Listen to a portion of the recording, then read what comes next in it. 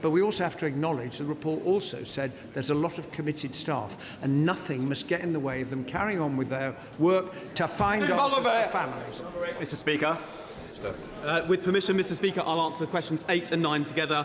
Public service reform is needed, and that's exactly what we're doing. Just last week, we announced a £42 million package to invest in digitising prescriptions, because with 45 million prescriptions issued every year, the service is inefficient, expensive, and we're changing that. Kevin. I'm grateful to the Minister for his answer. Thanks to this government's investment in public services, Northern Ireland received its record funding settlement and spending review. With this in place and the extra transformation funding, does my honourable friend agree that it is now up to the executive in Northern Ireland to deliver the changes that are so clearly needed in Northern Ireland's public services? Yes, but as I've always said, it's not just a question of cutting a cheque and walking away. Of course, we have given more money to the executive than ever before in the history of devolution. I'm glad that's welcomed on our benches, but we also bring partnership working to ensure public services can turn the corner. Thank you, Mr. Speaker. Many of my constituents in Luton South and South Bedfordshire have close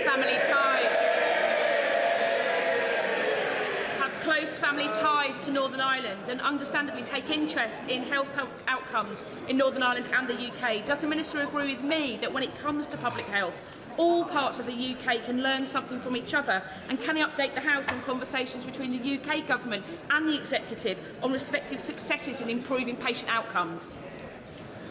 My honourable friend is absolutely right. No person has a monopoly on good ideas, and no government does either. I want the best for the whole of the United Kingdom. Where Northern Ireland leads the way, we can try and roll that out across the rest of the UK. But where it needs support, like on digitising prescriptions, we'll do that too. It's about working with the Executive to improve patient outcomes. Thank you, Mr. Speaker. Now, Mr. Speaker, the Secretary of State for Northern Ireland won't thank me for saying this, but whenever we're having these discussions about transformation of public services in Northern Ireland, you can either have good public finances or you can have an unreformed Stormont, but you can't have both. Now, with 3 parties in Northern Ireland supporting reform proposals in the last number of weeks, when is this government going to get serious about giving Northern Ireland the means in which to govern itself and get round the table and start discussions on reform of Stormont? Well, those are conversations that are ongoing. We've had those. We had a Westminster Hall debate recently on there, and we'll have further conversations with party leaders. But I would also gently say that it can't be a substitute for improving services now. Improvements can be made. We've talked, myself and the honourable member, about cancer waiting times. We can do things now. It doesn't have to wait for conversations about reform as well. Question, Robin Swan. Yes, Mr. Speaker. Transformation needs to be embedded by a recurrent budget. We're 3 months into this financial year in the Northern Ireland political speed. We still don't have a recurrent budget. So what steps is the Northern Ireland office taking to bring about a recurrent financial budget in Northern Ireland? Well, not only have we given a record settlement more than ever before in the history of the Executive since devolution, we're supporting the Executive, we're having discussions, we're encouraging them to set a budget so that the people of Northern Ireland can see the improvement in public services they really need.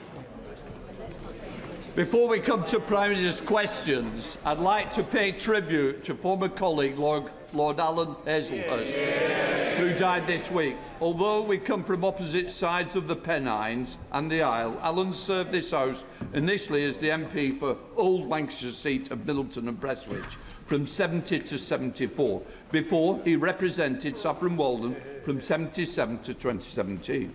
He was also my immediate predecessor as Deputy Speaker and Chairman of Ways and Means from 97 till 2010. He was a distinguished and respected parliamentarian, serving on numerous committees during his time in the House, as well as playing a leading role with the Commonwealth Parliamentary Association. Friends will know Alan was mad about cricket.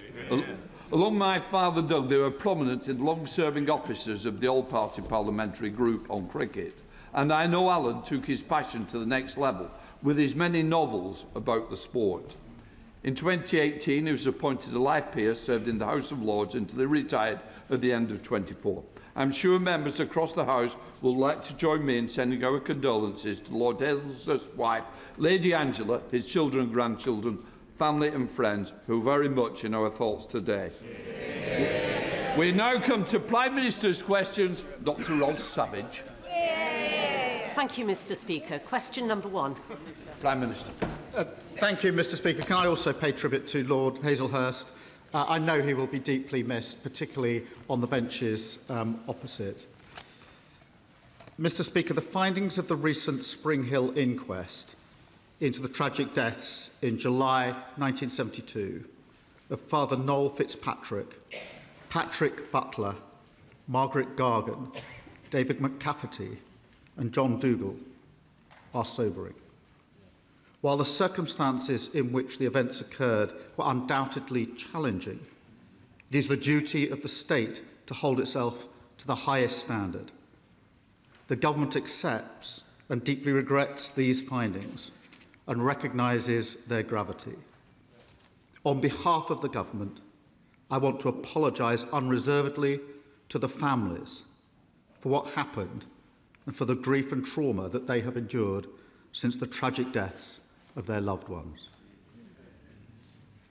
Mr Speaker, I also want to place on record our deepest condolences to the family of Lance Corporal James Freeman, who died in a tragic accident on Sunday. Mr Speaker, I'm also aware of a Royal Navy helicopter crash this morning in Devon. This will be a deeply worrying time for the families, and more information will be set out as soon as possible. Mr Speaker, Henry Novak's family have shown extraordinary dignity after their son's life was stolen in appalling circumstances. He was clearly a kind and thoughtful and much-loved young man. There are serious questions to answer, including how accusations of racism informed police thinking, and we're supporting the IOPC to get to the bottom of what happened. But no matter the pain we feel, there is no justification for more violence and disorder. Yeah. The attacks directed towards police officers in Southampton last night were disgraceful and completely unacceptable. Yeah. This is a time for serious work, not rage. Yeah. And let me be clear.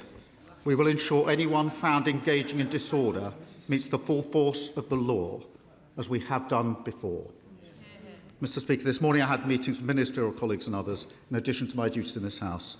I shall have further such meetings later today. Dr Rossage. Thank you, Mr Speaker, and I would like to echo the sympathies expressed by the Prime Minister for those families recently bereaved, particularly the family of Henry Novak. Corruption appears to be endemic in donations to British political parties. We've had years of Conservative cronyism. We've had allegations of embezzlement in Scotland. We've had undisclosed donations from crypto billionaires and foreign oligarchs. We've even had freebies dished out to some of the honourable members sitting on the benches opposite. The government has already cracked down on some specific sources of donations that favour their political opponents, such as crypto and foreign money. Will the Prime Minister now commit to restoring the faith of the British public in the integrity of our British democracy by putting a cap on all political donations? Well, can I thank her for her question? We will do whatever is necessary to protect our democracy from foreign influence and from dirty money. And that's why we commissioned the Rycroft review. We capped overseas donations and introduced a moratorium on crypto donations. And we're taking further action as set out in the King's speech. But the £5 million pound question still remains. Why is the Leader of Reform dodging questions about his donations? And why did he keep it secret in the first place? Thank you, Mr Speaker. I am proud that after decades it is this Labour government putting passengers before profit by bringing GTR, Southern, Gatwick Express into public ownership. The previous government shelved plans to unblock the bottleneck at East Croydon Station. This not only causes delays from Bedford to Brighton, but leaves constituents at Norway Junction Station in lift limbo. So will the Prime Minister look again at the Croydon Area Modelling Scheme, back my campaign to unblock the Croydon bottleneck? And does he agree with me that by bringing our railways back into public hands, it is this government that is getting us back on track? Well, can I commend her campaign to address the Croydon bottleneck? The last government cancelled work to address this. we will carefully consider the case for upgrades, including step-free access at Norwood. I'm proud that her constituents are travelling on rail services that are now back in public ownership and benefiting from the first freeze in rail fares for 30 years. Labour government transforming our railways and building a fairer Britain. Come to the Leader of the Opposition, Kemi Beno. Mr. Speaker, can I echo the Prime Minister's words on Lance Corporal James Freeman and also about the Royal Navy helicopter crash in Devon? I also want to share my deepest condolences to the family and friends of Henry Novak. The circumstances around Henry's wrongful arrest and tragic murder must be a wake-up call to the entire country and our institutions that every life matters, and it is the responsibility of everyone in this House to bring people together, not divide them. Mr. Speaker, with your permission, I would also like to take this opportunity to pay tribute to Sir Alan Hazelhurst, Lord Hazelhurst, who died on Monday. Sir Alan served Parliament for over 50 years, 8 of them in the Lords, 40 years as my predecessor as MP for Saffron Walden. And from 1970 to 1974, he was also the Member of Parliament for Middleton and Prestwich. He was respected on all sides of this House, elected multiple times as your predecessor, Deputy Speaker, before he concluded in the other place. Apart from serving his constituents, his greatest passion in Parliament, and perhaps in life, was, as you said, cricket. He was chairman of the All-Party Parliamentary Group for Cricket, a role which he encouraged me to take up and which I graciously declined, telling him I knew absolutely nothing about cricket. But I think colleagues should know that the reason Sky Sports can be found on the parliamentary TV network is because of Sir Alan's intense lobbying. There is so much to say, but I think just letting everyone know that he was a good and kind man, and he will be very much missed. My thoughts are with his wife Angela and his children Mark, David and Emma, and his grandchildren. So, Mr. Speaker, can I ask the Prime Minister, by how much has the welfare bill risen since he came to office?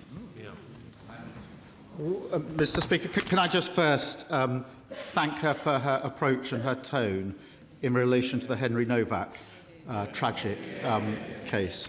In relation to welfare, Mr. Speaker, as she knows, we inherited a broken system from the party opposite, and we are now improving that system. We are now improving that system, delivering a youth guarantee, rolling out 300,000 work experience placements, and commissioned Alan Milburn's review into youth unemployment. They're the steps that we were taken. As she will know, the number on welfare went up hugely on their watch, as did the cost under the Shadow Chancellor. Mr. Speaker, the Prime Minister doesn't seem to know the answer, so let me tell him. Benefits alone have risen by £20 billion since he came to office. The Prime Minister has promised welfare reforms, we heard him say it just now, so can he tell the House why was there no bill in the King's speech to reform welfare? Well, Mr. Speaker, welfare reform is balancing universal credit so it no longer pushes people away from work. That's what we're doing. They voted against it. Welfare reform is introducing a right to try to incentivise people to take up opportunities. That's what we're doing. They voted against it. Welfare reform is providing record funding on apprenticeships. That's what we're doing. Apprenticeship starts fell by 40% on their watch. And she talks about the welfare bill. It soared to £88 billion, by £88 billion on their watch. Nearly 3 million people were written off. Face-to-face assessments collapsed because of the contracts they agreed. And the person who signed off those contracts was the Shadow Chancellor. Mr. Speaker, we need to bring down the benefits bill. He complains about the Shadow Chancellor. The bill went up because of the pandemic. And even then, Mr. Speaker, even then, They were asking us to spend more. It's not the Shadow Chancellor who's the problem, it's the actual Chancellor. She's not even here in her place. It is the actual Chancellor. Mr. Speaker, the reason why there is no welfare bill is because the Prime Minister has given up. And he's given up because they have given up on him. On Sunday, the Welfare Secretary was asked 12 times on national radio if he would make cuts to the benefits bill. And 12 times he could not answer. So I will ask the Prime Minister, is he going to cut the benefits bill? Mr. Speaker, all the measures we're doing to reform welfare, all the measures we're taking to get young people into work are measures to reduce the cost and the numbers of people who are unemployed. And, Mr. Speaker, that's why we've introduced the youth guarantee, so that young people can have help into work, that they can then, after 18 months, if they haven't got a job, be given a job for 6 months, supported, which we know is the best way to ensure that they succeed as we go forward. That is the change that we're making, Mr. Speaker. But they introduced the system that is broken. We're reforming it. Did they vote to reform it with us? No, they voted to keep the broken system. Mr. Speaker, the Prime Minister keeps saying he's bringing in welfare reforms. None of those things are going to cut the bill. Even his own Tim's review explicitly says, this is their review, this is in the terms of reference, explicitly says this is not about generating proposals for further savings. He had a chance to cut benefits. Last year, I remember, they were planning to cut benefits, and on the floor of this House, they U-turned. What did he do when he had a chance? He caved. He caved to all these MPs behind him who don't want benefits brought down. That's why they're sitting silently behind him. So does the Prime Minister agree with his Welfare Secretary that that was the moment he lost his authority?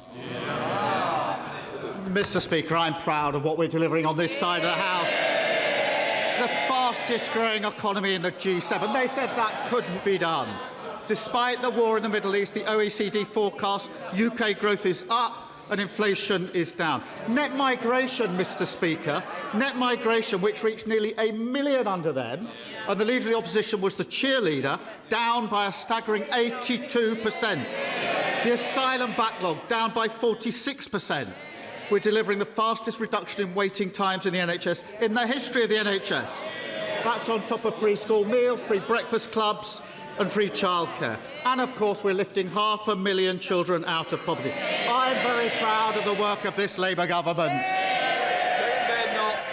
Mr. Speaker, he says he's proud of what they're delivering. I'm glad to see the Prime Minister still has a sense of humour, given we all know he's losing his job soon.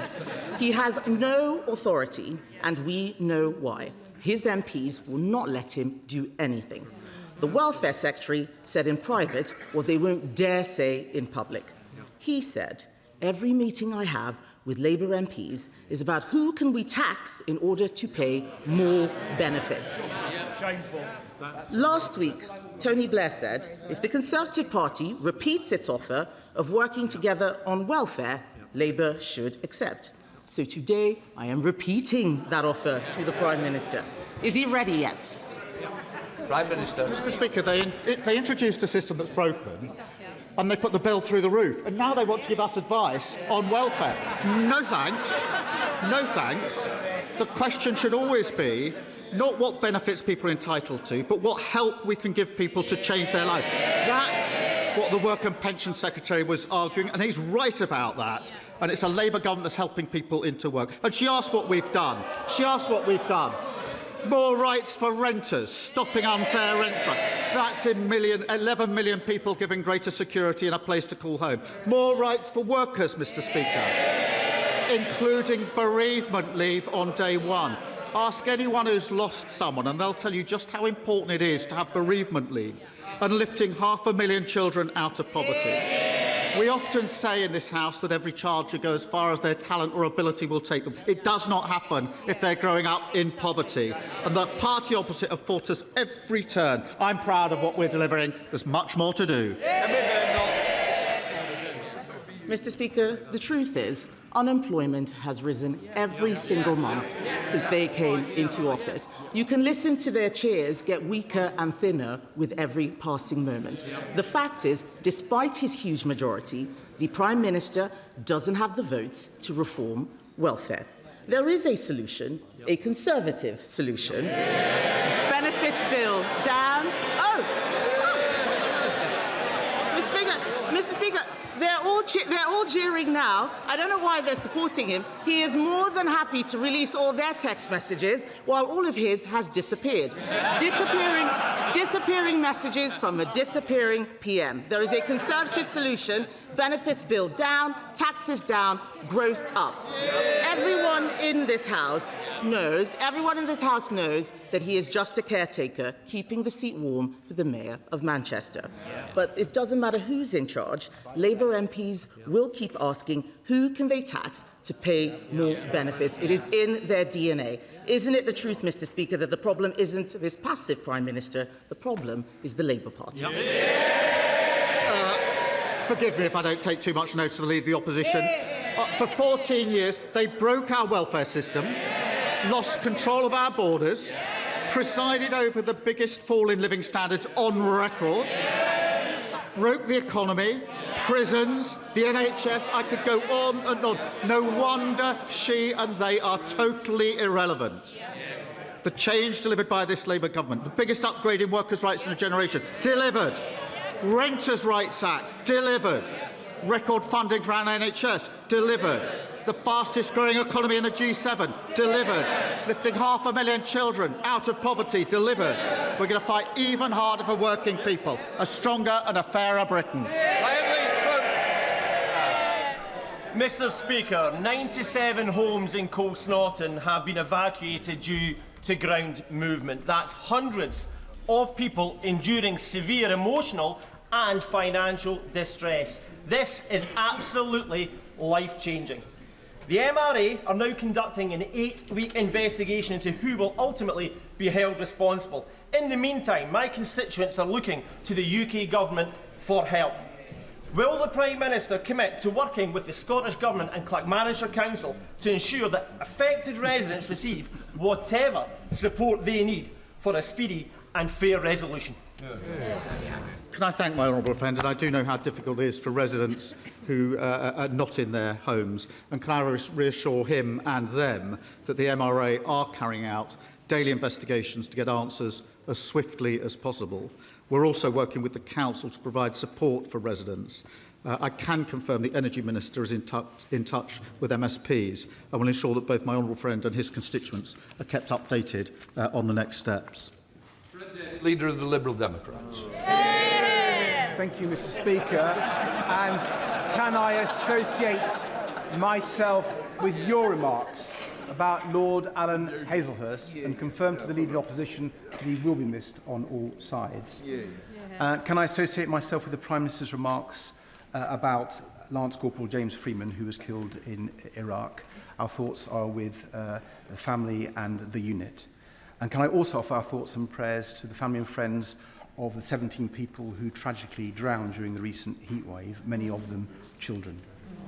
Mr. Speaker, the murder of Henry Novak was an evil crime made much worse by the lies of the killer and the police response. The investigation must uncover all things that went wrong, and all police forces must act on its conclusions. Outside court, Henry's father made a powerful plea that his son's murder should not be used to create further division, but should be used to treat knife crime as a national emergency. Does the Prime Minister agree that the victims of knife crime and their families deserve a politics where we come together to solve these problems and not use them as a political football? Can I first join him in paying tribute to the 17 people who lost their lives in the heat wave, many of them, as he says, young, and each of them tragic, and send our condolences to their families. In relation to the case of Henry Novak, can I thank him for the approach that he has taken in this as well. It is important in a case like this, which is so tragic, and anybody who's seen the footage will have been deeply moved by it. It is important that we reflect on our own leadership roles here as political leaders. And it is our duty to bring people together at a time like this, not seek to divide people. It is particularly our duty to listen to what the devastated family are asking of us as political leaders. And can I thank all of those that have acted in that way, because I think that's the right way to respond. Sir Ed Davey. Can I thank the Prime Minister for his reply and completely agree with him and say that we stand ready to work with the government on serious policies to tackle knife crime. Mr. Speaker, with our armed forces overstretched, Labour now seems to be investing in a new weapon of war, the long-form essay. It gives another meaning to the phrase drone warfare, Mr.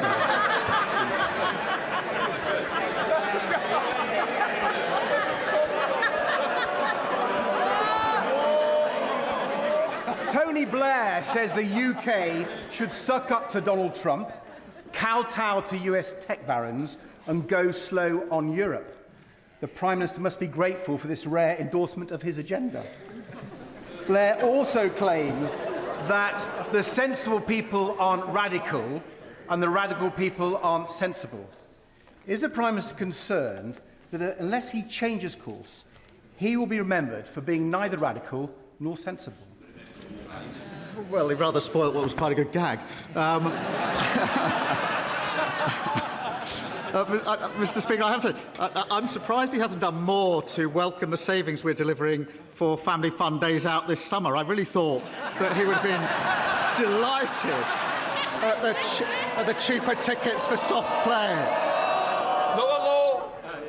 Speaker, the country is united in its horror at the tragic death of Henry Novak.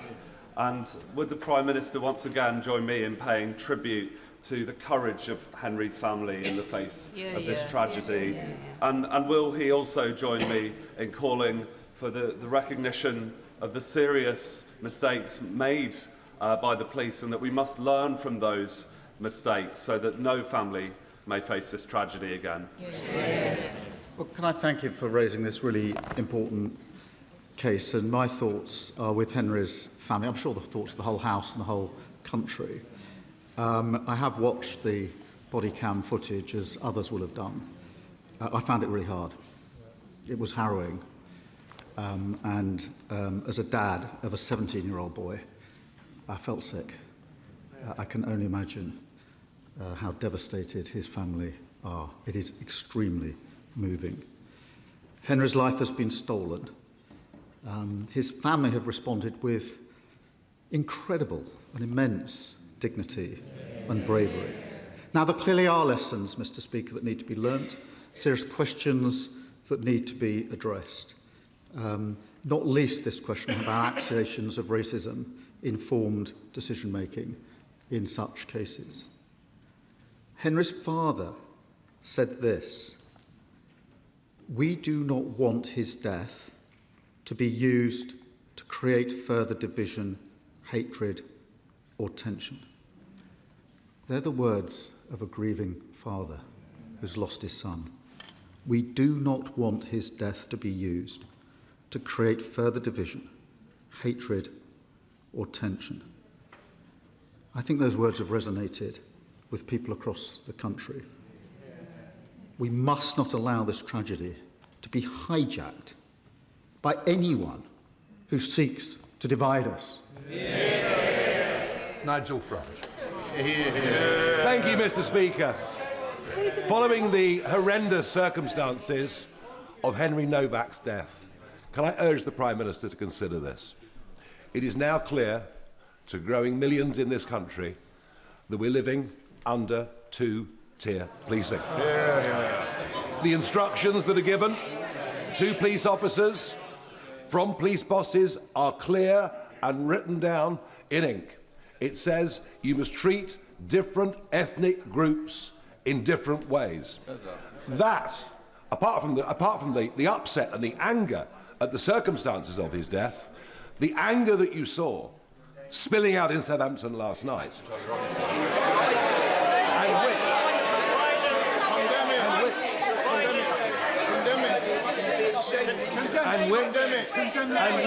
is in danger, condemn the violence, which is in danger of getting considerably worse, because if the public lose trust, condemn it.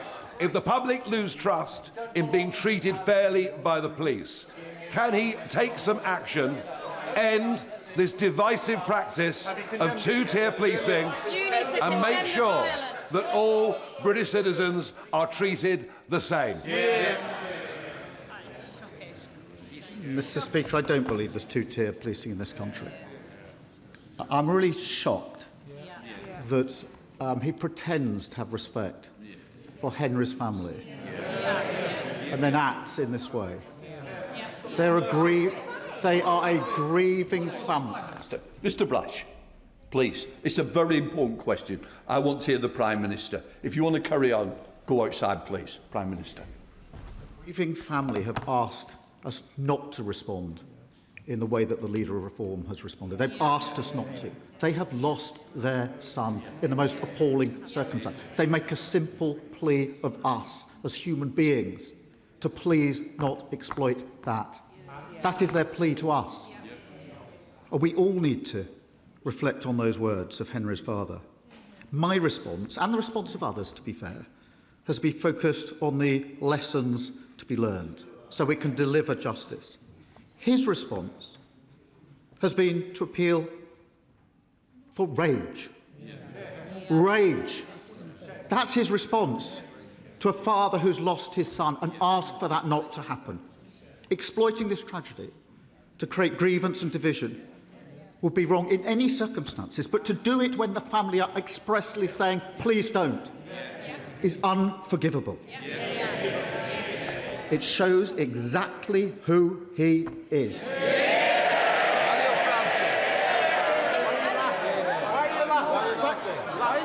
you, Mr. Speaker. And I'd like to echo the comments that the Prime Minister just made. Absolutely. In August 2024, my constituent, Holly Woodcock, was found deceased in France, aged 20 years old. Her parents, Lee and Joanna, who are in the gallery today, still have no idea what happened at Holly's friend's holiday villa. They have raised significant concerns with the Foreign Office regarding the investigation, including the inconsistencies of witness statements and timelines, how samples were prematurely destroyed, and how matters raised by French lawyers were dismissed by the investigating French police officers and officials. I'm grateful that the Foreign Office Minister met with me and Mr Woodcock, but I share the family's concerns that our government should do more to press the French authorities to reopen the investigation. So will the Prime Minister commit to look at what can be done to raise this matter with his French counterparts at the highest level to help Mr and Mrs Woodcock get the answers that their daughter Holly deserves? Can I thank him for raising this case and express my sincere condolences to Holly's family. I cannot begin to imagine the intense distress that they've experienced. My honourable friend will know the Ambassador to France has raised Holly's case with the French Prosecutor General, and I know the Minister of Europe has set out further steps that can be taken and is ready to support the family. But I will reflect, in light of this question, on whether there's anything more that can be done. Liz Saville-Roberts. Diolch yn fawr iawn, Lefarydd. Last month, Welsh voters elected a Plaid Cymru government with a clear message, fairness and hope. This means tackling years of neglect by securing funding owed from HS2, a new financial settlement that reflects our nation's needs, and more powers for Wales, especially powers over our natural resources. So would the Prime Minister be open to turning a conversation into real action to fulfil the democratic wishes of the people of Wales? Because now surely is a time for us to work together rather than facing the chaos that threatens us from every corner.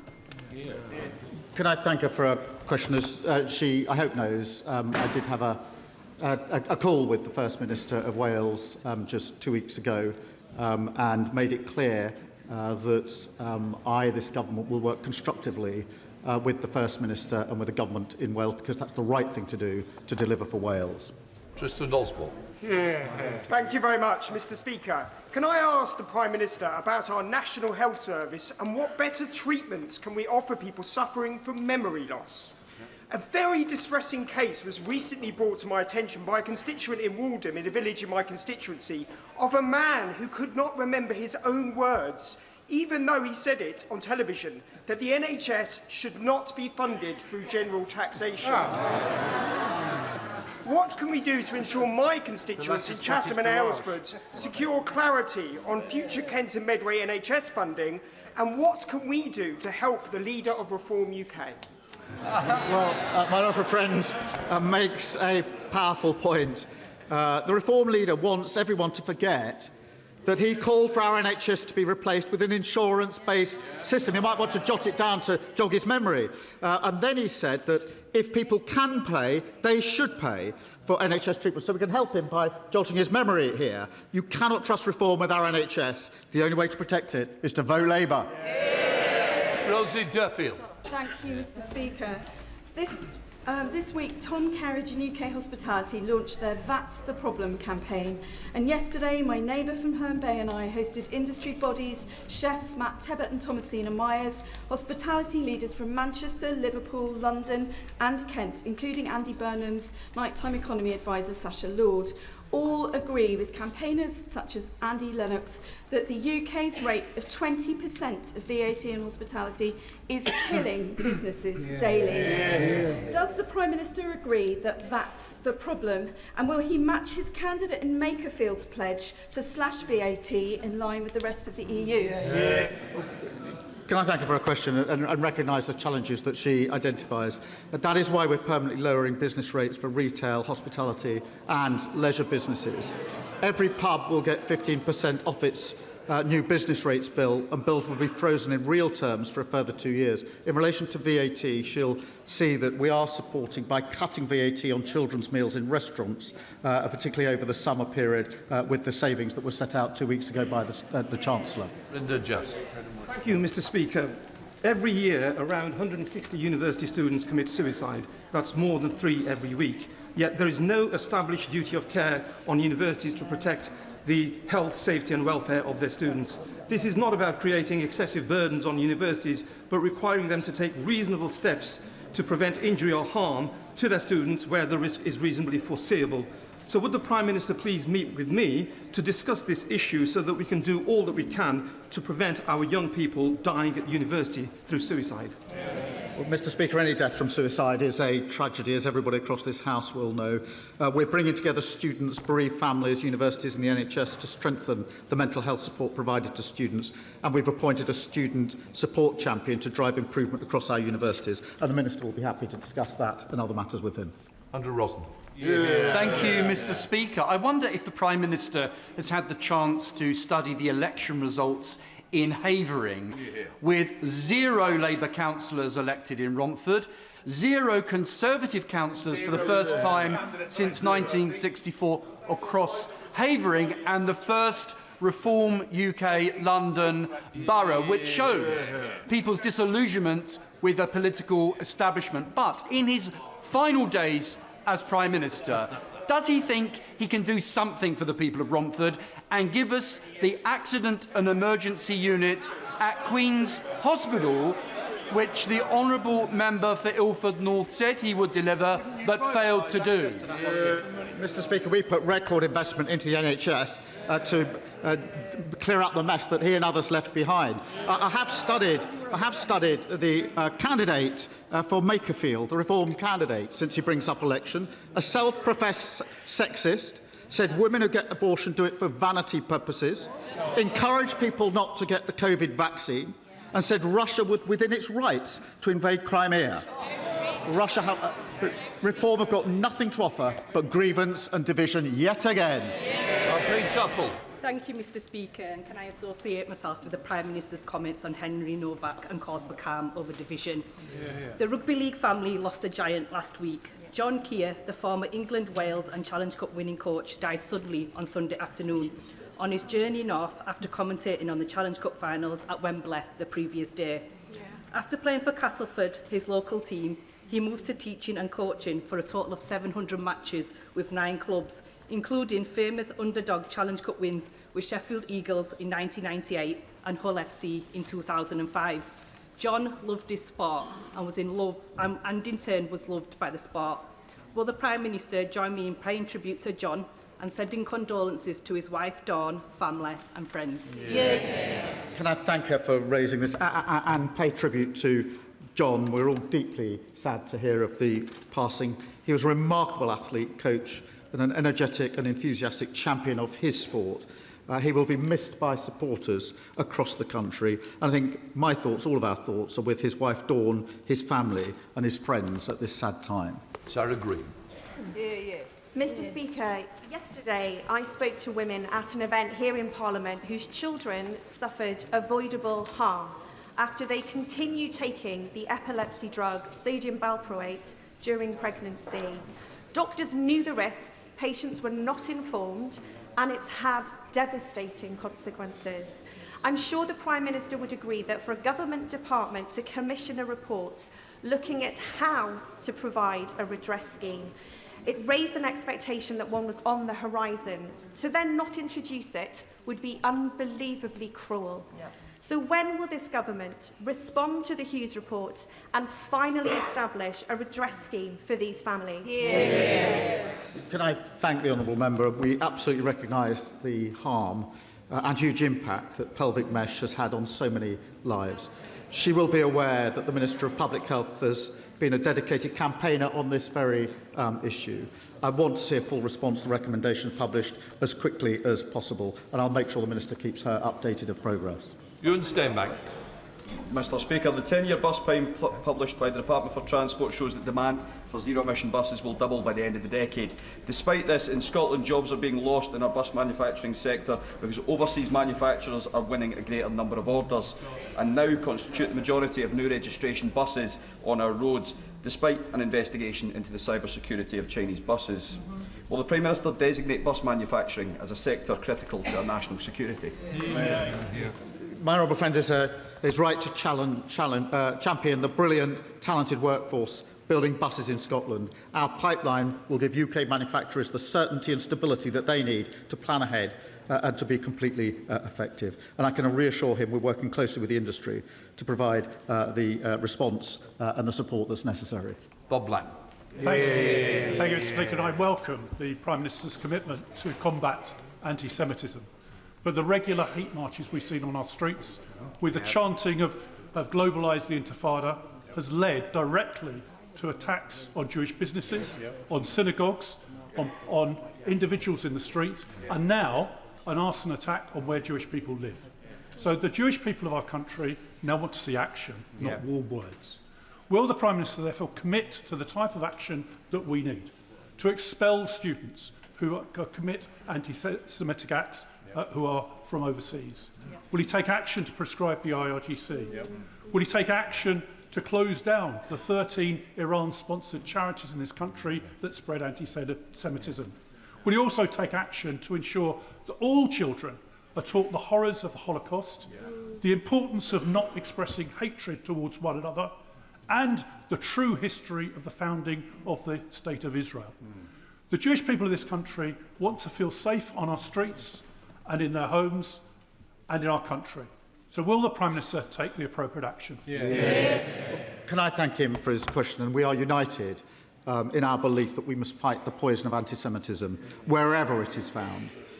We are investing more to keep Jewish communities safe, more police patrols, greater security at schools and synagogues, and investing £several million to tackle anti-Semitism within our universities, and bringing in prescription-like powers to clamp down on malign state activity. We will set out further steps in coming days, and I'll make sure he's fully informed of the steps that we're taking. Thank you, Mr Speaker. Mr Speaker, less than 48 hours ago, the family of Henry Novak stood on the steps of Southampton Crown Court and gave a courageous and dignified statement in which they said, "We want to use Henry's heartbreaking story to make change for the better. We do not want his death to create further division, hatred or tension. We want his story to help make our streets safer for everyone."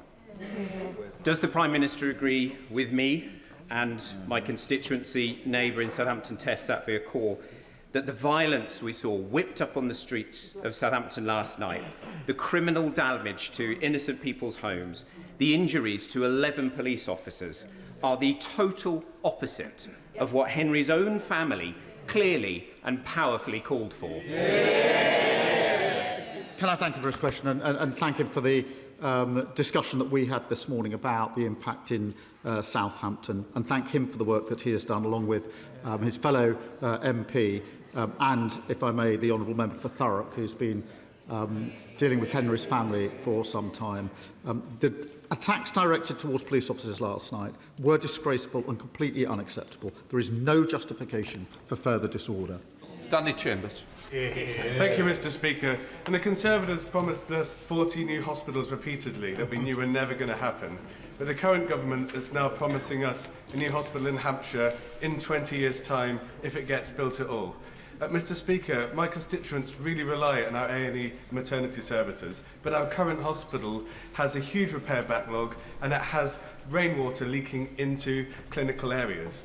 Will the Prime Minister please break this cycle of governing parties promising us hypothetical hospitals and simply commit to fixing our actual hospital in Winchester? Can I thank him for his question? I recall he raised this with me, I think, previously at Prime Minister's questions. As he knows, the reorganisation of services is a matter for local integrated care boards who take decisions based on the evidence and engagement with patients. Across the country, patients are benefiting from the £450 million investment that we've provided to expand urgent and emergency care capacity. That's the improvements because of the investment we put in, but it is a matter for his local board. Thank you, Mr. Speaker.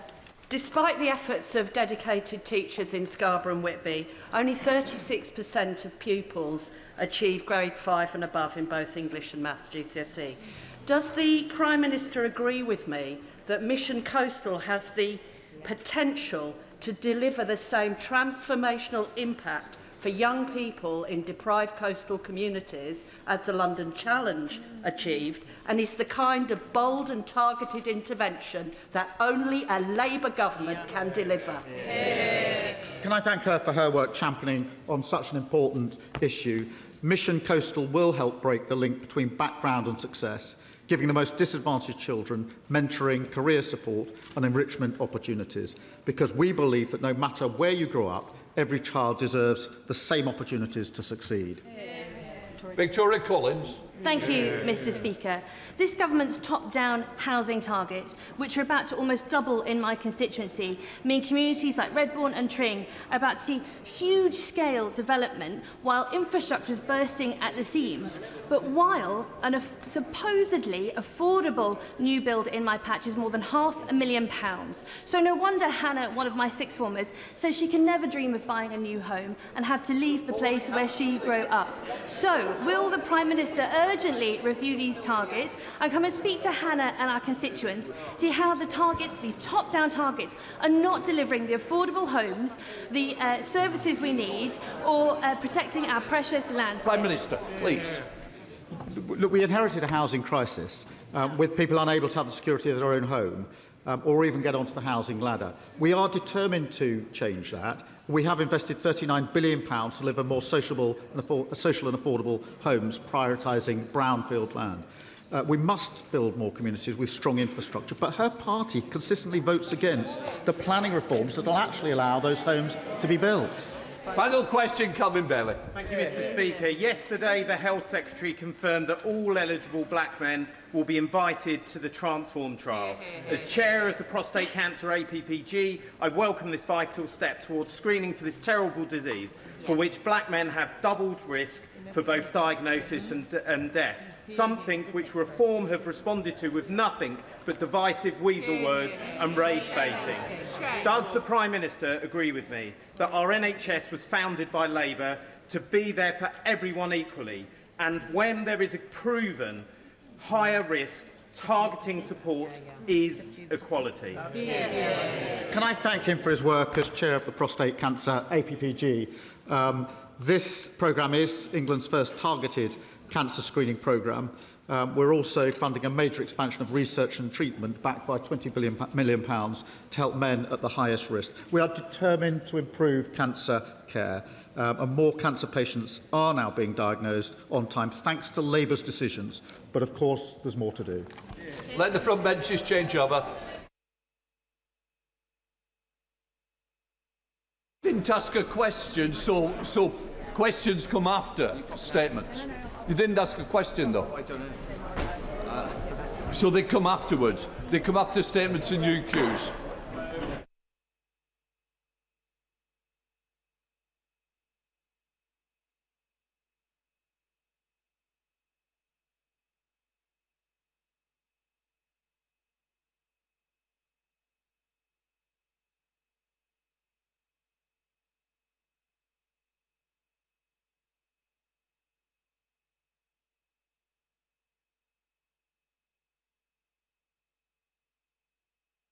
We now come to the urgent question. Sir Roger Gale. Thank you, Mr. Speaker. I am most grateful. Mr. Speaker, would the Secretary of State for the Environment make a statement following the disruption of water supplies throughout the area served by South East Water during the spring recess?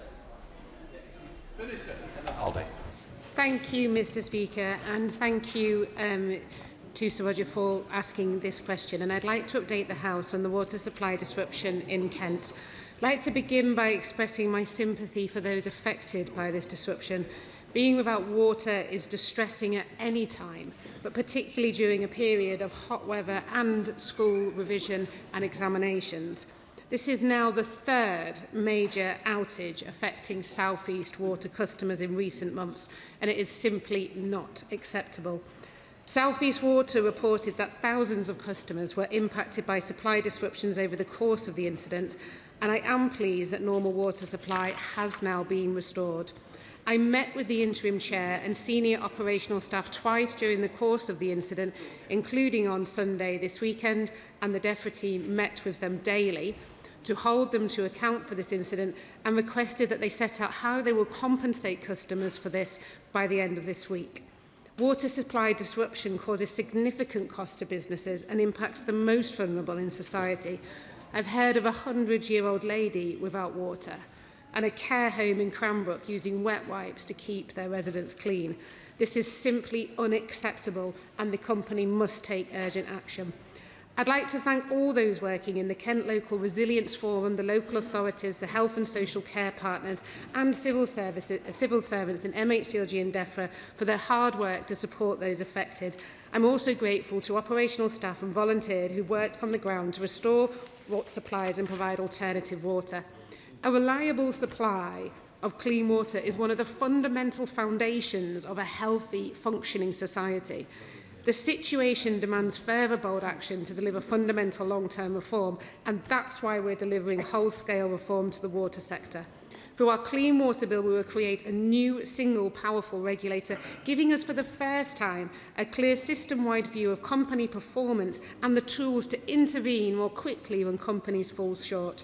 We will put consumers first by introducing a water ombudsman, ensuring customers have a stronger voice and clearer routes to redress. We've already passed the Water Special Measures Act, which introduced the toughest Centrelink's powers ever applied to law-breaking water company executives and introduced powers to ban unjustified bonuses. It is vital that South East Water and all water companies deliver on improvements to their infrastructure, but most of all, they must continue to improve their ability to maintain water supplies to their customers, whatever the weather. We now come to Sir Roger Gale. Thank you, Mr. Speaker. Can I thank the Minister for her obvious and genuine concern and for the measures that she sought to take. Can I join her in thanking the very many organisations that sought to help us through this problem? And I include in that employees on the ground at South East Water. Mr. Speaker, you know that thousands of people in Herne Bay in my constituency and more thousands of people in Whitstable in the constituency represented by my honourable friend, the member for Canterbury, were left without water during the 4 hottest days of the year so far. That is totally inexcusable and totally unacceptable. Not only were households disrupted, but at the very time when they should have been having a glorious start to their season, guest houses, hotels, restaurants, pubs were shut. Care homes had frightful problems. A doctor's surgery lost its consultations because they didn't have water. There is no quick fix to this. The Broad Oak Reservoir should have been built 50 years ago. It'll take 10 years if we start tomorrow. But we have to try to make sure that in the coming months, because there will be more hot weather, this doesn't happen for a fifth time across Kent. And Mr. Speaker, finally, could I say that I do believe that the water companies face a very real problem in the regulations as they stand. They are required by law to connect every new house to a supply. They are not consultees in planning applications. We have to correct that. They have to be given a voice because they cannot spirit water out of thin air. Yeah, well done. Emma Harder, Minister. I thank the right honourable gentleman and share his outrage at the situation. And he's quite right to say that one of the answers is the reservoir, and he's quite right to say that it's going to take a long time in which to build it. But it's not just the reservoirs, it's the desalination plants. But it's also they need to do more urgent action on tackling leakage. Too much of the water that is produced is lost through leakage. We're also sort of looking across government at building standards for new homes. How can we make homes more water efficient? Because this is a big problem. And one of the things I hope which will offer him some reassurances, NISTA have been doing some work around mapping to identify areas of the country where we have more acute water shortage problems to look at what we need to resolve it. One of the things I was saying to the company is, like, what are the actions you can take now? There's no excuse for their poor communication. That's something they can fix overnight. They can improve their communication. They can improve their relationship with the local resilience forum. That doesn't cost any money. They can look at the bulk supply deal they have with Southern Water. That's another action they can take. They can accelerate their work on leakage reduction. That's another action they can take. But fundamentally, it's quite right. The answer is building reservoirs and having greater storage of water across our country. And it is quite frankly, I think, ludicrous that we're in a situation where we complain about the rain all through the winter and complain about the drought all through the summer, and we have no way of storing it, and that's something I'm trying to change urgently. Just to remind her, this is about South East Water, not other water companies, so I'm sure all questions will be linked to that. Sure, Sanchez. Thank you, Mr. Speaker. Like many of my constituents, I have lost all faith in South East Water after the repeated failures to deliver adequate standards for customers in my constituency and across Kent. The latest incident left around 4,000 of my constituents having to cope for days with no water entirely, an intermittent supply or low water pressure. South East Water's failures to invest in infrastructure means I have no confidence they will be able to provide a basic standard of service. Moreover, they kept the hosepipe ban until February this year, and there was no preparedness for the hot weather that was coming up. So there is a lack of understanding for the senior leadership within that organisation. So what practical measures the government can do that we will not suffer in this coming summer months? Minister. I thank my honourable friend for his question and share with him the outrage of the situation, and he has been a fantastic champion for his constituents in raising this with me on a number of times. In terms of the action that they can immediately take, one of the things we've said to the company is that they need to be prepared for future hot weather during the summer. What is their plan? What is their resilience plan? What actions are they going to take? What are they going to do? Where can they identify immediate things they can take? The longer solution is the storage of water. That is the longer term solution. But I mean, fundamentally, I have to say, Mr. Speaker, this company is a water-only company. It has one job. That's all it has, one job, to supply water, and it's quite frankly astonishing that it is failing to do that at the moment. He will be aware they are under investigation from Ofwat, they're under investigation from the Drinking Water Inspectorate for its actual licence, and because of its recent credit downgrade, it is under investigation as to whether those licence conditions have been broken. So serious actions are being taken against this company now. I will, of course, update the House as soon as I hear more about the things they're going to be taking in the immediate short term, and just also to mention that the CEO has offered his resignation. The chair has already resigned. There is an interim chair, and the CEO is currently there while they're looking to replace him with somebody else. Shadow Minister Dr Neil Hudson. Thank you, Mr Speaker, and thank you for granting this urgent question from my right honourable friend, the member for Herne Bay and Sandwich. And can I thank the Minister for her approach and engagement with this vital issue. It is deeply regrettable, Mr Speaker, that we are here yet again with unacceptable outages from South East Water following the events back in December and January. The shortage of water supply in Kent in these hot conditions has had terrible impact on the local communities. Homes have been without water supply, schools and businesses impacted, farmers and horse owners again fearing not having enough water for their livestock. Local residents have lost confidence in their water supply and are switching to bottled water. That simply is outrageous. These repeated failures are simply not good enough from South East Water. We have heard repeated accounts about poor communication and logistics from South East Water, including difficulties in accessibility to collect bottled water, compromising vulnerable residents. Can the Minister please provide guidance on what is being done to ensure that people can reliably, moving forward, access adequate supply, particularly vulnerable households? And what is being done to ensure vital healthcare delivery can continue uninterrupted? And in these hot conditions, what measures can be put in place so that farmers and horse owners will have enough water for their livestock? What meetings has the Minister had with South East Water, Ofwat, the Drinking Water Inspectorate, local resilience fora and affected councils since this latest disruption? Mr Speaker, we've seen resignations at the top of South East Water, but we are yet to see any change in performance. What enforcement action is being considered against South East Water if it is found again to have failed its statutory duties?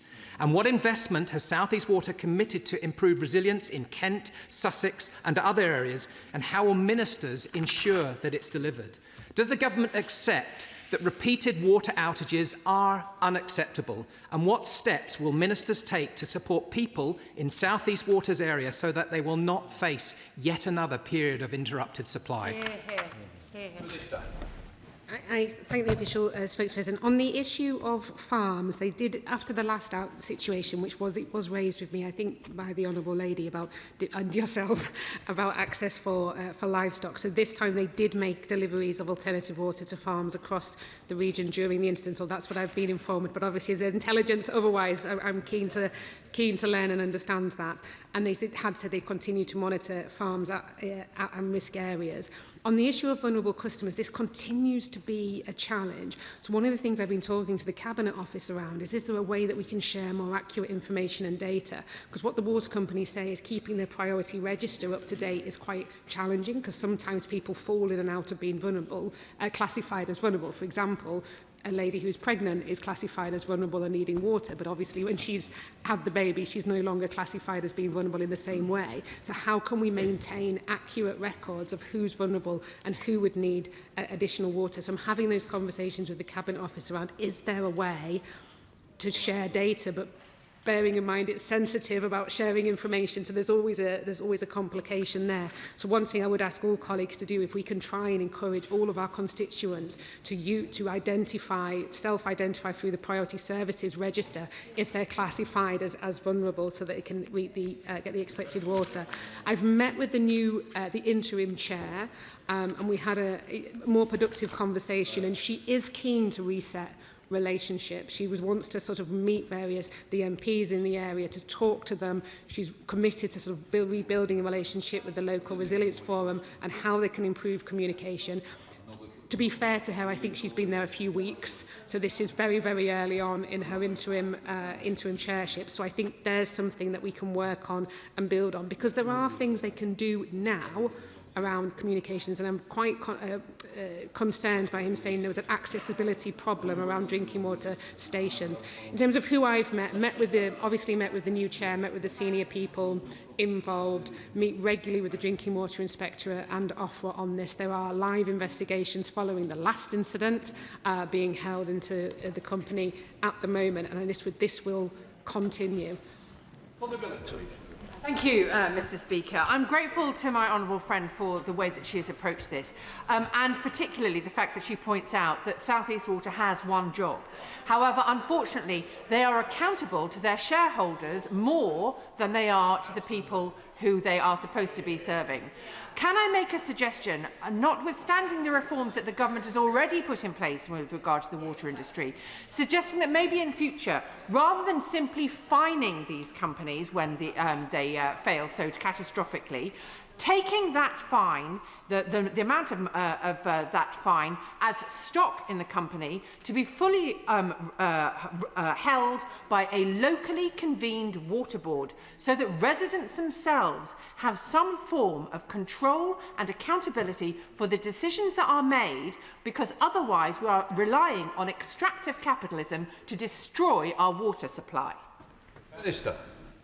My honourable friend makes a very powerful point, and I do want to highlight that in the white paper we did say in there that where water companies might want to transition to new ownership models, such as not-for-profit, for example, the regulator will develop a transparent process to assess whether that water company's requested move to the new model will go ahead. So we are looking at developing a transparent process if that is something that the water company might want to look at. But in terms of increasing the customer voice, which she's absolutely right about, on day one of this government coming into power, we announced new consumer boards for water companies. The Consumer Council for Water has done the entire country, gathering together different people for these customer panels. They've held one already in the South East Water area, where the customers there can count, very much like a select committee hearing, those water company bosses, and the report from that, obviously, I will share with the House, but is really interesting. The number one issue that came up from this area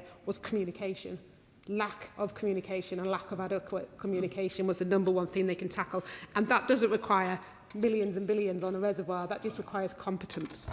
Sarah Dyke, Liberal Democrat spokesperson. Mr Speaker, leaving thousands of South East Water customers without access to drinking water has become a pattern of neglect, enabled by a water system that fails to hold water companies accountable for their actions, whether it be environmental destruction or consistent water disruptions. This situation is simply unacceptable, but the government's timid reforms do not rise to the scale of the challenge. We don't need more tinkering. We need a total structural overhaul.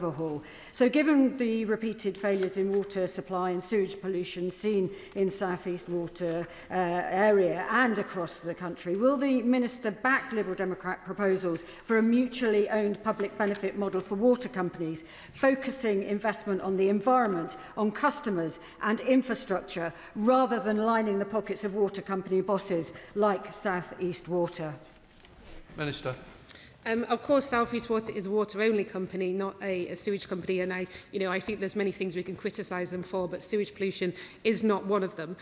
Since we came into power, as I said, on day one we introduced the customer panels. We've secured £104 billion private investment. We passed the Water Special Measures Act. We gave the EA more powers to monitor water companies and uncover wrongdoing. In fact, the EA have done over 10,000 inspections into water companies. They've uncovered 81 examples that have gone through to criminal investigation. And I do want to gently point out that under the previous government, coalition government, funding for the EA was cut by more than a half. We've also introduced criminal liability for water policies, introduced automatic penalties, reduced the burden of proof, introduced cost recovery, banned the sale and supply of wet wipes, looked at reforming our bathing waters, established the Water Delivery Task Force, and yes, there's more to do with the reforms we have. And on top of that, of course, we've abolished Ofwat. And on top of that, there is more work to do. But I think I stand quite proud on the record that we've already taken after years of inaction.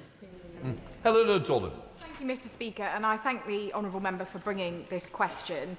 It's been an extremely distressing incident for my constituents served by South East Water on the Sussex-Kent border to see this disruption happening. Many residents and businesses impacted, and I have to say that it's right the Chief Executive and the Chairman of South East Water have resigned, and I would urge the government to look at the terms of the licence and whether those have been breached in this situation. But I also think we're here again in this chamber discussing another major water outage. The Minister knows we've had 2 major outages as well in my own patch. And what we see is time and time again the same mistakes and the same failures being repeated by the water companies. We looked at this on the Environment Committee and we found that they need to have clear plans of action in place, water stations in the right places, water stations that you can get to without a car, thinking about the impact on businesses and maybe delivering water to them to keep them open.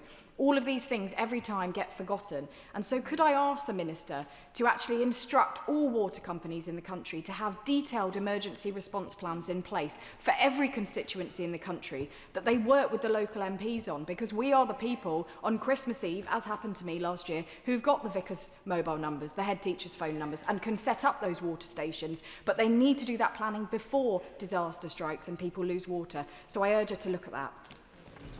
Minister. Thank the Honourable Lady. So in fact, the licence, they have actually broken their licence conditions at the moment. Because of their credit, they've been downgraded by Moody's credit rating agency because of their performance issues, which is in fact, I think, the first time a credit rating agency has downgraded a water company over performance rather than over insolvency. So they are currently in breach of their licence. They're also being investigated on their licence from the Drinking Water Inspector. It could be Ofwat. I will double check. Under the consumer duty, sorry, it is by Ofwat under the consumer duty for the fact that they've had supply outages in December and January. So that is happening right now. On the emergency response plans, yes, absolutely, they should have emergency response plans. Clearly, the emergency response plans that this company have are inadequate, which is why that we want to work with the local resilience forum and with the water company, with obviously with DEFRA officials as well, to make sure that they are improved before we have another short spell of hot weather. Thank you, Mr. Speaker. The Honourable Lady asked a very good question, which the Minister sort of touched upon, but I'm going to press her further, because parts of Merryworth Platt and often in my own area were left not only without water, but without the support necessary for those who are most vulnerable, until two fantastic councillors, Matt Borton and Sarah Hudson, both from East Peckham, really went in there and got into the fight with the water company to make sure that the water station was set up. What planning can she help with to make sure that that infrastructure is put in place? Because the water companies have got away with it for far too long. In this case, South East Water, let's not beat around the bush, has been the worst run company that I've ever come across, and it's quite right that the leadership has gone. By the way, Mr. Speaker, there are quite a lot of companies I've come across, so that bar is set quite high. But she has extraordinary discretionary authority to corral and to coerce companies to act. Could she please look at bringing forward a task group within regional areas in order to make sure that their water plans are in place and their emergency plans are in place, because otherwise we're going to have this again. I thank the gentleman for his thoughtful question. And of course, they do have a duty, they have a statutory duty to provide wholesome water. And if in the event that they can't, they must include provisions of alternative water supplies. These are set out in the Security and Emergency Measures Direction for 2022. So they have that statutory duty to actually plan and prepare. I think that's a really helpful suggestion. I would want them to be working with the LRF to sort of look at this, because, I mean, in this case, it was just a water supply issue, but often when we have incidences, potentially if it's flooding that takes out water supply, it's more than one issue happening at the same time. So I think it's important that they work really closely with the local resilience forum. And what I can commit to do is contacting the company and the local resilience forum to ensure that they have those plans in place, and also recommend that they speak to the local members of Parliament about those plans to ensure that they are that they are felt to be satisfactory, and of course, the councils for the local resilience forum to make sure that they are ready for, what will be another potentially hot summer. Okay. Thank you, Mr. Speaker. Constituents of mine in Sittingbourne and Sheppey have been really worried and concerned as they've seen along the coast, Herne Bay and Whitstable, and residents there being deprived of their essential water supplies. I mean, it shouldn't have come as a shock. We know that there's been 15% extra usage of water during the heat wave the other week. But farmers in March and April were telling me locally that the water supplies were really low in the swales on Sheppey. We've got more investment coming, and it's really chalk and cheese in my area in the Swale, where we've got Southern Water and South Eastern Water. South Eastern are absolutely dreadful, whereas on Sheppey, which is particularly vulnerable to water supply issues, we've got a new water main coming, £4 million worth of investment there, and a massive new drainage system. It's really obvious the difference between these two companies. What I want to know from the Minister is, can she tell me how we're going to not just increase the amount of investment that's coming into the water system, but really deliver it at pace, and also how we can make sure that we don't have this postcode lottery in terms of whether you're going to get water or not, just because of the management of these firms. Minister. I thank my honourable friend. And the issue of farmers and water supply, I'm really keen to make it much easier for farmers to set up on-farm reservoirs. That's something I've heard repeatedly from farmers, that they find it difficult. So I want to kind of make that as simple as possible. I've spoken to too many farmers who tell me their frustration, particularly in the Suffolk area, where they say all winter we send all the water out into the sea, and then all summer we wish we had it back. So I want to do something about that.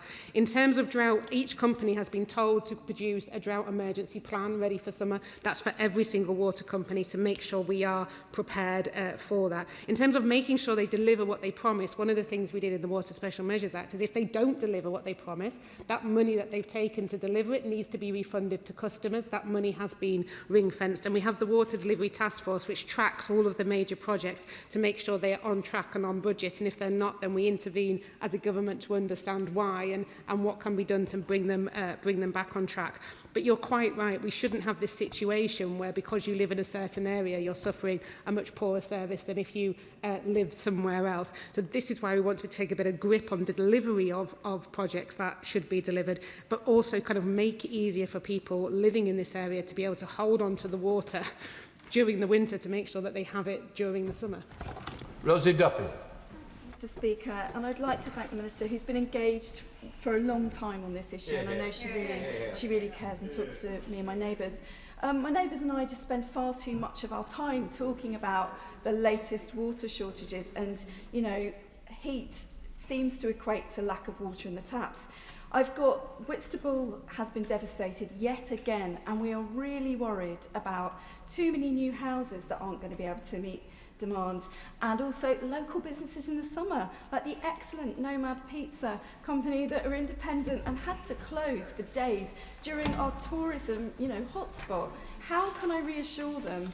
And most of my constituents, by the way, lots of them are very behind the nationalisation model. That's something I get a lot of emails about. But how can I assure them with our water tank 10 years, our reservoir 10 years from being built, how can I assure them that the tanks won't still be empty in July and August and we're going to suffer business-wise? Minister. I thank my honourable friend, and that pizza business sounds great and definitely worth a visit in summer. But she's quite right. We need to be looking. So I said to the company when I spoke to them again on the Sunday evening, like, what are the immediate measures that you can put in place over this summer to make sure that we have enough water supplies? In terms of house building, I've had some really productive conversations with MHCLG about how do you build homes that basically use less water. What is it in the building standards that you can build a home to mean that you're not having to use the same amount of water in a different way? This happens all over the world. It's not sort of beyond our grasp to do that as a government. But I think fundamentally we're going to need to build the reservoirs. We're going to need the desalination plants. We're going to need those big sources of water. But I do also think that, as I've mentioned before, one of the things the company could do more immediately is tackle the leaks, because at the moment we are wasting too much water into the ground. Dixon. Thank you, Mr Speaker. Residents in Dartford, like those across Kent, are also experiencing poor service and increased bills, including in Ebbsfleet, having to pay an additional sum for water to flow from their community wastewater into the Thames, a thing charged by the Port of London Authority called dewatering, which is incredibly unfair to them. What they ask me continually is why it's acceptable for this poor performance to be in place and for water executives to continue to pay themselves large bonuses. Can I just ask the Minister what work is going on in order to tighten the regulations so that reward actually matches performance going forward? Yeah. Minister, please. I totally agree with my honourable friend. As I've mentioned here before, I don't have an issue with bonuses per se. I just think it should be linked to how well you do your job. And what we've done with the Water Special Measures Act is obviously ban unfair bonuses. But what we have seen from some companies is attempting to exploit loopholes in which to continue to award them. And they're loopholes that we are determined to close. Thank you, Mr Speaker. We've had a few days of hot weather, and yet again in my constituency across Kent, we've had water outages on top of what we've seen earlier this year and last year. Residents, businesses, livestock owners, they are frustrated, but they are also really worried, because getting water is the most basic thing in this country. It's right that the Chief Executive and Chair of South East Water have gone. My anger with them was particularly over their response and how they've handled these outages. But there is a longer-term problem of infrastructure and supply of water that's not going to be fixed overnight. There are 20,000 more houses coming in the pipeline for my constituency over the next few years, and thousands more in the surrounding area. Can the Minister tell me, is there enough water for these thousands more houses in rural Kent? Minister. The Honourable Lady raises an important point. I remember last time we were here talking about South East Water, how powerfully she described the impact on her constituents and on her businesses. So I know this is something she cares deeply about.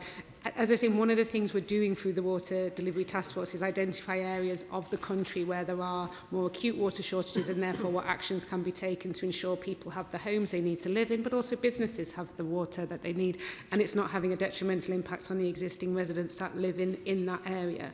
One of the things particularly about South East Water is they are reliant on a bulk supply agreement with Southern Water, so that's one of the things I'm sort of keen to sort of look into the details of, to make sure that that can be guaranteed whatever the circumstances Southern Water found themselves in. There are various other actions we can take. We mentioned around businesses and building standards and the ways that you build homes.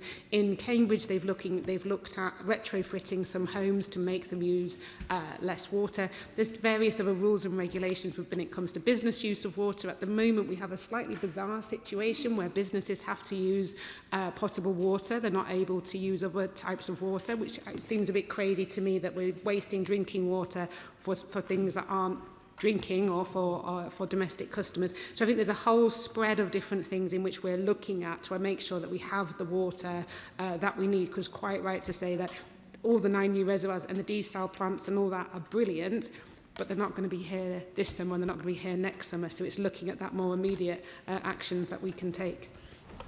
I'd just gently say it was about South East Water. The Minister seems to have opened it up by mentioning other water companies. But if we can try and concentrate on the theme, will be more helpful otherwise.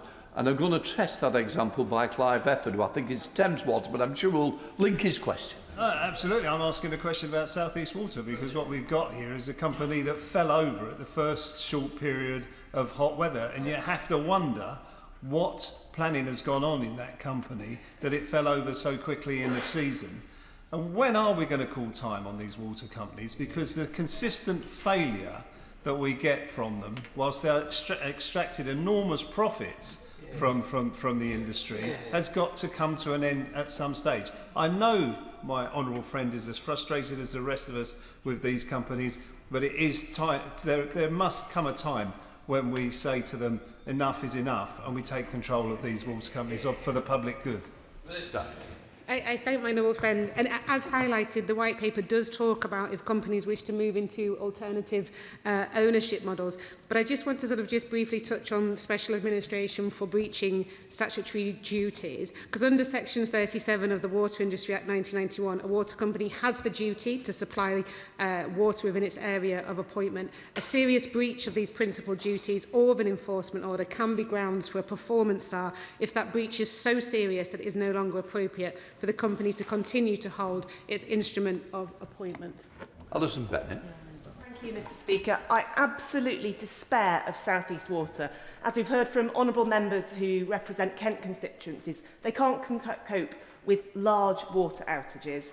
Neither can they cope with small water outages. In my Mid-Sussex constituency, the village of Staplefield has just gone through 30 hours without water, without bottled water being supplied, without good information, and even with misinformation. I understand that trying to fix decades of neglect in the water infrastructure will take a long time. So can I ask the Secretary of State, in her next meetings with executives at South East Water, will she ask to look at their communication plans so people know what's happening, get timely information and get the bottled water they need, seeing as outages seem to be par for the course these days? Minister. I thank the Honourable Lady, and she's absolutely right. It was one of the issues that we had in the conversation on Sunday, was that issue around communication and where bottled water stations should be. I was told in this incident that they'd work more closely with the LRF to listen to their advice on where to place them, but obviously if that's not the Honourable Lady's experience, then I'd be keen to hear about that so I can take that back to the company. what I will say, because it is an interim chair, and I know that she's keen to build new relationships with members of Parliament. She has assured me that she's going to be meeting members of Parliament, and I think this is something collectively, this issue around communication, this issue around where bottled water stations is one that I would say urge to raise with her directly, so that we've got them in the right place, because I think fundamentally members of Parliament and councillors know and understand their areas probably far better than a water company. Matt Robert. Thank you, Mr. Speaker. And could I thank the member for Herne Bay for his question, and also the Minister's approach to this very difficult and appalling issue in Kent. Could she update the House and say a little bit more about the work to get meaningful compensation for the residents and businesses who are affected, and also in the longer term what she's doing to improve the system of compensation, which for many of my residents who had a water outage had to wait a long period of time for money to be paid back? Wow. Minister.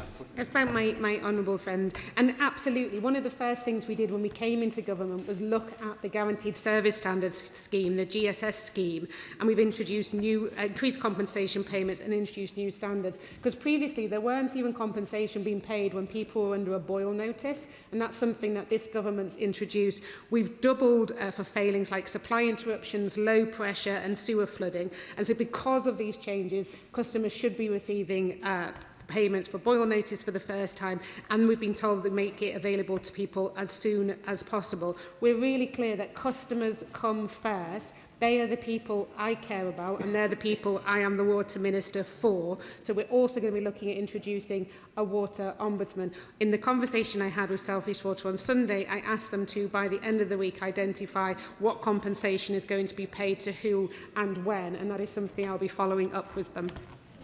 Dr. Ben Spencer. Thank you, Mr. Speaker. As she's looking into the situation with South East Water, can I also feed back what happened in Weybridge last week, where parts of Weybridge had restrictions of supply? While we're supplied by Affinity Water, I think this is a problem which is broader than just this area. Could you urgently review resilience of water supply, the availability, but particularly the impact new house building is going to have over the forthcoming years on supply? Minister. I thank the honourable gentleman. And on resilience standards, that's one of the things that we want to introduce for the first time is asset standards for water company assets, because at the moment these don't exist. There's no sort of rule or criteria for, well, what standard do you need to maintain your water treatment work to, or your wastewater treatment work to, or your pipes to, or how much leakage is acceptable or not. You know, that doesn't exist at the moment. So with the new regulator, we want to introduce these asset standards to say that you have to maintain your assets to a certain standard. And that should help change and basically build against what we've had in, not admittedly in this occasion they ran out of water, but what we've seen in other cases where where infrastructure falls over because it's not adequately maintained and looked after, which is why the no-notice inspections really matter as well. Those MOT-style inspections, as I referred to them, where people from the Environment Agency can go in, no notice, check the assets, mark them on them, and then give the company enforcement notice to say that they have to improve their assets up to a certain standard. That's not going to be fixed overnight, but by having that goal and aim of where we need to get to will help to sort of prevent what we're seeing when we have issues where the infrastructure just falls over because it's not properly looked after. Bob Lewis. Speaker, South East Water is one of a number of privatised water companies that are responsible for setting off 35 reservoirs since 2017, and they haven't built a single one since privatisation that's complete. I think this government, we understand, is committed to a regulatory approach to dealing with this. I would say that's akin to putting a complaints box on the Titanic. A nice idea, but I don't think it's going to work. Ultimately, whilst you have private water companies whose first priority is to private shareholders, many of them overseas, who give a damn about our constituents, this will keep on happening until water is put back under public control in public hands and owned by the public. Minister. I thank my honourable friend. I know how passionately he cares about this, and I do genuinely pay tribute to him for championing this issue, for the work that he's done in Parliament to bring people together. As I have mentioned previously, the White Paper does talk about setting up a transparent process to look at transitioning into whether a company should go to a different model, which it mentions including not-for-profit if that's what it would wish to do so. Francois. Speaker, can I just very quickly endorse your lovely tribute at PM's Q's, as I'm an Essex MP, to Sir Alan Hazelhurst. who will be much missed, even though he did achieve a very respectable innings of 88 years in his time on this earth. Can I very strongly endorse the suggestion from my right honourable friend from across the Thames, as it were, about making water companies statutory consultees for planning applications. Yeah. Where there's an application for a large number of houses, the implications can be severe, not just for fresh water, but for foul water, and particularly for sewage. And in my constituency, our sewage capacity is very nearly maxed out. And the implications of getting that wrong are frighteningly obvious. So I can see the Minister helpfully is nodding. Could we please change the law to make water companies statutory consultees so they can give expert advice on whether or not new planning proposals are actually feasible in reality or no? Thank you. Hello, Minister. The Honourable Gentleman's right in pointing out the consequences of getting this wrong. And just to reassure him, we are looking at, as I say, using tools from NISTA, using the Water Delivery Task Force, where we have shortages and what can we do about it. And not just for water, for wastewater capacity as well, because both are crucially important, because we want to see homes being built. We know that. People want somewhere to live, and especially first-time buyers are finding it incredibly difficult at the moment. But we are taking a sensible approach to this and identifying, okay, where do we have shortages in wastewater or water? What can be done about that to increase the amount that we have available, but also what can be done to reduce demand in that area as well, as I mentioned, retrofitting and building standards and various other measures that can be taken too. Terry Jeremy. Thank you, Madam Deputy Speaker. The DEFRA Select Committee has investigated South East Water extensively, and what I found particularly shocking was the fact that there were so many warnings and concerns raised that were simply ignored, and despite a high risk of water supply failure, the lack of preparedness was plain to see. So can I ask my honourable friend the Minister whether the regulatory reforms that the government is looking at will have real consequences when those concerns are raised but ignored by the water companies? Minister. I thank my honourable friend and in fact all members of the EFRA committee for their report. I thought it was a really excellent report and quite forensic in looking into the failures of South East Water. So it was a really brilliant, useful document. And he's quite right that there needs to be tough consequences if concerns are raised and ignored, and they cannot be allowed to continue to happen. That is exactly why we want to give a new regulator with strong powers, with teeth, to be able to take action. It's why we're looking at introducing this performance improvement regime for water companies, so that if we identify failure in that water company, they're giving proper oversight to sort of turn that company around, make it improve, with consequences if they don't. Sarah Bull. Thank you, Madam Deputy Speaker. I thank the Minister for her praise of the report. As a member of the EFRA Select Committee, we are doing extensive work on the water industry, and we are following this very carefully. As was said earlier, the key issue as part of the South East Water disruption was the lack of communication, and that equally applied to Anglian Water, with the outage that occurred at exactly the same time in South Northamptonshire.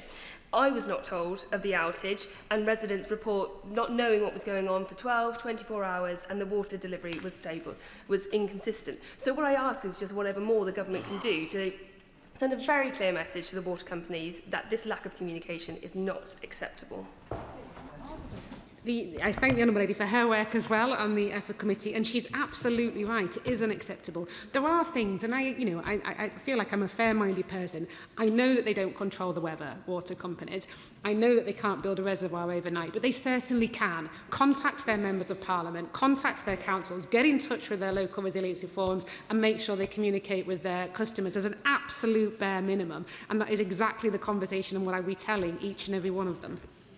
Chris Inchley. Madam Deputy Speaker, alongside the failures in the South East, there was a widespread disruption of water supply across swathes of my constituency during the recent heatwave in Buntingford, Cotterford, Ardleigh and Throcking.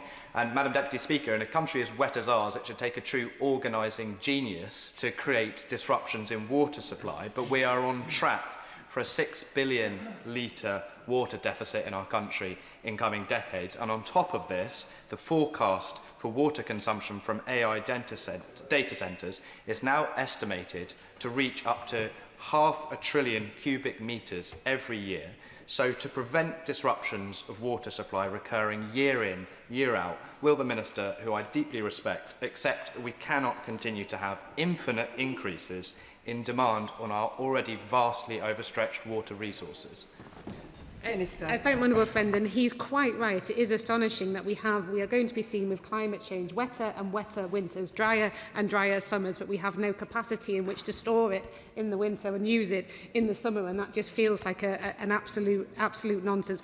On the issue of data centres, one of the things I'm quite keen to look at, and I sort of mentioned this in an answer over there, is at the moment, the way that the legislation is set out is that the water that is supplied by a water company has to be drinking water standard.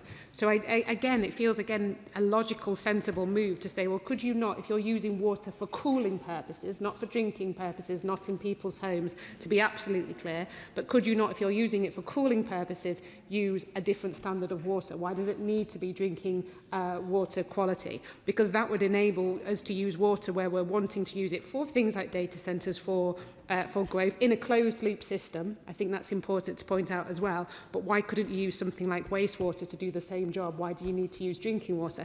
And it feels that there is some legislation we have which were done for the right purposes. You know, it sounds great. A water company, of course, must have produced water that is drinking water standard. But does it need to be drinking water standard if we're using it to cool machinery rather than for people to actually use to drink? A final question, Helen Brown. Thank you very much indeed, Madam Deputy Speaker. South East Water have openly and publicly admitted that they cannot supply drinking water for all the future homes planned to be built in Kent. So specifically, what is the Minister's response to that concern?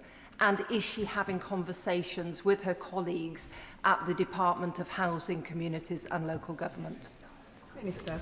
I thank the Honourable Lady for her question, and the short answer is yes. So the previous CEO, or the current CEO who hasn't gone yet, came to the Water Delivery Task Force a month or so ago, a few weeks ago, and with some of the local councillors from the area to talk about exactly this issue, the supply of water and the housing demands and how that can be met. And on the Water Delivery Task Force, I sit on that committee with MHCLG are there as well. So we're all having that conversation together, which was around how can we ensure that we build the homes that we need in a way that doesn't impact existing people living in the area and the water that they need, and in a way that ensures that those new homes have the water that's required. So we were looking at sort of over the next sort of 5, 10, 15 years, you know, what are the various supplies of water that were coming in? How does that impact house building at that time? How can homes be built to a more water efficient design? So those conversations are happening across government right now to balance out that question of how can we make sure everyone has a home to live in, but how can we stop there being a water crisis at the same time?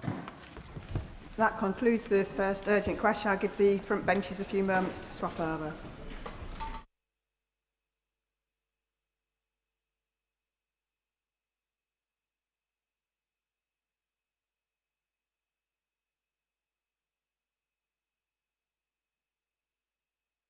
Urgent question, Monica Harding. Madam Deputy Speaker, would the Minister please make a statement on the Israeli Defence Forces operations in Lebanon? Madam Deputy Speaker, before I answer the Honourable Lady's important urgent question, I'm sure the whole House will join me in condemning Iran's strike on Kuwait International Airport by drones this morning. This was a completely unacceptable attack, which has tragically resulted in multiple injuries and at least one confirmed fatality. We stand in full solidarity with the government and the people of Kuwait, as well as our partners across the Gulf. I've conveyed my condolences this morning to the Kuwaiti Foreign Minister and his colleagues. We urge Iran to de-escalate immediately and return to meaningful dialogue to secure lasting peace and regional stability. Turning to Lebanon, let me be clear.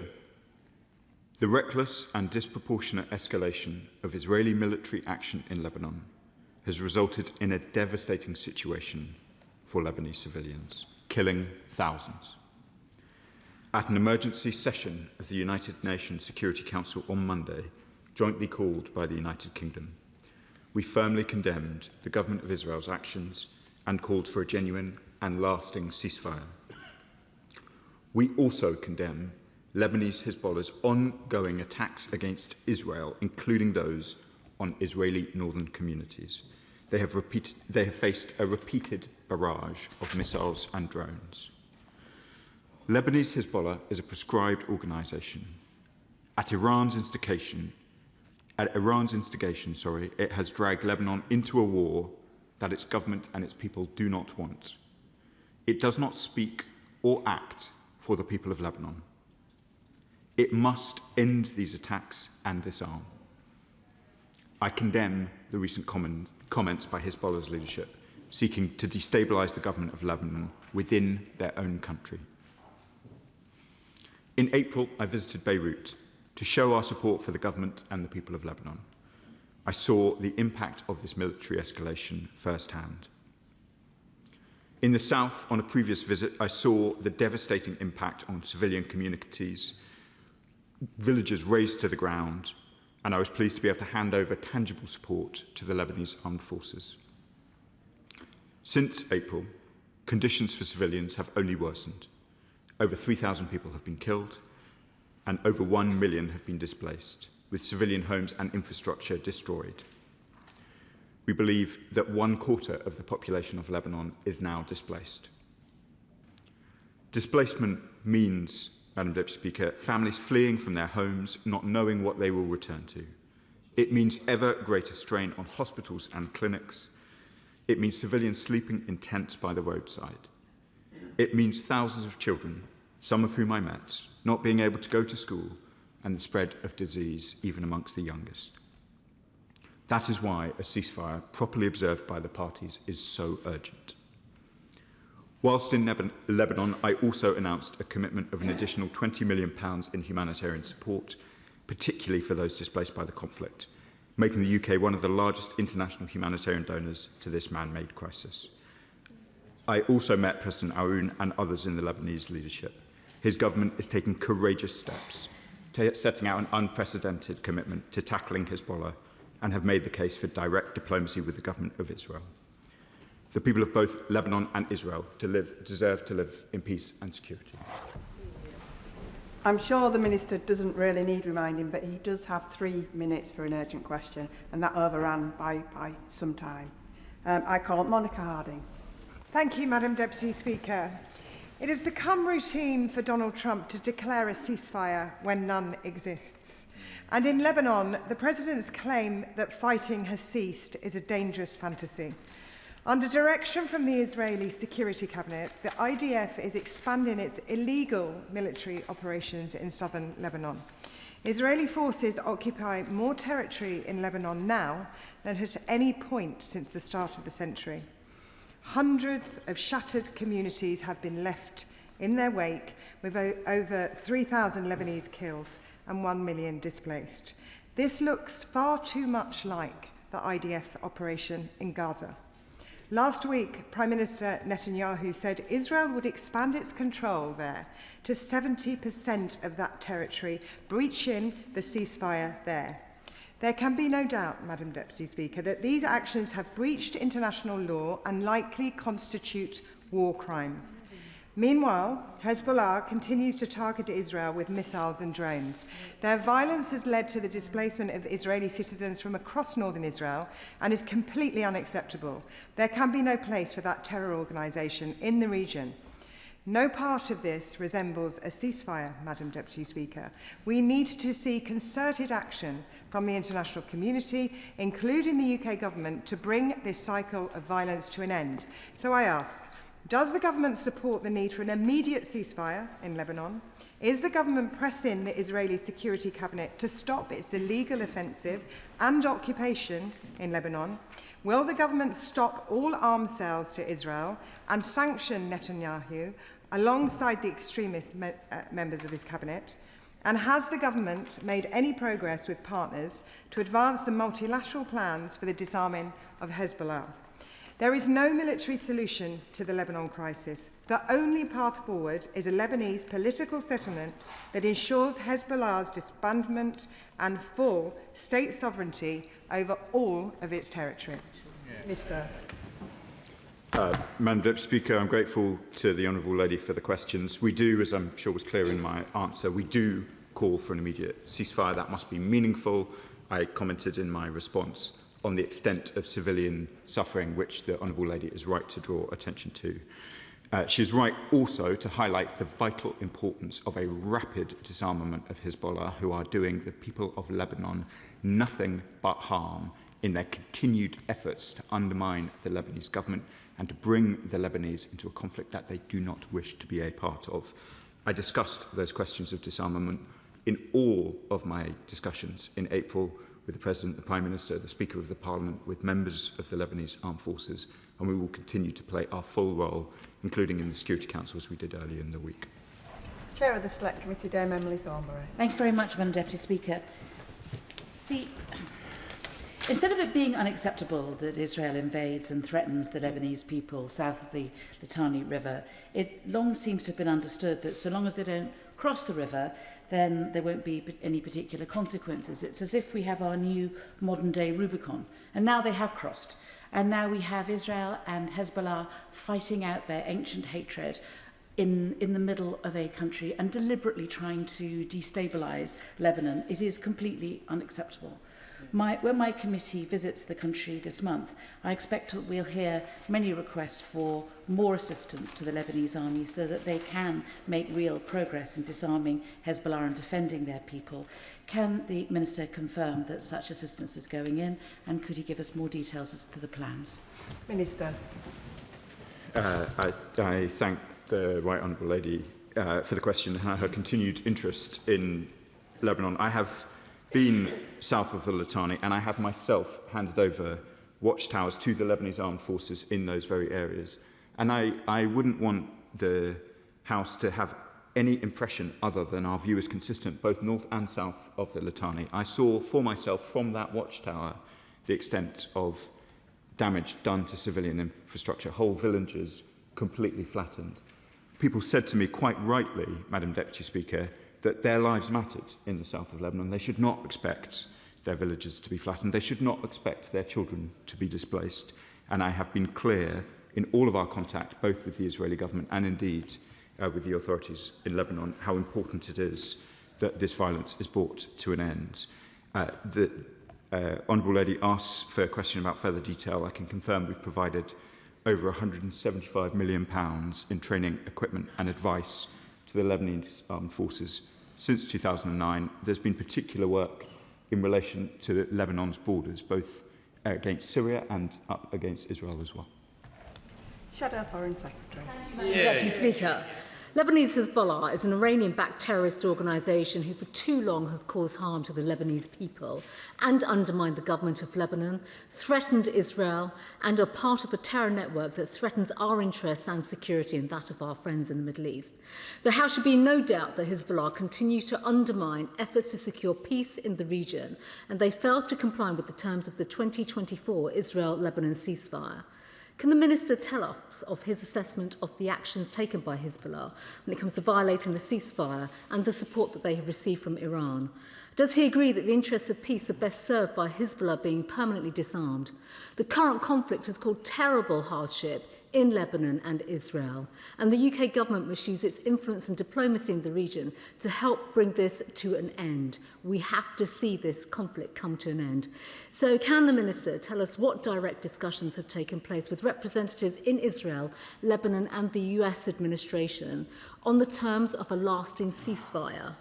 What is the British government doing to support the disarming of Hezbollah, and what contributions and practical efforts are being made to see the UN Security Council Resolution 1701 fully implemented? So much of this leads back to the architect of so much of the disturbance in the Middle East, and that is Iran. And so I would just like to conclude my remarks, Madam Deputy Speaker, by joining with the Minister in condemning the strikes that took place today in Kuwait, and also the fact that Iran cannot carry on persisting in the way it is as a state sponsor of terrorism. Minister. Madam Deputy Speaker, the Shadow Foreign Secretary makes a range of important points, including on the enormous continued harm that Hezbollah does to the people of Lebanon, as indeed they continue to attempt to do to the people of Israel as well. It is completely unacceptable that communities in the north of Israel continue to face the barrages of missiles and drones that they do. We have called repeatedly for Hezbollah to stop. What they do harms Lebanon as much as Israel. We have discussed in detail with both the Lebanese armed forces and the leadership of Lebanon the progress that must be made in disarming Hezbollah. There has been a lot of commentary about both the phasing and sequencing of those efforts over the last few months. It must be the Lebanese government who disarm Hezbollah. That is the only way in which the Hezbollah issue can be properly dealt with. The government of Lebanon are brave and courageous people in whom we have very considerable confidence. President Aoun, who I was in contact with today, is taking very, very important steps to try and safeguard his country and its future, and we must support him. He and his government and his armed forces must monopolise force in Lebanon, not Hezbollah and not the IDF. Thank you, Madam Deputy Speaker. 125 health workers have been killed in Lebanon just in the last 3 months alone. Today, an Israeli strike has hit an ambulance in South Lebanon, killing 2 paramedics, taking the death toll now to 127. The November 2024 ceasefire agreement is barely worth the paper it is written on. The Minister rightly condemns the targeting of civilians. What about Israel's targeting of health workers, of journalists? And does the Minister realise that condemnation without action has utterly failed and reinforces Israel's continuing disregard for international law? So will the Minister today make clear that sanctions must be used to hold Israel accountable? Minister. I'm grateful to my honourable friend who has been a persistent advocate on these issues. We have taken a whole series of steps, Madam Deputy Speaker, which I want to set out in brief for the House. So important are the issues in Lebanon that during my visit in April, we went from providing only £10 million of humanitarian assistance now to 30. We are now one of the largest humanitarian donors in the world to Lebanon. I think few other ministers in the world have gone as close as I have to the blue line. I met with incredibly brave representatives of the Lebanese Red Cross, young people who had in many cases given up their lives in order to try and make sure that they could minimise the harm that was coming to southern communities. I was so upset to see further strikes on them since I met them. I am proud of our support to them. I utterly condemn the attacks upon them. Simon Hall.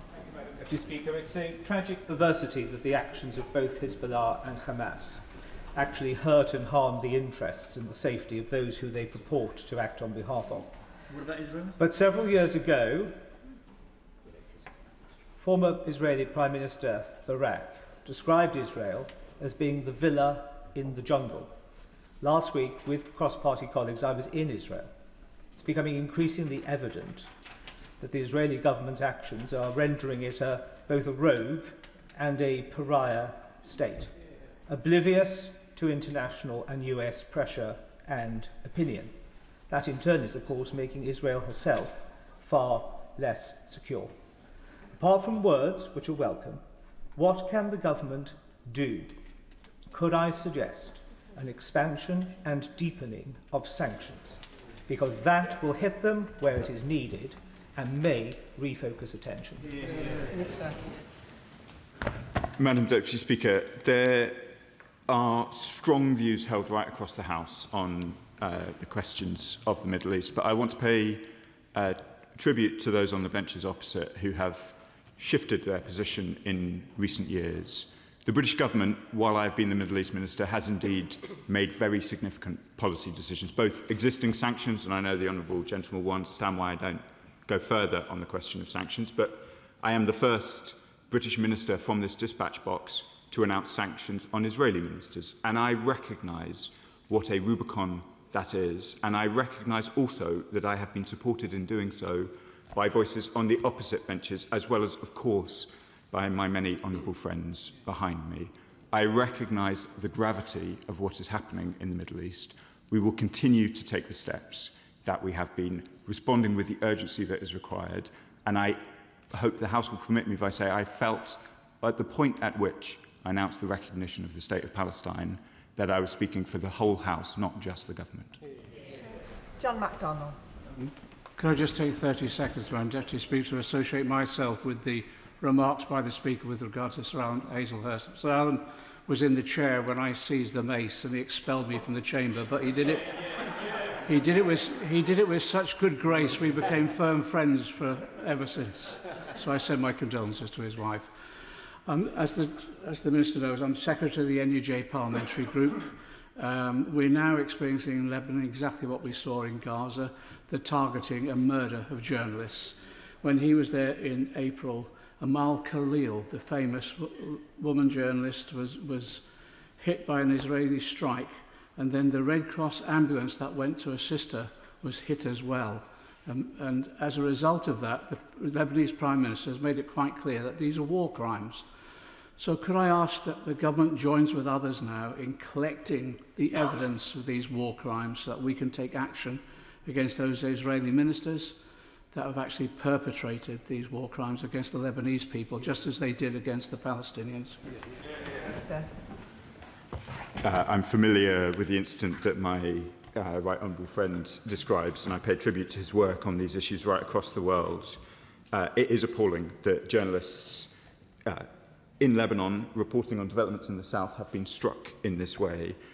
We made interventions in the United Nations following some of these assaults on journalists, both in Lebanon and in Israel, and we will continue to press these points. Brian Matthew. Thank you, Madam Deputy Speaker.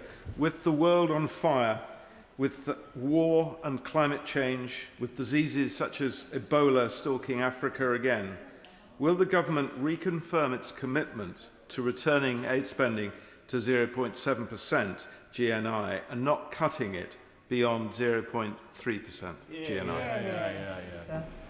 Madam Deputy Speaker, we've discussed these issues on a number of occasions, and the Foreign Secretary and the Prime Minister have set out why we had to take the difficult decisions that we have, but I'd just like to assure the House that we have protected Lebanon from those cuts, and that is why we are in the position that we are of being one of the largest humanitarian donors to Lebanon in the world. Thank you, Madam Deputy Speaker. And can I start by paying tribute to the dogged determination of the Minister to get this issue right, which is shared by many of us in this side of the House. Madam Deputy Speaker, I think I've said prayers every time throughout this crisis when there has been an abuse of human rights, not just in Lebanon, but when Hamas took the hostages, when innocent Palestinians have been killed, when villages have been threatened, when settlements have been, violence has been done. Now, the IDF and the Israeli government sits at many times like that. And, Madam Deputy Speaker, I fear I am running out of prayers to make. Can I ask the Minister, beyond the moral outrage we rightly express in this House, what more will it take for a British government to stand up for sanctions and further action that demonstrates to the world and the people in Lebanon and in Gaza and in the West Bank that we get it and we will take the action necessary to stand up for international law, human rights and their freedoms? Minister. Madam Deputy Speaker, I thank my honourable friends. I hope I have, through his, he describes some of my work in gracious terms, and I'm grateful. I hope in Britain's sustained commitment to these issues in Lebanon that we have demonstrated that we understand the gravity of what is going on here. We will remain deeply engaged in these questions. I have been in contact with the Lebanese Foreign Minister, the Lebanese President, American counterparts. We have raised these issues with the Israeli government as well. We will continue to do so. Mark Pritchard. Thank you, Madam Deputy Speaker. Can I join with the Chairman, just getting back into place, Chairman of the Foreign Affairs Committee, for comments on seeking to support capacity building in the Lebanese army? That's absolutely right. Can I also thank the Minister and join him in recognising the courage of the President and other ministers in the Lebanese government, particularly their public condemnation of Hezbollah and even indirectly Iran. Could he confirm that it is the view of the British government that not all Shia, those that follow the Shia tradition of Islam, both in indeed Lebanon and Iran, necessarily support Hamas or Hezbollah or the evil Iranian regime? And can I put on the record my condemnation of both Hezbollah and Iran who basically have caused this latest conflict in Lebanon. Israelis should be able to live in peace without fear of being bombed by drones or missiles. That's absolutely clear. But does he share the view of the French envoy to the United Nations that Israel needs to learn the lessons of its occupation of Lebanon in the year 2000? And also, does he recognise the words of Danny Danon, as you will know, the Israeli envoy to the UN, when he says that Israel is not seeking to expand the conflict or retain territory in Lebanon? If that is indeed the position and policy of the Israeli government, that is welcome, but it does seem at odds with some of the public utterances of the current Israeli Prime Minister. Minister. I completely agree with the honourable gentleman about the sheer of whether it's Lebanon, Iraq, Iran, indeed Pakistan. Overwhelmingly, Shia communities want peace and human rights like everybody else. This is a small, unrepresentative part of Lebanon that is funded and supported by Iran, and it is bringing the Lebanese into terrible, terrible difficulties. I want to return to the very important point that he makes, though, about the intentions of the Israeli government. If this is a counter-terrorism operation, I can see absolutely no justification for raising the Israeli flag over Beaufort Castle. We want to see Lebanese Hezbollah disarmed. That cannot possibly involve such a flagrant violation of the sovereignty of a neighbour. Apsana Begum. Deputy Speaker, for years now it's been reported that Israel has been using white phosphorus munitions against civilian targets in South Lebanon's Bekaa Valley. Alongside reports from Human Rights Watch and Amnesty, UNIFIL even reported that UN peacekeepers in Lebanon were injured by white phosphorus munitions. The Minister has confirmed to me previously that the government is aware of these reports, and the government knows that the use of white phosphorus as an incendiary weapon in populated areas is strictly prohibited, and yet this is just one of thousands of examples of Israel tearing up the laws around war. Can the Minister explain whether the UK's joint agreement signed in 2020 on military cooperation with Israel is still in place, and if so, why? Minister. Madam Speaker, to be clear about the position, I think my honourable friend refers to the 2020 Israel-UK roadmap, which is suspended. But in relation to the very important question she raises about arms exports, as I've said to this House on a number of occasions, we take our obligations under international humanitarian law incredibly seriously. That's why we conducted the review that we did when we became the government, and why we took the action that then followed, which has been discussed in this chamber on a number of occasions. Dr. Andrew Morrison. Madam Deputy Speaker, I'm sure the Minister understands that there can be no sustainable ceasefire for as long as there exists in Lebanon an Iranian terrorist proxy that has as its war aim the complete, final and irrevocable destruction of the State of Israel and the Jews that live there. So we are faced, are we not, with trying to mitigate some of that action by this terrorist organisation. Would he agree with me that the only viable way of doing that, given the situation, is to do everything in our power to strengthen the Lebanese army, which he will know is a credible organisation, and to support the UN Secretary-General in his stated intention of renewing UNFIL and making sure that it is fit for purpose, rather than simply as an observer, as is currently the case. Minister. I very strongly agree with the honourable gentleman. It is the Lebanese armed forces. In the end, that must be the force that disarms Hezbollah and ends the threat, both to Lebanese and Israelis, that emanates from that malign group. And so I completely support the Lebanese armed forces and agree with what he says. Of course, UNIFIL is a subject of discussion in the Council, I think, in the coming months, and we will be playing our full part to try and ensure that it can contribute as much as possible. But in much of the discussion around Lebanon, there is often a focus on the international elements. We have to be clear that the Lebanese government, the Lebanese armed forces and the Lebanese president must have control over the use of force in Lebanon. And that is the position of the British government.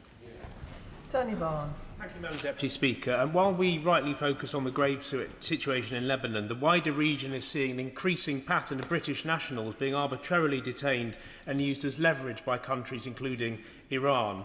Madam Deputy Speaker, in the light of the news yesterday that Craig and Lindsay Foreman have had their appeal dismissed by the Iranian courts, and given their ongoing hunger strike in Evin prison, I think Craig is on his 27th day and Lindsay is on her 18th day, which is to protest against their conditions and ongoing detention. What further specific steps are the government taking to secure consular access? And is the government now prepared to condemn their detention as arbitrary, use international levers against Iran for hostage-taking, and show Iran that they cannot keep taking British citizens hostage as pawns in their own games? Minister. Madam Deputy Speaker, as I was clear yesterday in response to the news that my honourable friend refers to, their continued detention is unjustified and appalling. My honourable friend has been a doughty advocate for his constituents in this matter. I will continue to meet with him directly and with them on all of these questions. The behaviour of Iran is not solely in relation to British nationals, though of course that must be our focus in this chamber, but it is part of a much wider pattern of detentions which appear to have absolutely no justification of any kind, and it's a pattern which extends far beyond Europe as well. We condemn it. It is completely erosive of any trust in Iran, and I have made that point clearly and repeatedly to the Iranian authorities. Sir John Hayes. Madam Speaker, in referring the House to my entry in the Register of Interests, I commend this Minister for both visiting Lebanon in April, for his continuing dialogue with the very good new ambassador here, and for our ambassador there. He will know that the Lebanese people deserve to be free from fear, from persistent uncertainty, from perpetual hostility, and from permanent doubt. The only way of that happening, as he said, is to support the Lebanese government and the armed forces. We do so already. But to endorse the point made by my honourable friend from South West Wiltshire, will he look at what further steps can be made to communicate that support within Lebanon? The worry people have, and I think shared across this chamber, is that sadly, tragically, the Lebanese people will come to believe that Hezbollah is defending them, where in fact it's doing anything but, it's endangering them. So what further steps can be made to reassure the Lebanese people of what he's told the House today?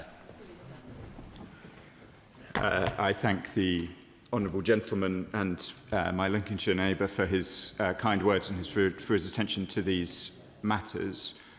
I take the challenge that there is a completely untrue narrative that is promoted, the idea that either Lebanese Hezbollah or Iran itself is a protector of Lebanon is patently and completely untrue. Iran's influence in Lebanon over many years has been malign, it has undermined the sovereignty of the country, and it's harmed the interests of its people.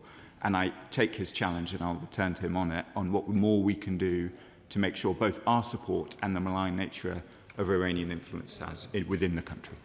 Imran Hussain. Thank you, Madam Deputy Speaker. And the reality is, Israel continues to rip to shreds every last line of the international rules-based order. It continues with its illegal land grabs, illegal settlements, war crimes and genocide in Gaza, and is now breaching the ceasefire agreement with illegal military action in Lebanon. 55 children have been killed and 212 injured in Lebanon since the ceasefire began on April the 16th. So I say to the Minister, he will have seen the strength of feeling in this place, and I seriously ask him this question: how many more children must be killed in Lebanon and Gaza before his government stops with the empty condemnations and takes real action? Minister. I recognise my honourable friend's engagement and commitment to these issues. I would just gently say back to him, I have met the children displaced by this escalation. We have taken urgent steps to very significantly increase the support that is being provided to them. We have done everything that we can privately and publicly in the way that I have described to the Chamber over the course of the afternoon to try and make sure that there is a genuine, meaningful ceasefire that holds, that does not lead to the loss of life, whether children or otherwise. We will continue to do that. We have changed very significantly our posture towards Lebanon within the last few months. As I said earlier, we are now one of the largest humanitarian donors. I have myself handed over equipment to the Lebanese in order to try and ensure that they can control the south. That is not to say that that progress has been uniform. In fact, it is very clear, as my honourable friend will have heard, that I am acknowledging how much worse the situation has got. But we will continue to play our full role here at the United Nations and with our counterparts in the region to try and bring about a genuine and meaningful ceasefire. Vicky Slade. Thank you, Madam Deputy Speaker. Israeli Minister Ben-Gvir said in the last few days on social media, electricity must be cut off, the Zerani must be seized and intensive warfare resumed. And last week, flattening Yehu, flatten it again and target the suburbs. This indiscriminate targeting of Lebanese people shows what the Israelis are really trying to do. So will the Minister agree that the time has finally come for a full ban on all arms to Israel? I'm almost reluctant, Madam Deputy Speaker, to talk any more about that Minister from the dispatch box. I am glad, I'm afraid, that I sanctioned him in the way that I described earlier. We were amongst the first countries to do so. I'm glad to see that others are now taking similar steps. That minister, whose name I don't really want to say again in this chamber, brings Israel nothing but harm. He undermines their position in the world. He brings even Israel's friends into a position of disgust at his actions. Andy MacDonald. Thank you, Madam Deputy Speaker. And I share the Minister's condemnation of the murderous attacks upon Kuwait airport this morning. I'm sure you'll share with me condemnation of the murder of 2 more health workers in Lebanon this morning at the hands of the IDF. And he referred to the Israelis ordering the war crime of forcible displacement of around 1 million Lebanese south of the Zerani and Litani rivers, with 3,500 killed and tens of thousands injured by their actions. And this reflects the early stages of the Gaza war, when they told Gazans to move south of the Wadi River. Since then, estimates of 70,000 killed and 170,000 injured. Indeed, Israeli Defence Minister Israel Katz explicitly said the destruction of villages in southern Lebanon would proceed, in accordance with the model of Bet Hanun and Rafah in Gaza. So with growing Israeli attacks in the West Bank, in addition to that, when will the government act on this consistent pattern of war crimes purposefully pursued by the Israeli government and take action to pressure the Israeli state to stop its military action, end arms sales, stop F-35 supplies, impose sanctions, utilise the Sanctions and Anti-Money Laundering and Proceeds of Crime Acts? There are tools at his disposal. When will he use them fully? Minister. Madam Deputy Speaker, we've talked about the F-35 programme at some length before, and I'm usually happy to go back into that debate, but I would prefer, given my honourable friend has given me the opportunity, just to comment a little bit further about the impact of displacement in Lebanon, which is rather different in some respects from the impact of displacement in Gaza.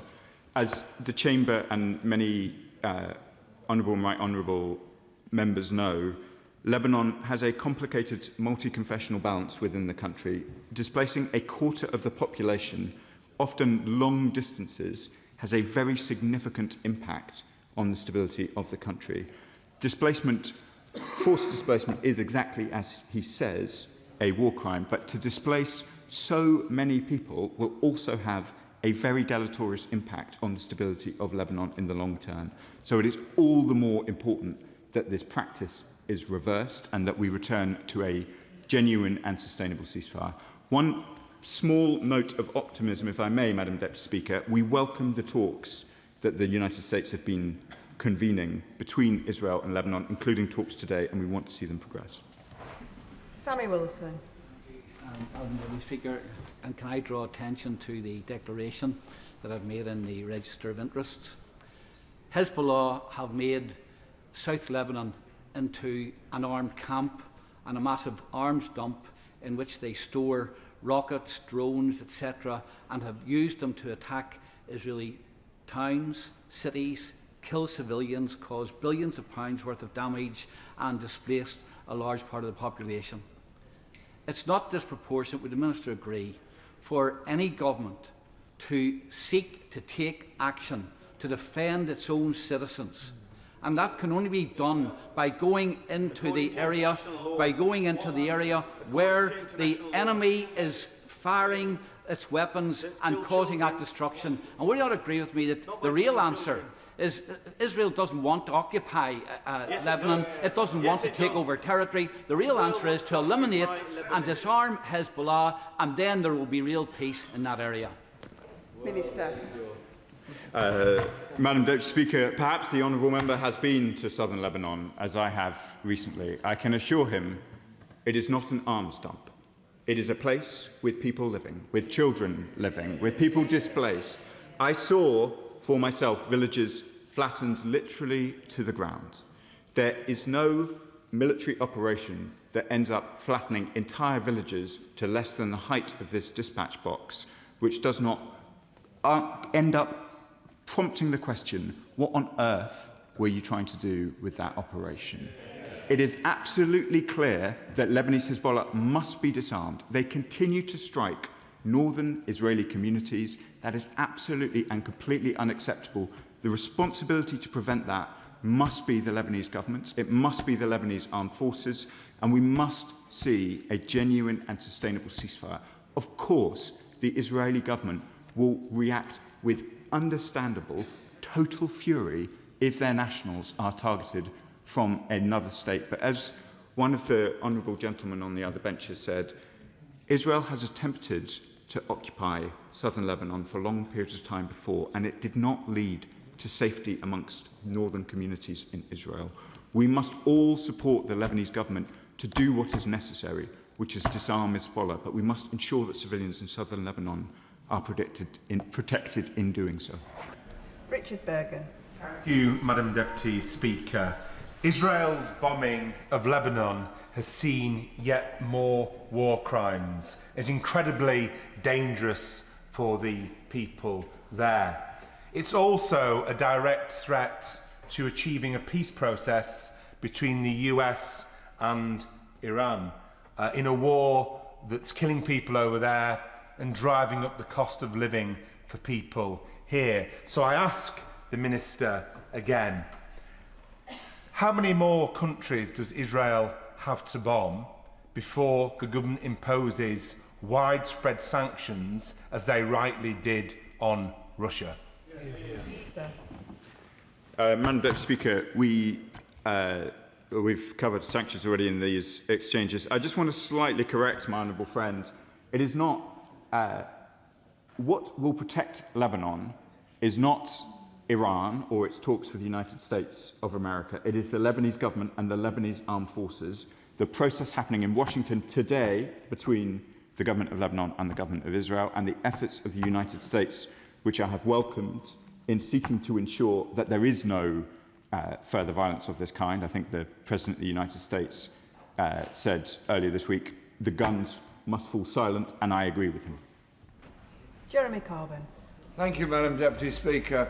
Isn't the issue that Israel's occupation and destruction of so much life in Lebanon at the present time is a continuation of their genocide in Gaza, is a continuation of their continued occupation of the West Bank and arming settlers to commit violent acts against Palestinian villages and steal their land and their crops? Isn't the real issue that Israel is allowed to get away with it because the rest of the world provides Israel with the wherewithal to do it. Will you be very clear, what is the British government's military relationship with Israel at the moment? Are we supplying weapons? Are we supplying parts for the F-35? Are we sharing intelligence information? Are we assisting on their military occupation of those 3 areas that I've just mentioned? We are not, Madam Deputy Speaker. I've set out to the House on a number of occasions. The steps that we took were to ensure that no bombs, no bullets were being sold to Israel or were being licensed to be sold to Israel by UK companies. That is because of concerns that we had about their conduct in Gaza. That applies to Gaza, that applies to the West Bank, and it applies to Lebanon. He asked me specifically about the F-35 programme, so let me reiterate to the House. The UK does not permit licences for direct sales of F-35 parts to Israel, but we are part of the global F-35 supply chain, and we do contribute to the global spares pool in which Israel may indeed be able to buy parts produced in the UK, but as part of a global arrangement which we are a part, which is vital to our security, the security of our friends and allies like Ukraine, and that continues to be our policy. Paul Wall. Deputy Speaker, the US service Axios reported that this week President Trump held a phone call with Benjamin Netanyahu, a direct phone call in which he said that Netanyahu was, and I quote, effing crazy for escalating his military action in Lebanon, killing thousands of innocent civilians, adding, "You'd be in prison if it weren't for me." But Netanyahu is also continuing to inflict death and misery on the people of West Bank and Gaza, as we've heard many members report today. So isn't it time that the UK government showed that it shared the anger, the global anger and disgust at Israel's attempt to act with impunity by imposing our own sanctions on illegal Israeli settlements in the occupied territories of Palestine? Minister.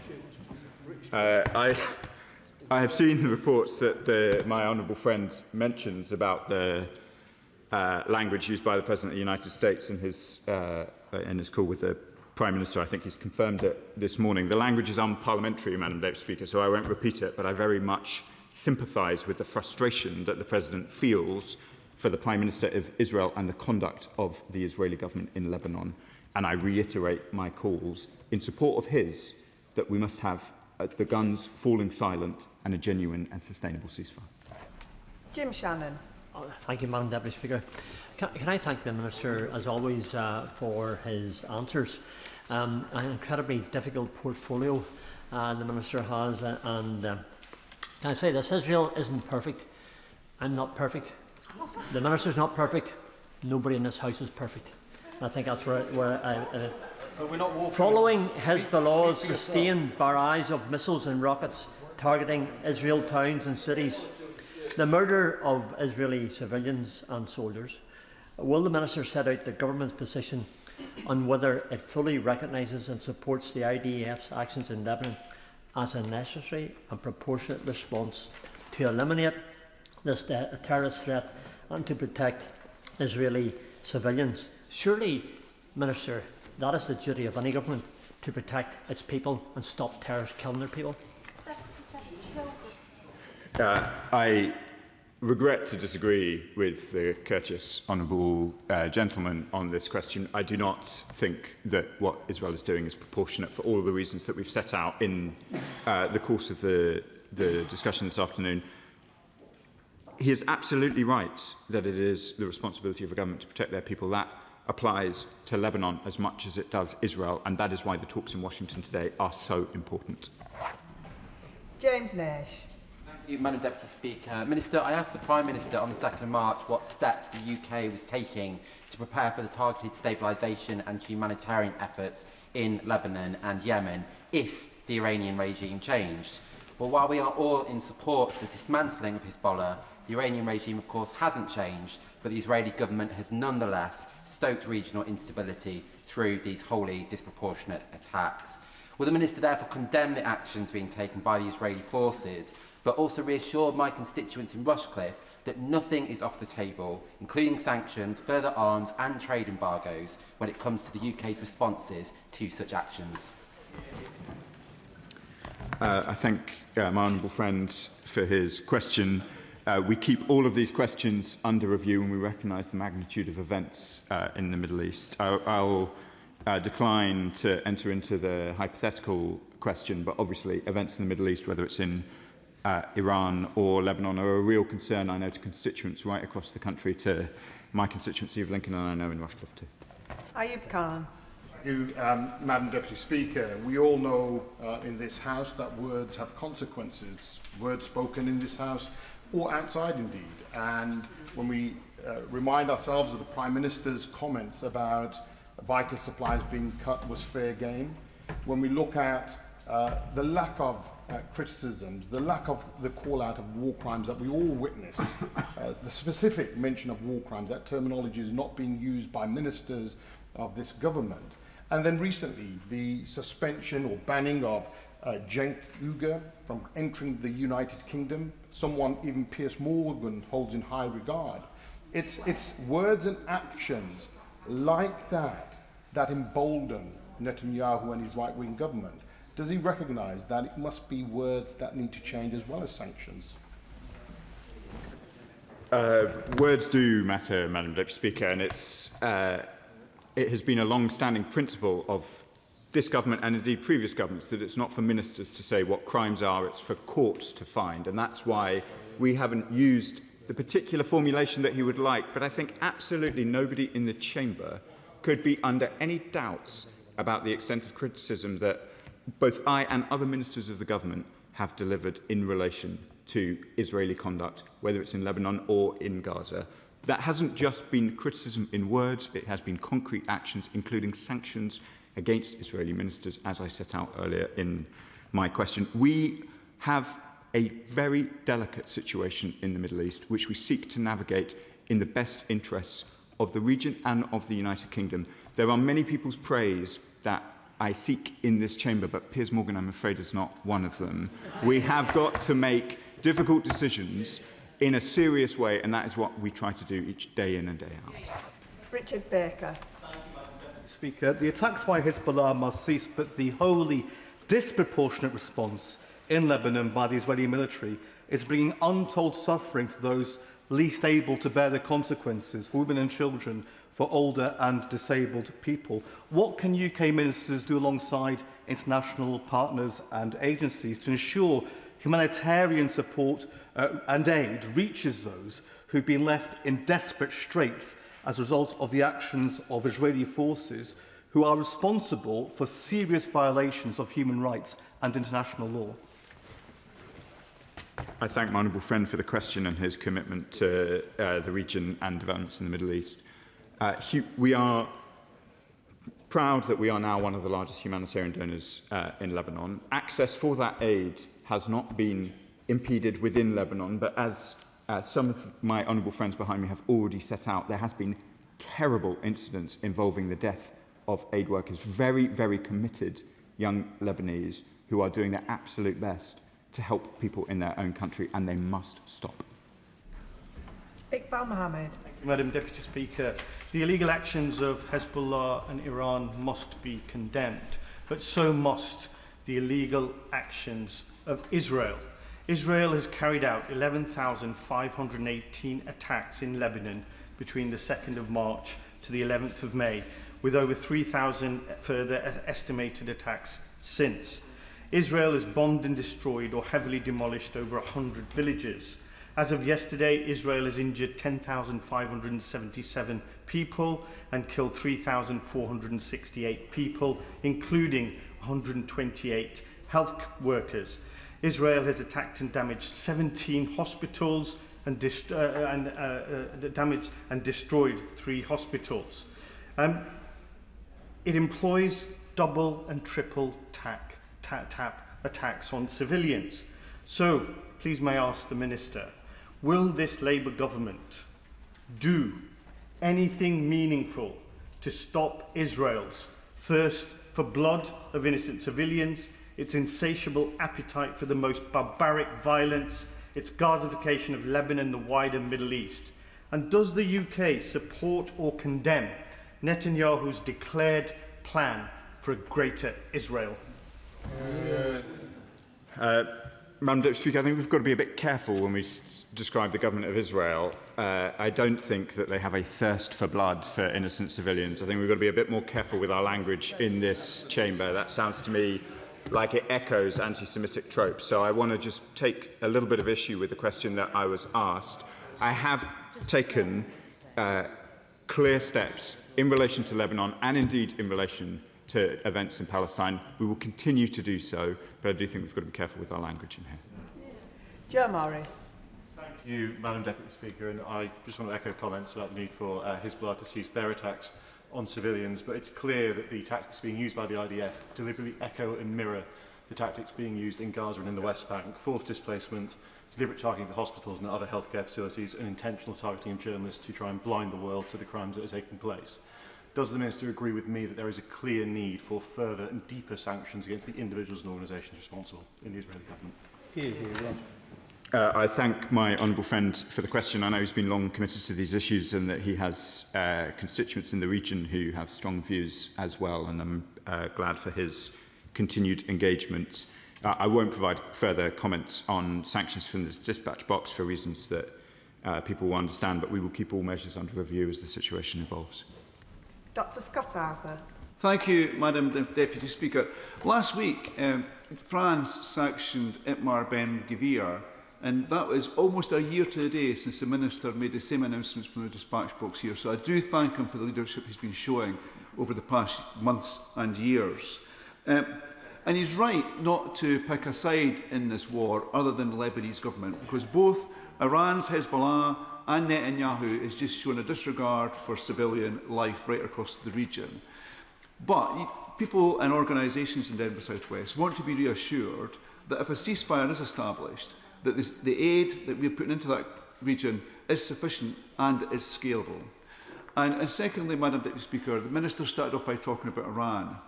So I do have to mention the fact that in Iran we're seeing the industrialisation of the death penalty against their own people, often young people who have simply been out protesting. And I know he has raised concern about this last year, I think November it was. Is there more we can do? I know it's a really difficult situation. I thank my honourable friend for the kind words he says about the leadership we've shown in relation to these issues. He's absolutely right. And let me just reiterate to the House our total opposition to the death penalty everywhere. But what has happened in Iran, particularly since the protests in January, has been an absolutely awful cracking down on their own people.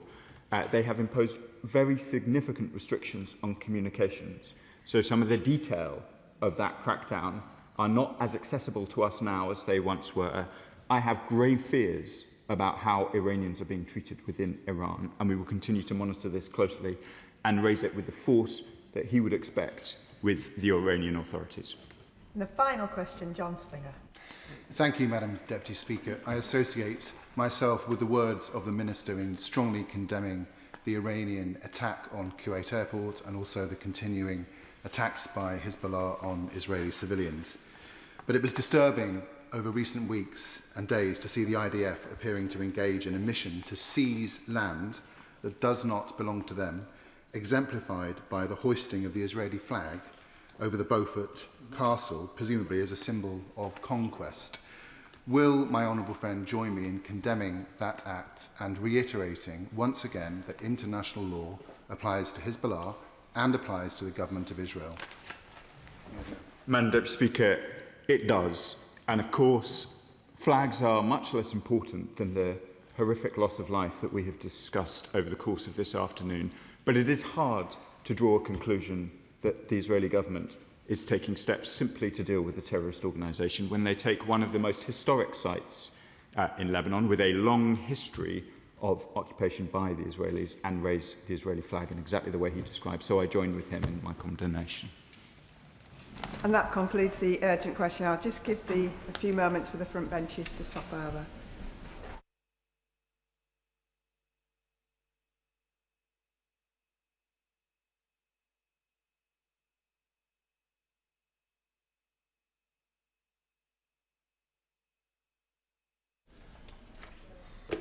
We now come to the general debate on the Government's response to the House's humble address on the 4th of February 2026. I call the Minister to move. Paymaster General. And I beg to move, Madam Deputy Speaker, the motion that stands on the order paper. Now, Madam Deputy Speaker, on the 4th of February, I came before this House to debate the humble address motion. I said that at the time that it was in the national interest to be transparent and to act as quickly as we could. And with the second publication earlier this week on Monday, the Government has done so. Today, there is a further opportunity for members to put questions and indeed to debate the content alongside my right honourable friend, the Chief Secretary to the Prime Minister, who will of course listen to the debate and close it in due course. And today, we should ensure, as we debate these issues, that we keep Jeffrey Epstein's victims at the forefront of our minds. What Epstein did was abhorrent and unforgivable. He was a vile, evil paedophile, and I denounce him and his actions as strongly today as I did when I came to the dispatch box on the 4th of February. The Prime Minister has taken responsibility for appointing Peter Mandelson as the ambassador to the United States. He has said if he knew then what he knows now, he would never have appointed him, and he has apologised. Now, Madam Deputy Speaker, I do think it is worth setting out the process that was followed in order to publish such a large volume of material on Monday. I will certainly do that. Because he is going to talk about process, I'd be very grateful if he could clear up one matter. I have a high regard for his integrity, and I hope he won't dance around this subject as has been done by others in the past. In the first tranche of documents that was revealed, there were a number of notes sent by private secretaries to the Prime Minister. If I was allowed to use a prop, I would open this at page 3 and again at page 8, where you would see under these notes talking about the situation as regards how to appoint the ambassador and Peter Mandelson and so forth. There is a big box which says notes by the Prime Minister. The normal course of action when a Prime Minister receives a document of this sort is that he notes down his response to it. These boxes are totally blank. And my simple question to him is this: are they blank because the Prime Minister made no notes whatsoever, or are they blank because any notes that the Prime Minister made have been redacted and removed? The Intelligence and Security Committee deals with even more sensitive material than this routinely, and every time they have a redaction in a publication, there are 3 asterisks to show that the redaction has taken place. Can we know, were redactions taken place in the Prime Minister's notes on these memoranda that were sent to him for decision? No, it's blank because it was blank is the answer to the right honourable gentleman's question. No. And the decision, the formal decision to appoint Peter Mandelson as the ambassador was conveyed by the Prime Minister's then principal private secretary in a letter to the Foreign Office. So there's no redaction of what was in that. I know what he's referring to. He's referring to the box note and the empty box. And the reason is there was nothing to redact because there was nothing in the box note. So I hope that's a sufficiently clear answer for the right honourable gentleman. I'll just take the honourable gentleman before I move on. Because I want to talk on the process of the appointment rather than the process of the release of the papers, which I think he's moving on to. I've previously said in this House, and I think again the Chair of the Foreign Affairs Select Committee has said not dissimilar comments about process in the future, whether it's a Conservative government, hopefully, or another government, and that is about pre-appointment scrutiny of senior posts, both ambassadorial appointments and indeed, I would argue, permanent secretaries of government departments. That would be a more sort of safer way of doing things. And also on senior appointments for the ISC, and there are lots of current ISC members here and former ones like myself, he will know that the process is one where the appointment is made by the Prime Minister, but the double lock mechanism ensures that the House has a say and can actually veto appointments if necessary. Now, that isn't necessarily what I'm asking for in these appointments, but certainly the relevant select committee should pre-scrutinise senior appointments, in my view, of ambassadors and other senior officials, whether they're political appointees or not. I think that would help the whole House, whatever our politics. Look, I'm not hiding from the fact, Madam Deputy Speaker, that we have to make changes to the appointments process. And indeed, what the government has done is to change the process for all direct ministerial appointments, actually, to make sure that due diligence and national security vetting has to take place prior to appointment. I think it's absolutely right that that change was made. Now, if I can just move, Madam Deputy Speaker, to the process, because the process that was followed was a significant one, obviously, to publish such a large volume of material.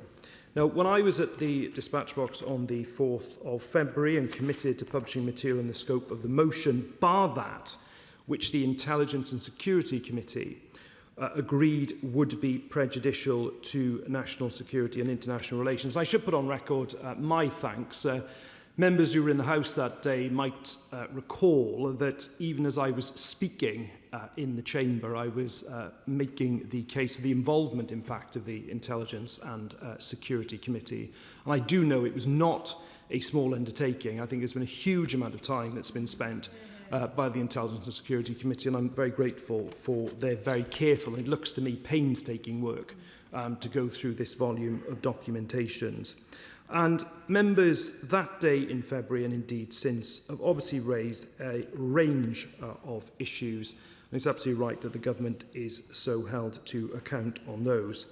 Now, as members will have seen from the material that was published on Monday, the government has enacted, I would suggest, the House's request for transparency to an extraordinary extent. I will certainly give way to the Father of the House. On Monday, I specifically asked a question to the Chief Secretary, to the Prime Minister. It was on the fact that it's extraordinary, this was the information available to us at the time, that there appeared to be no WhatsApp messages from the Prime Minister or text messages. We now know that there were no text messages to Mandelson after a few days after the general election, and the WhatsApp messages have totally disappeared. The Chief Secretary gave me an answer which I have to say I think was slightly disingenuous, because he said prime ministers don't operate in this way. They're rather like Mr Gladstone. They sit at the cabinet table and men in frock coats bring them papers. And no, this is complete rubbish. We know that the Prime Minister must have been using WhatsApp all the time. Now, to use disappearing WhatsApp messages is contrary to what the COVID inquiry suggested. It is quite contrary to transparency also. And I just say to the Paymaster General that these scandals are made much worse by any hint of a cover-up. Everybody knows that a mistake was made. People are very forgiving to the Prime Minister who made a mistake. What they're not forgiving to is some sort of cover-up that all these numerous text messages and WhatsApp messages have suddenly vanished. Spot on. Well, on the reference to Gladstone, I think there are some members opposite be quite happy to have Gladstonian principles in government. But can I just But look, to the point the right honourable gentleman makes around cover-up, that I really do reject. And I reject it for this reason. This was a process that was quite rightly driven by and led by officials without political interference, working with the Intelligence and Security Committee that is very well respected across this House and is a cross-party committee. There is not a single redaction in those documents that came about because of a ministerial decision, simply because we have not played that part in the process, nor should we have done. So I completely reject the idea of a cover-up, and on the subject of someone who might be keen on Gladstone, I give way. Knows me well and knows that my disdain for Gladstone and my deep admiration for his rival, Benjamin Disraeli, the greatest ever Prime Minister, by far, in my judgment. But there we are.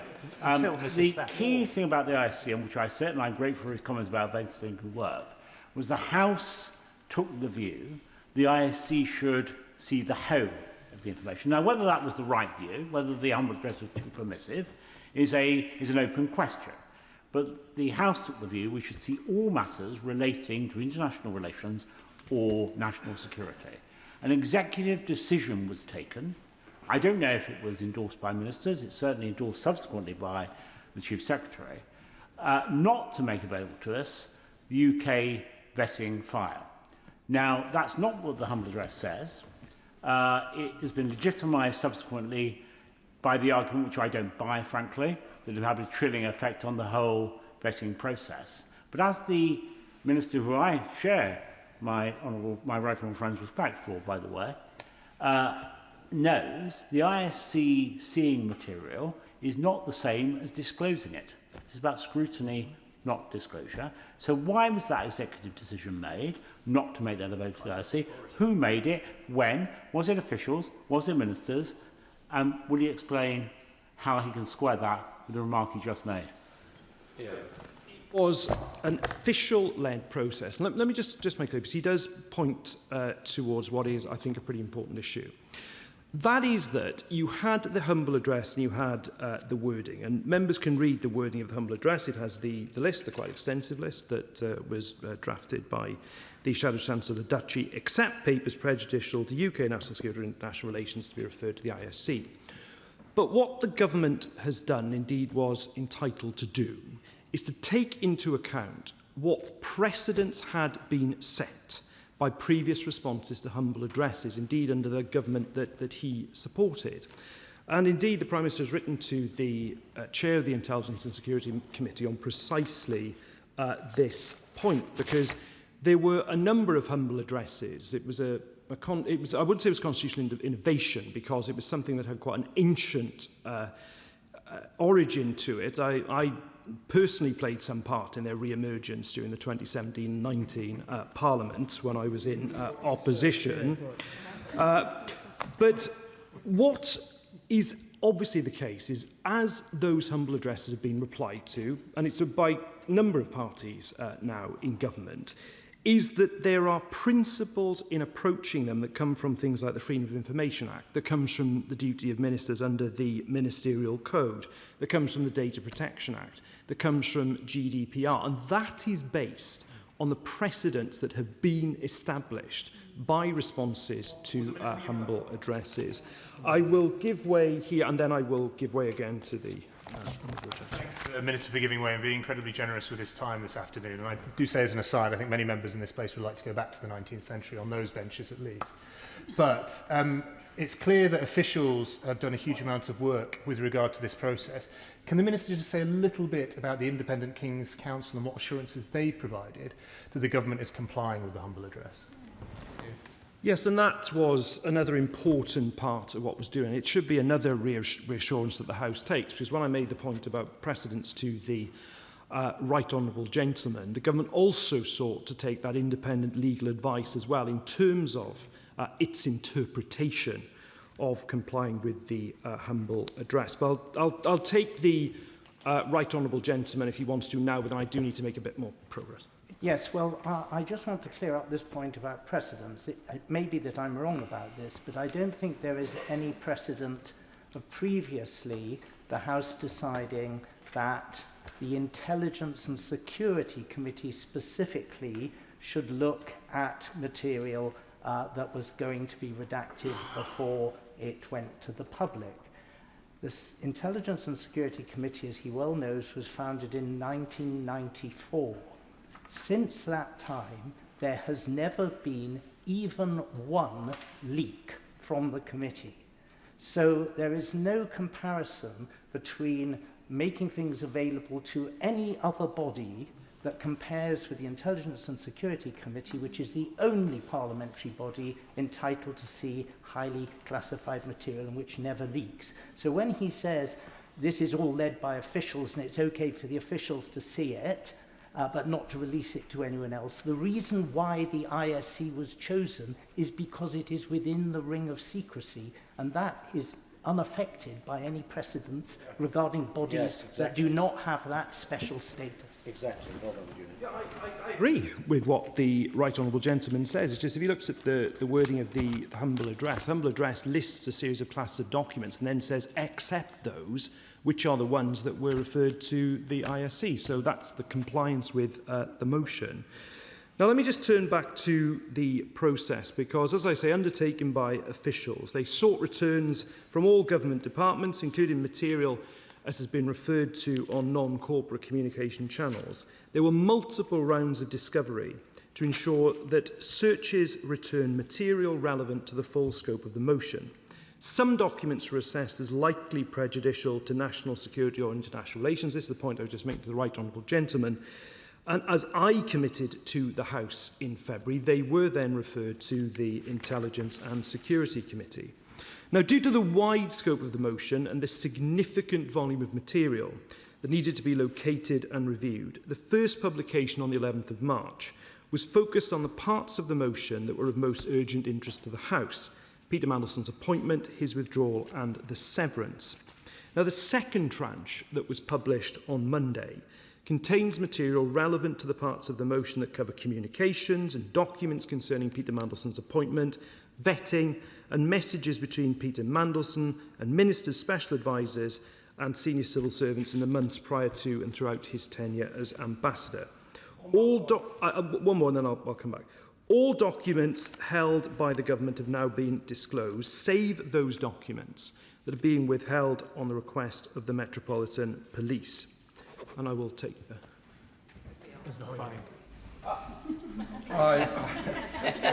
I'm grateful to my honourable friend.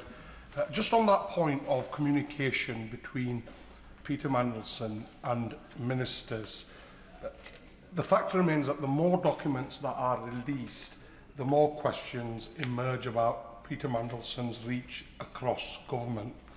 So can the Minister tell the House whether Lord Mandelson had any discussions whatsoever with ministers, officials or advisers about Palantir? And will the Minister advise this House whether further documentation with regards to that will be released? So, on the issue of Palantir, I think you refer my honourable friend to the methodology statement that is at the start of each of the 3 volumes, where it's made absolutely clear that there's a recognition that Palantir is a matter of interest to this House, and indeed there are references to Palantir within the documents. Obviously, I won't, in terms of the documents that remain with the Metropolitan Police, it's obviously, I'm sure the House would understand, I won't speculate on their contents, but certainly in terms of the tranche of documents that is before the House, I invite everyone to look at the references to Palantir within it, and people can look at that, and indeed the public can do so as well. I'll give way to the Chair of the Foreign Affairs Select Committee, and then I'll come back to the Honourable Gentleman. I'm very interested, thank you very much for giving way, and I'm very interested particularly in documents relating to mitigation. Yeah. You know, because why is it we have this great gap between what would seem to be a security threat and him being appointed is the mitigations. And I can't find any documents about that. I have found this. Ian Collard gave evidence to my committee in writing, and he said that in September 2025, so after the appointment and when it was about to be withdrawn, he requested a copy of the vetting summary, and he made some notes for himself based on the summary as an aid memoir in case it was needed, and submitted those notes as part of the humble address. Now, the reason I'm interested is because I want to see what the notes are of the mitigations. So here's the man responsible for the mitigations. He takes a note, presumably of what he's seen, he puts it into the humble address, and it isn't in the papers. So, first of all, I'm grateful to... I'll deal with this now. I'll come to the Honourable Gentleman for South Holland with the deepings. But just say, first of all, to my right honourable friend, officials leading the process will have heard the exchange and this exchange between us in relation to that specific point around Ian Collard. I would also say that in relation to the documents with the Metropolitan Police, they do fall, as my right honourable friend, the Chief Secretary of the Prime Minister, set out in his statement on Monday, into a number of categories, from internal correspondence relating to Peter Mandelson, documents in relation to conflict of interest, and also national security vetting is the third category as well. But I assure her that I appreciate the point she's making. Officials will have heard the exchange between her and I. May I just come back? I'll do this, yes. I just want to make it clear, because this isn't part of the original decision-making. This is an aide-memoire that he has made. So if I can't see the original documents, then at least this is a later one. Can I at least see that? As ever, my right honourable friend makes her case forcefully, and the point I'm making is, and I'm treading carefully in my language because this has been a process led by officials working with the ISC, but the officials working on this will have heard the request that she has just made, and then I will give way to the right honourable gentleman. I'm going to give way a second time, and indeed I will be taking up the point that the right honourable lady raised about mitigation during our later considerations of these matters. Should I catch your eye? Of course, Madam Deputy Speaker, which is not a given. But in particular, will he address the issue of when the Metropolitan Police asked for information on UK vetting? Because whilst we know the granular detail, because of the executive decision based on precedent, although my honourable friend has challenged the precedent, was made, there was an assumption that some information on vetting would be made available, perhaps in a redacted form, having first been considered by the ASC. I will say no more than that. We now hear that no information is going to be made on vetting until the Metropolitan Police have finished their work, when it will come back through the ISC according to the process agreed as part of the humble address. So when did the Metropolitan Police begin to take an interest in the vetting part of all this, and why? To the right on the gentleman's direct question, I haven't been part of the process giving precise dates as to when the Metropolitan Police said what, but I would just say this. The documents that are with the Metropolitan Police have been viewed by the chair of PACAC. So we've sought to, within the confines of not wishing to undermine the ongoing investigation, try to be as transparent with Parliament as we can be at this stage. In addition, the summary document of the vetting has indeed been shared with the Intelligence and Security Committee. So to the extent that we have been able to share documents, we do, and indeed the request I've had in the course of this debate from the Right Honourable Lady, the Chair of the Foreign Affairs Select Committee, will no doubt have been heard as well. Now, let me turn to the issue of redactions, which I have started to develop in some earlier answers to interventions. Now, I won't repeat what the Chief Secretary of the Prime Minister said on Monday, nor the methodological note, which is there for honourable and right honourable members to look at. But I do want to clarify some issues, so there is no doubt with regard to the process that was followed. As I've said, no material was redacted on grounds of prejudice to national security or international relations without the ISC's approval. And indeed, the redactions that were agreed with the ISC are all triple asterisks throughout the publication. So when you see that, that is material that was agreed to be redacted with the ISC. Now, to my point about precedent in relation to the earlier exchange with the Right Honourable Gentleman, they were limited to the names of junior officials, contact details like telephone numbers and email addresses, the personal or commercially sensitive data of third parties not relevant to the motion, and in some cases where there was legal professional privilege. And as I say, that's in line with the process that's now been followed by successive administrations in relation to the humble address motions, and again they are clearly labelled in the publication. And just to reconfirm, no government minister or indeed special advisor has determined any of the redactions. That was done by the official-led process.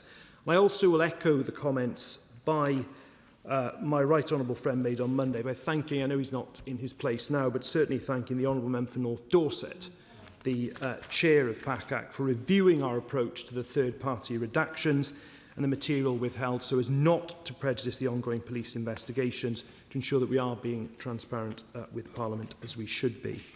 Now, let me just turn to that point specifically about the Metropolitan Police that I've been asked about by honourable members.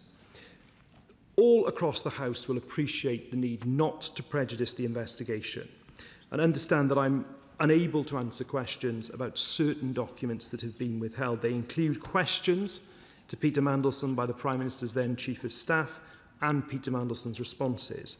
The remaining documents, as I said a moment or two ago, fall broadly into the following categories: national security vetting material, conflict of interest process material, and relevant internal correspondence with Peter Mandelson. Such information will, of course, in due course be published either at the conclusion of the investigation or if there is a point at which publication would no longer be prejudicial to the police investigation.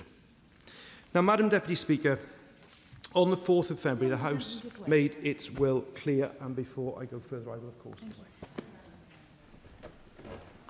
It may be that I'm just lacking in imagination, but I don't understand why it would be that the police don't allow us to see the letter from the Foreign Office to Peter Mandelson saying you're given this job subject to not having anything to do with X, Y and Z, or whatever it is, whatever the mitigations were, because at the moment we just don't have anything at all, and so it's very difficult to understand why it was that he was appointed.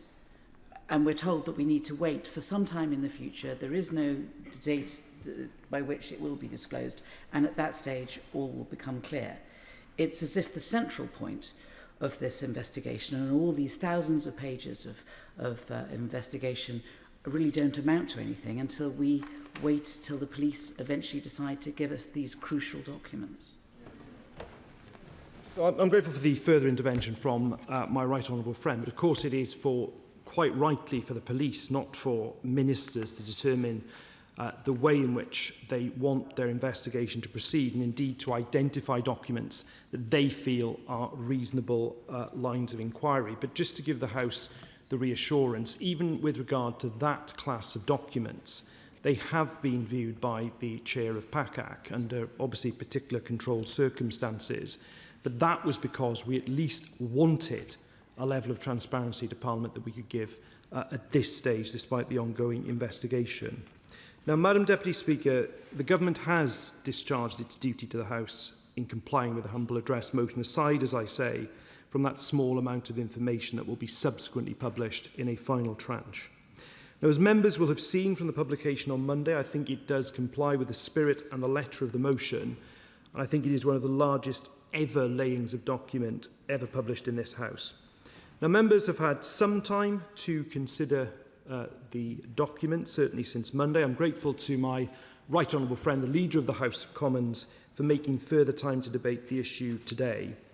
I know that throughout the course of the debate, members will be conscious of not prejudicing the ongoing criminal investigation, and I'm grateful to the House for understanding the position the Government has taken and my position on answering questions on that.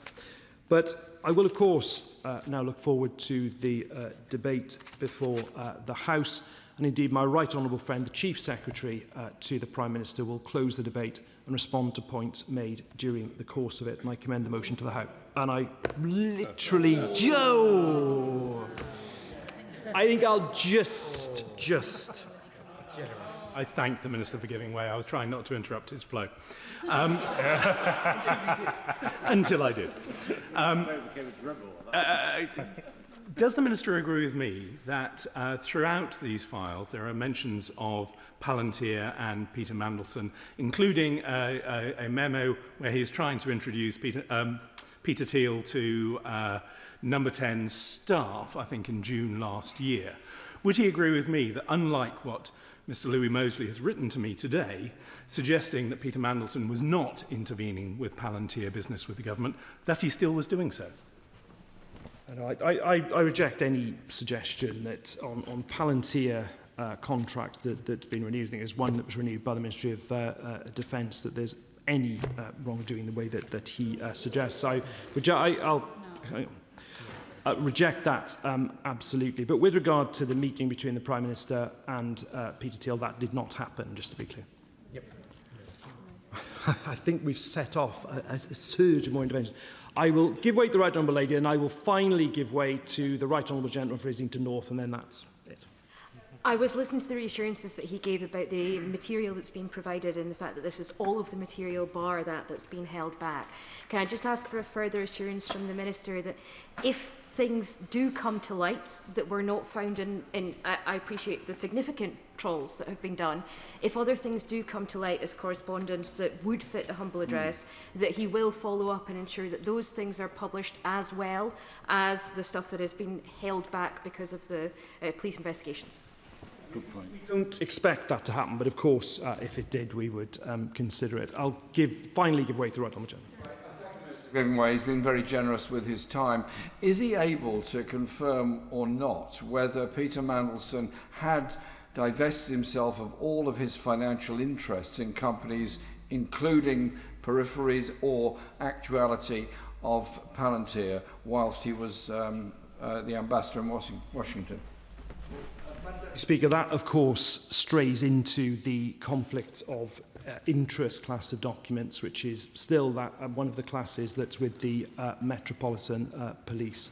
But could I just conclude again by saying that it's very important that the House has this debate today. I've certainly throughout this, from the debate in February to today, taken my duties and indeed the government's duties to the House very seriously, as has my right honourable friend, the Chief Secretary of the Prime Minister. I think it's his 11th appearance in the House on this matter today.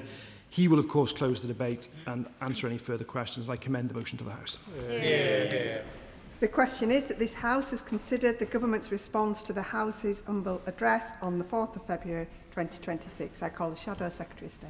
Yeah. Thank you very much, Madam Deputy Speaker. And I thank the Paymaster General for his remarks. And I look forward to hearing what the Chief Secretary of the Prime Minister has to say at the end of the debate. As we made clear earlier in the week, we're not entirely happy with the way that this has come together, just because in the way that these debates take place, it's not automatic that we will get to ask ministers questions if they decline to take interventions. I'm very encouraged by how the Paymaster General, though Hansard should know that he said that nobody could follow the member for Islington North. Shut down everyone else. But I know that the Chief Secretary of the Prime Minister will want to follow his good lead. And I hope that at the outset the Paymaster General will accept my sympathies on the loss of his mobile phone. I mean that genuinely. It's very unfortunate that it was stolen 5 days after the former Chief of Staff's mobile phone, Morgan McSweeney's. This, I believe, is an indication of how dangerous life is in Labour-run London, and I hope that those responsible for looking after the Met Police are listening to this genuinely, because a lot of us have friends and colleagues who've experienced the same thing, and it is a serious matter.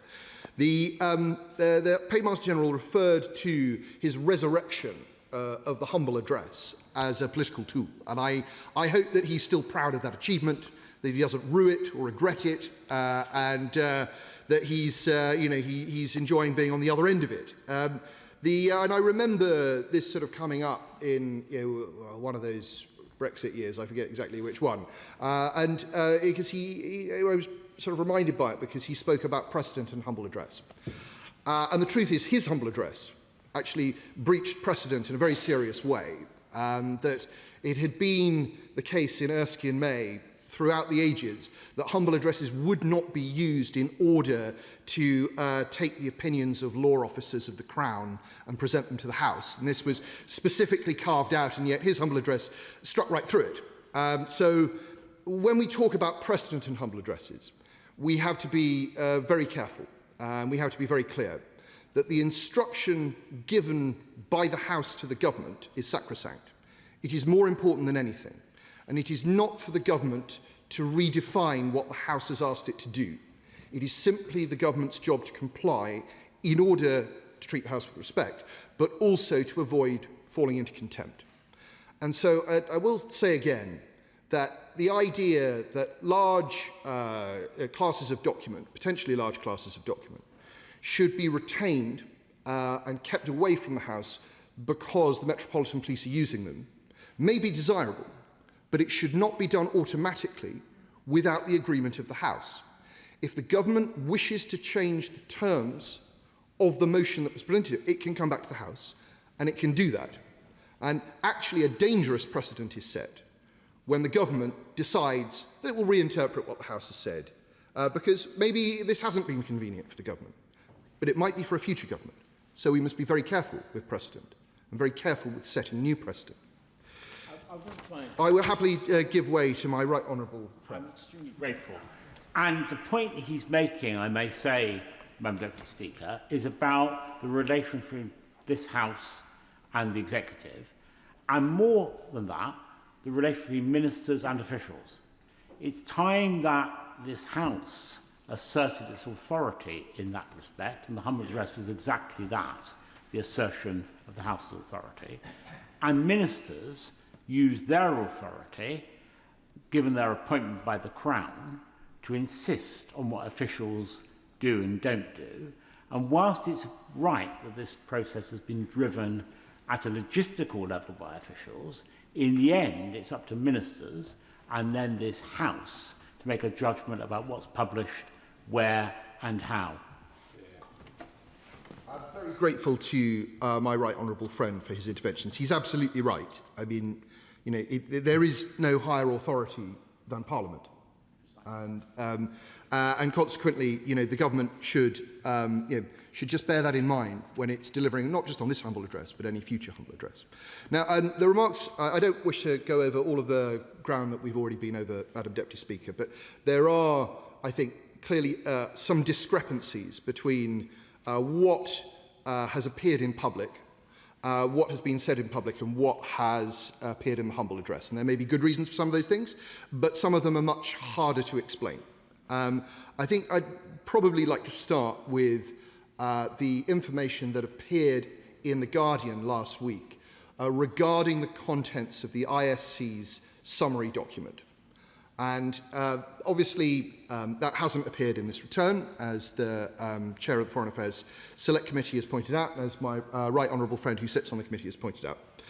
But we now have a situation in which the readership of The Guardian has been privy to the information that that document contained concerns about Mandelson's relationships with at least 3 individuals, in fact 4 individuals. One was a Chinese minister, the other was Oleg Deripaska, the other was a former Israeli minister, and the 4th was an unnamed man with whom Mandelson is said to have had, and I quote, a relationship.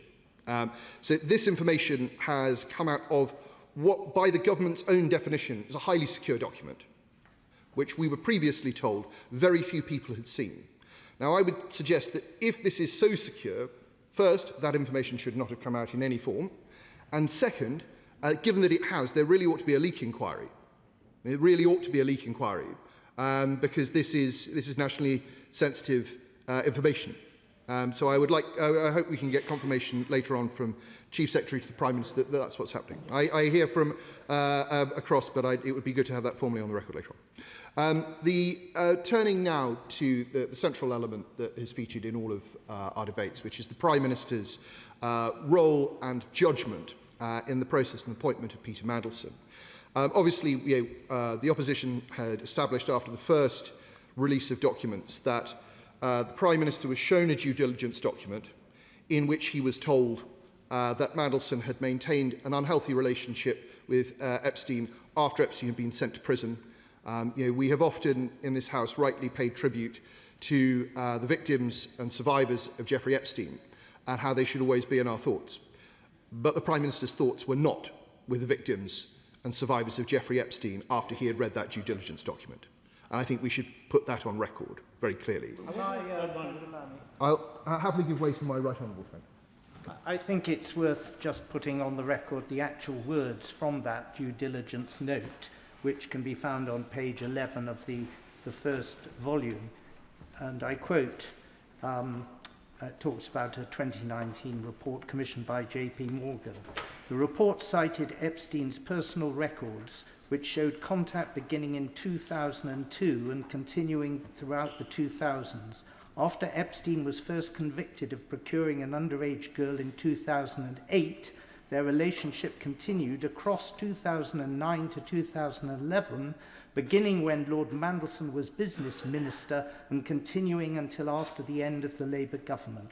Mandelson reportedly stayed in Epstein's house while he was in jail in 2009. Now that is from a document which it is not in doubt the Prime Minister saw, and yet he went ahead with making this appointment. I thank my right honourable friend, and that is a very timely spelling out of exactly what the Prime Minister read, and yet he went ahead and made the appointment anyway. So I find it, whilst I have no, I take the remarks that the Paymaster General and other ministers have made totally at face value and totally sincerely. It's clear that the Prime Minister was not thinking in that way.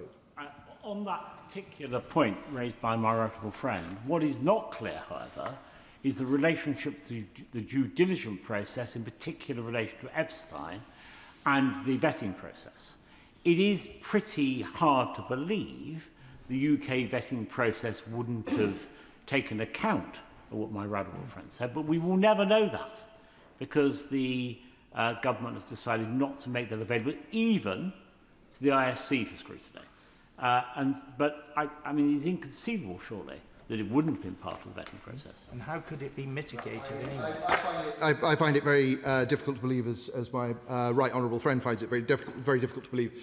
And so we have these comments about, in the due diligence documents, we have these comments about Epstein. We also know we have comments about Mandelson's directorship of a Russian company, which owned a defence company which supplied Putin's war effort in Crimea, and his business relationships in China, to name but a few things in the due diligence document. And it can be no accident that on the same day that due diligence document was given to the Prime Minister, the then Cabinet Secretary said to the Prime Minister, if you're going to appoint this man, get the security vetting done first. Make sure that you have done the security vetting and had his disclosure of interests before you confirm his appointment.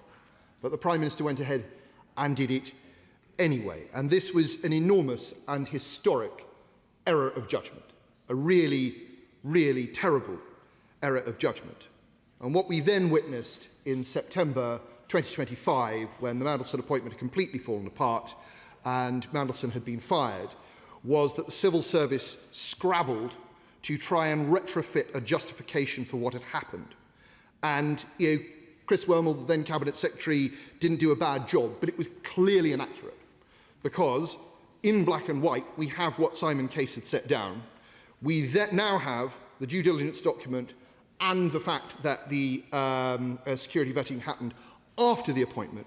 And we also now know, thanks to the second return, that in January 2025, Mandelson was sitting in Washington looking at highly classified documents. The phrase highly classified is used in an email from January 2025, highly classified documents despite not having any security vetting and despite not having strap clearance. And this is a massive error of judgment and of government. And it goes right to the heart of why the Conservative Party has been fighting for transparency on this issue, is to expose the failings of the senior people in the Labour Party at that time. And if we now look at the second return, we look at document 36, released on Monday, we'll see that people like Sir Ollie Robbins were saying, whilst Chris Wormald was writing his note in September 2025, I'm afraid I can't really comment on this. I haven't seen the relevant documentation. And it makes one wonder who else had not seen the relevant documentation. It makes, because the relevant documentation is not in this release, had Chris Wormald seen the relevant documentation? Or was Chris Wormald just doing what a Cabinet Secretary in a crisis might do, which was trying to protect the Prime Minister? What we do know now, again in document 36, is that number 10 itself signed off Chris Wormald's note. Number 10 itself approved the Cabinet Secretaries and had been given an opportunity to edit Chris Wormald's note. And again, this feels wrong. It feels as though the process, very obviously, being run by, is being commissioned by number 10 and interfered with by number 10 in order to give the answer that number 10 wants, rather than the truth. It was a bogus process. It was designed to get the Prime Minister off the hook, and transparency shows that he was very clearly on the hook. Now, turning to the broader material, we have some things that have appeared. We have some things that we know we can deduce have been retained by the police.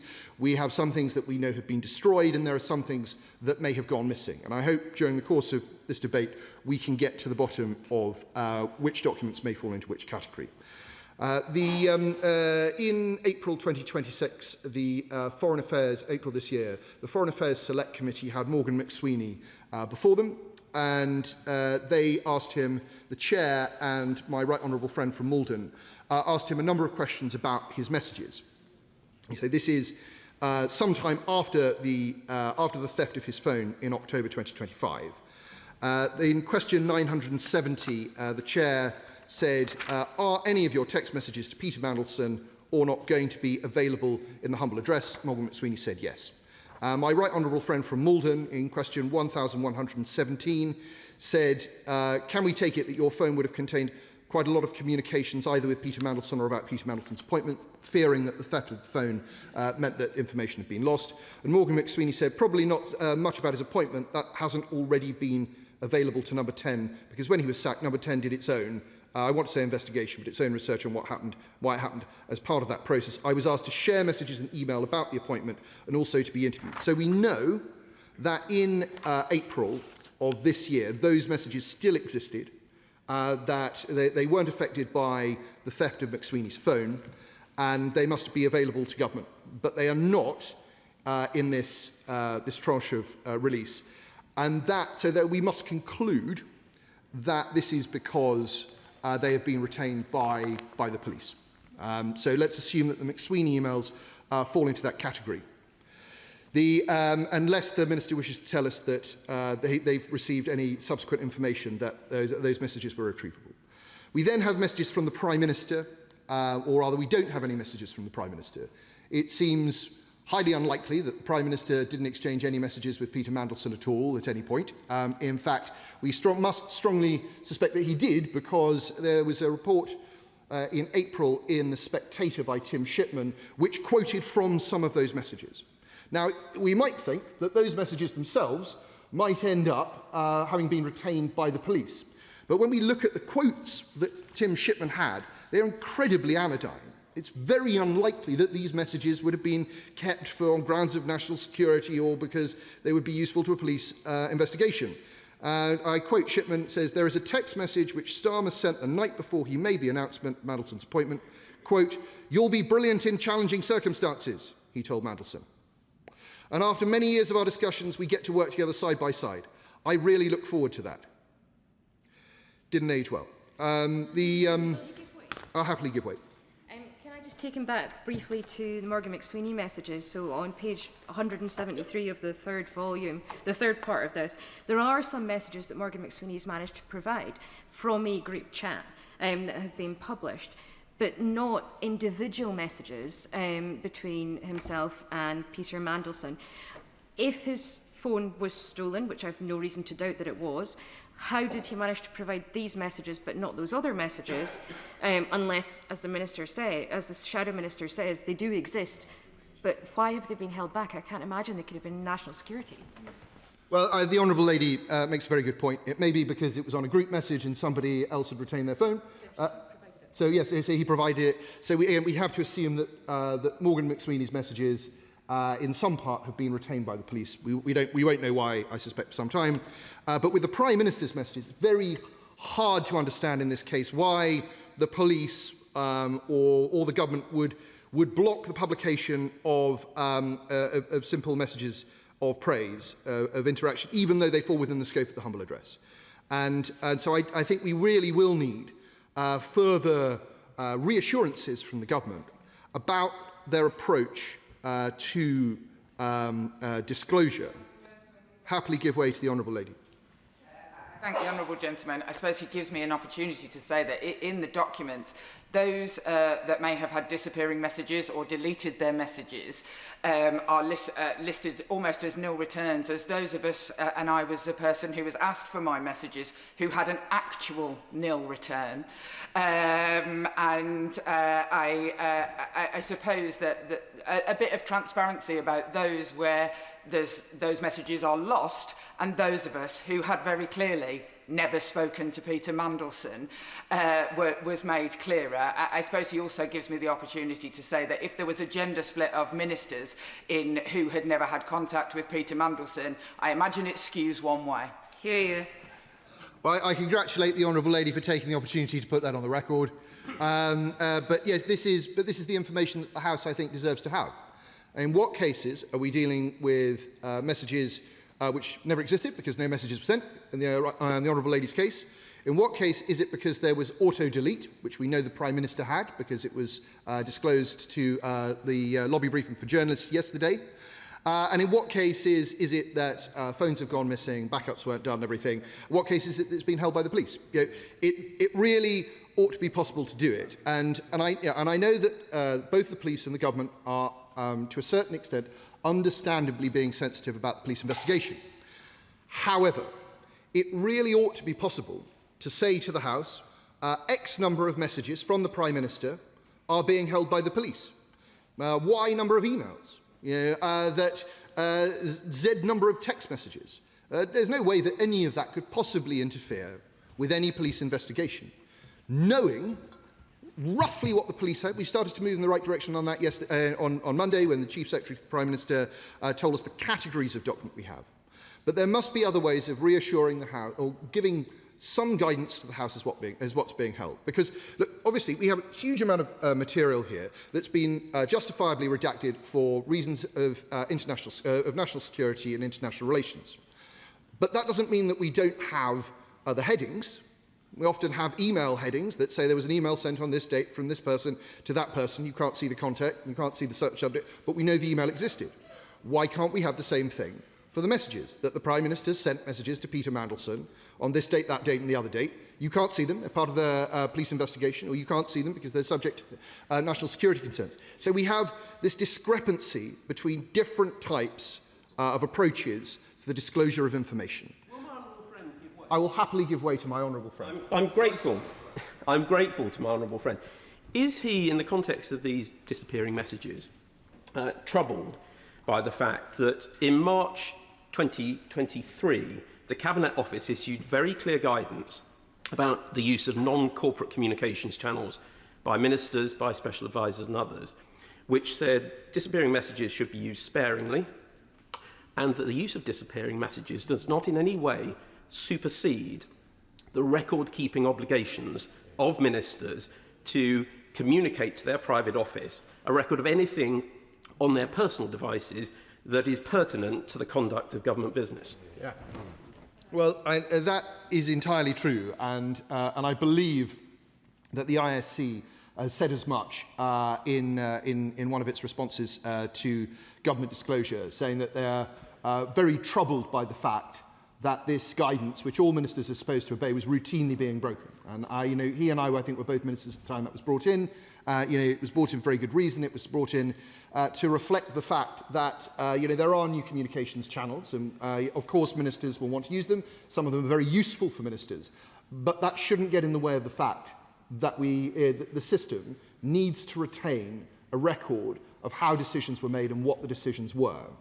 And that's clearly not being done in many cases here, not least, as the Father of the House pointed out, no, sorry, it wasn't the Father of the House, my right honourable friend from the New Forest pointed out that we have a lot of empty boxes and no record of the Prime Minister really assenting to the appointment of Peter Mandelson, even though we know that he did. I give way. My right honourable friend is right. That was highlighted in the ISC's statement on these matters, and it's an issue to which the committee may return. Not for me to prejudge that, but it is a matter of considerable concern.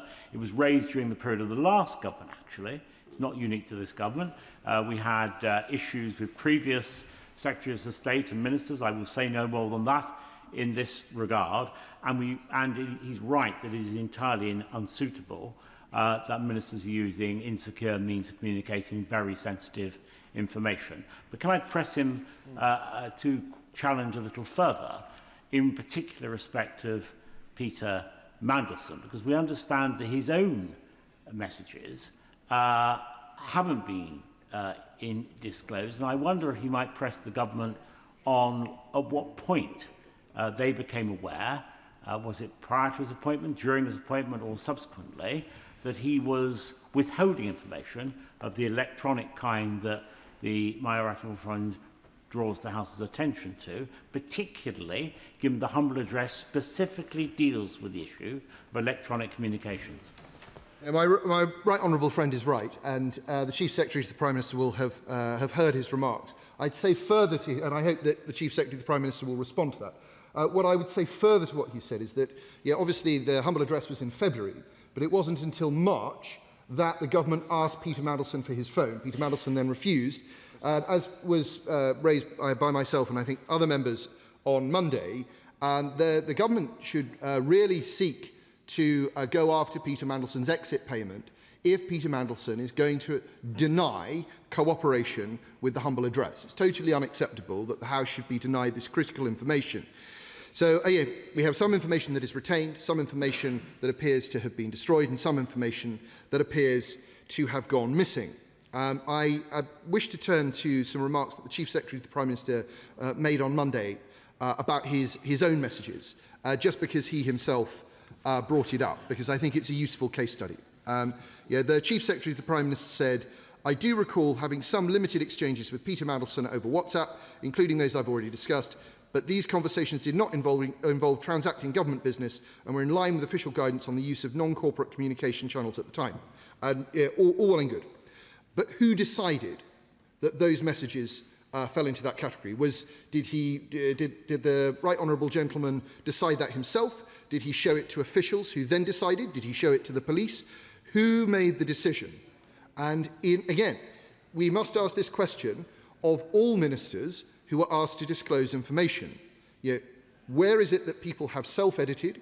Where is it that people have had auto-deletion on their phones? And where is it that they have refused to hand things over?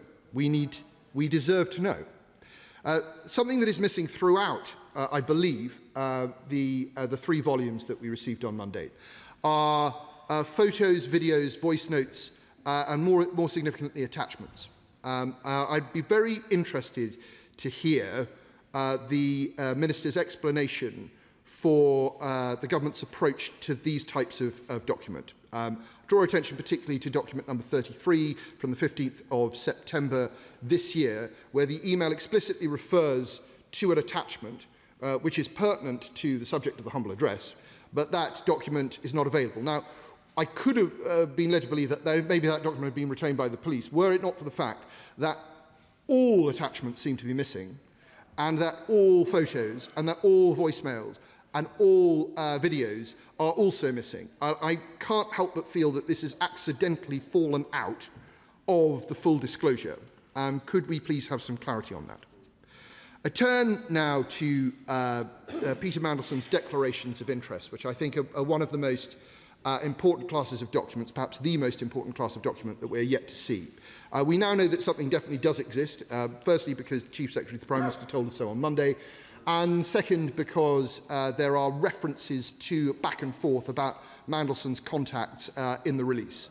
Mandelson, on a number of occasions, pushed back saying, I'm not sure, I know a lot of foreign people, I have a lot of contacts, I can't be expected to disclose everything, and a suggestion from one official that, don't worry about it too much, just, get on with it and give us a list. The thing is that what we appear to be seeing here is an absence as well of documents like the mitigations that the Foreign Affairs Select Committee Chair referred to, Pollard's document.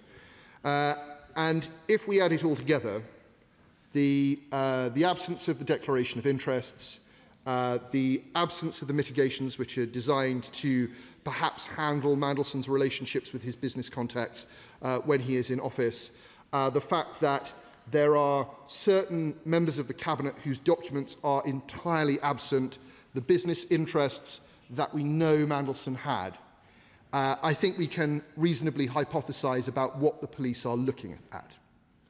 And that would be, and this is speculation, that would be an abuse of his position in Washington to support the interests of his business relations.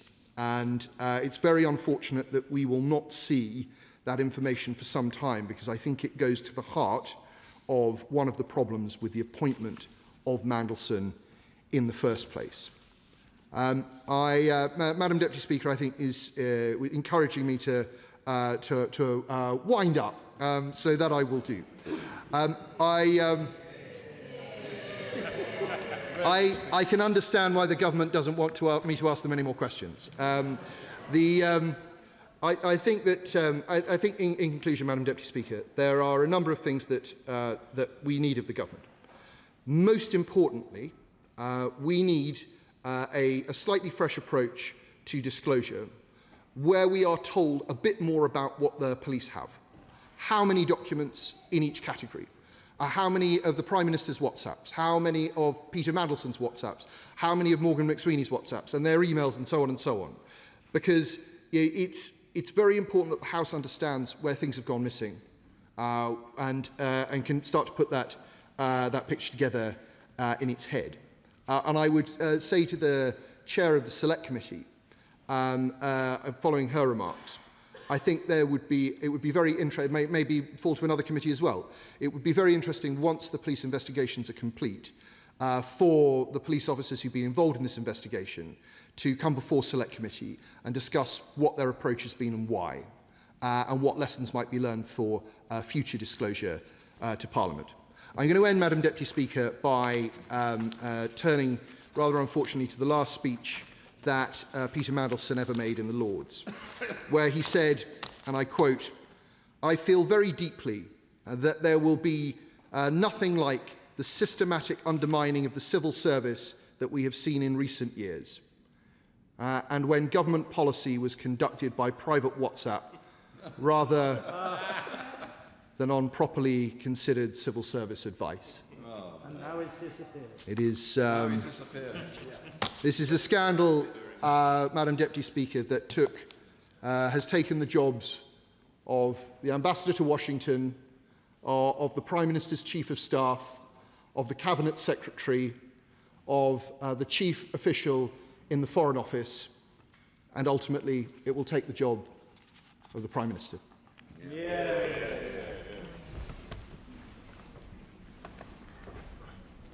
Order, order. I will now announce the result of today's deferred division on the draft Agriculture Delinked Payments Reductions England Regulations 2026. The ayes were 302, the noes were 153, so the ayes have it. The ayes have it. I now come to the Chair of the Select Committee, Dame Emily Thornberry. Thank you very much, Madam Deputy Speaker. We are a very long way from one of the original aspects of this scandal, which was an allegation that the Prime Minister knew, when appointing Peter Mandelson, that he had failed his developed vetting. We've moved a long way from that. One thing we haven't moved away from, though, is that the man who was appointed was a best friend, best pal of the world's most notorious paedophile, and remained his best pal when he was in prison and stayed in his house. I have to say, personally, I found that so profoundly shocking when I heard that that is what had happened. I think it is a matter of character, good character, to stand by friends when they're in trouble. But when they are convicted of a terrible crime like that, you don't stand with them, you don't stay in their house, and they should not be your best pal. And not just that, we've learnt that Peter Mandelson was friends with Russian oligarchs, Chinese finance ministers, former Israeli security chiefs. He had a loan of £1 million from an unknown source, which he used to buy shares in a secretive Israeli company. There are so many, and then of course there are all of the issues in relation to his business dealings. And the Foreign Affairs Committee has tried to remain focused, because it is our job to try to ensure that the Foreign Office is as good as it possibly can be.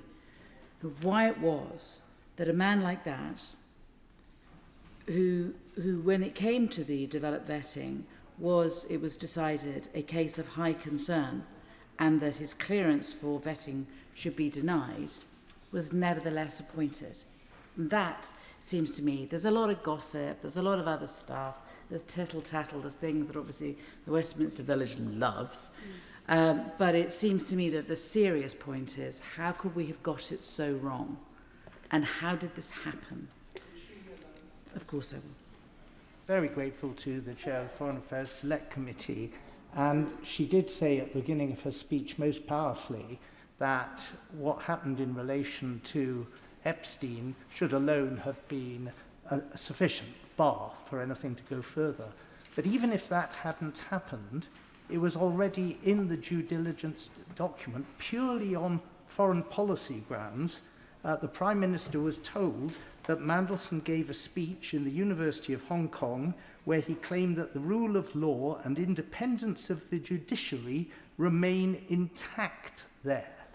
And in November 2024, I personally challenged the proposed appointment on the grounds that Mandelson had said in a radio interview that the basis for a settlement with Ukraine would be that Ukraine should give up to Russia all the land that Russia had so far occupied, and that Ukraine should give up any hope of ever belonging to the NATO alliance. These were political grounds which should have ruled him out. The Prime Minister knew about it, and nothing seemed to prevent him from following through on his intent to appoint such an unsuitable individual. I thank the honourable gentleman, and he tempts me down a path that I wasn't going to go down. I have gone down quite a lot of length in the hearings. It seems to me that actually all of these papers tend to show one thing, which is that the Prime Minister was not particularly interested in the appointment of the ambassador to the United States. He was certainly not a good friend of his. There's no correspondence between them. There's no chatty messages. There's no attempt to get him to vote for him for whatever, when he was standing for Chancellor of the University of Oxford. I mean, there isn't the friendship at all. So I think that the criticism which I make, and I make openly, is that I think that it was subcontracted as a decision to others who were close to Mandelson. And the mistake and the criticism that one can level at the Prime Minister is that he delegated and he didn't watch sufficiently what was going on, and essentially giving power to others who then abused it, I think is the central. And you know, that's not very flattering to the Prime Minister, and I don't, you know, but I think it's actually an honest assessment of the evidence that I've heard, and I think that it was being pushed, and I think that it was being pushed by his Chief of Staff. And his Chief of Staff, who has a style, which is, when I want to do something, I'll go for it hard, I'll go for it fast, I'll push everybody out of the way. And someone who should have been, and was, as I understand it, a marginal candidate just in November, once he had not been elected Chancellor in Oxford, suddenly, within 2 weeks, moved from a borderline candidate to being the main person in the frame. I will take the... Very grateful to the Right Honourable for giving way. And she persuades us, I think, that there is a very good hypothesis, as she's described, for how this has happened. We will never know, only the Prime Minister will know. But would she accept there's another, which is that the Prime Minister was convinced early that this was the right thing to do, and the system accepted that that was his judgment, and nobody sought sufficiently strongly to try and persuade him otherwise until the appointment was finally confirmed? I mean, we may be talking about the same thing. I mean, another way of putting it is that his Chief of Staff had taken responsibility for it on his behalf and was pushing it, and the power that the Chief of Staff had was the power that he was the Chief of Staff was because he was the Chief of Staff to the Prime Minister. I mean, this is borderline one way or the other. I'll take one more intervention, then let me make some more progress. I do disagree with her analysis, though, because the whole point of what we've been saying from these benches is the Prime Minister himself knew of these points. He knew what Mandelson had done in relation to Epstein. He knew what he had said in relation to justice in Hong Kong. He knew what Mandelson had said in that radio interview because I challenged him about it. And I must say, although it may not meet the high standards of court litigation, that when the Prime Minister brushed aside my challenge to him on the 21st of November, he sat down with a very notable and ingratiating grin. And I turned to the person sitting next to me and I said, he's definitely going to appoint Mandelson. It was his decision. Let me move on, but let me, before I do that, just say this, which I think is, again, I think any fair-minded person will know, that presumably the job of being a Prime Minister is that there is so much on one's desk. And if someone comes to you and says, don't worry about this, I'll take this and I can sort this, the temptation to go, okay, you do that because I have 7,000 other things that I have to deal with today. I don't know, I've never been Prime Minister, but I would assume that this is the reality of the situation. So the question is, how does somebody who is so manifestly inappropriate become appointed, and is it right that it may be that those behaving in this way did so because they felt they were under huge amounts of political pressure? But how was it that someone where they were a case of high concern, where clearance was recommended that it be denied, becomes interpreted as a borderline case leaning against? How do we bridge that gap? The only way that gap is bridged is by mitigations.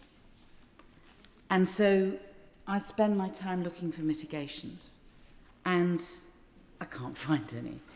I mean, I would have thought that we might find, and I mean, Ian Collard, who gave evidence to us, who was one of the security men who was speaking to Ollie Robbins, who was at the time the Permanent Under-Secretary, he talked in his evidence, his written evidence to us, 10 times about the importance of mitigations. And Ollie Robbins talked 6 times about the importance of mitigations. I mean, it's at the forefront of their evidence.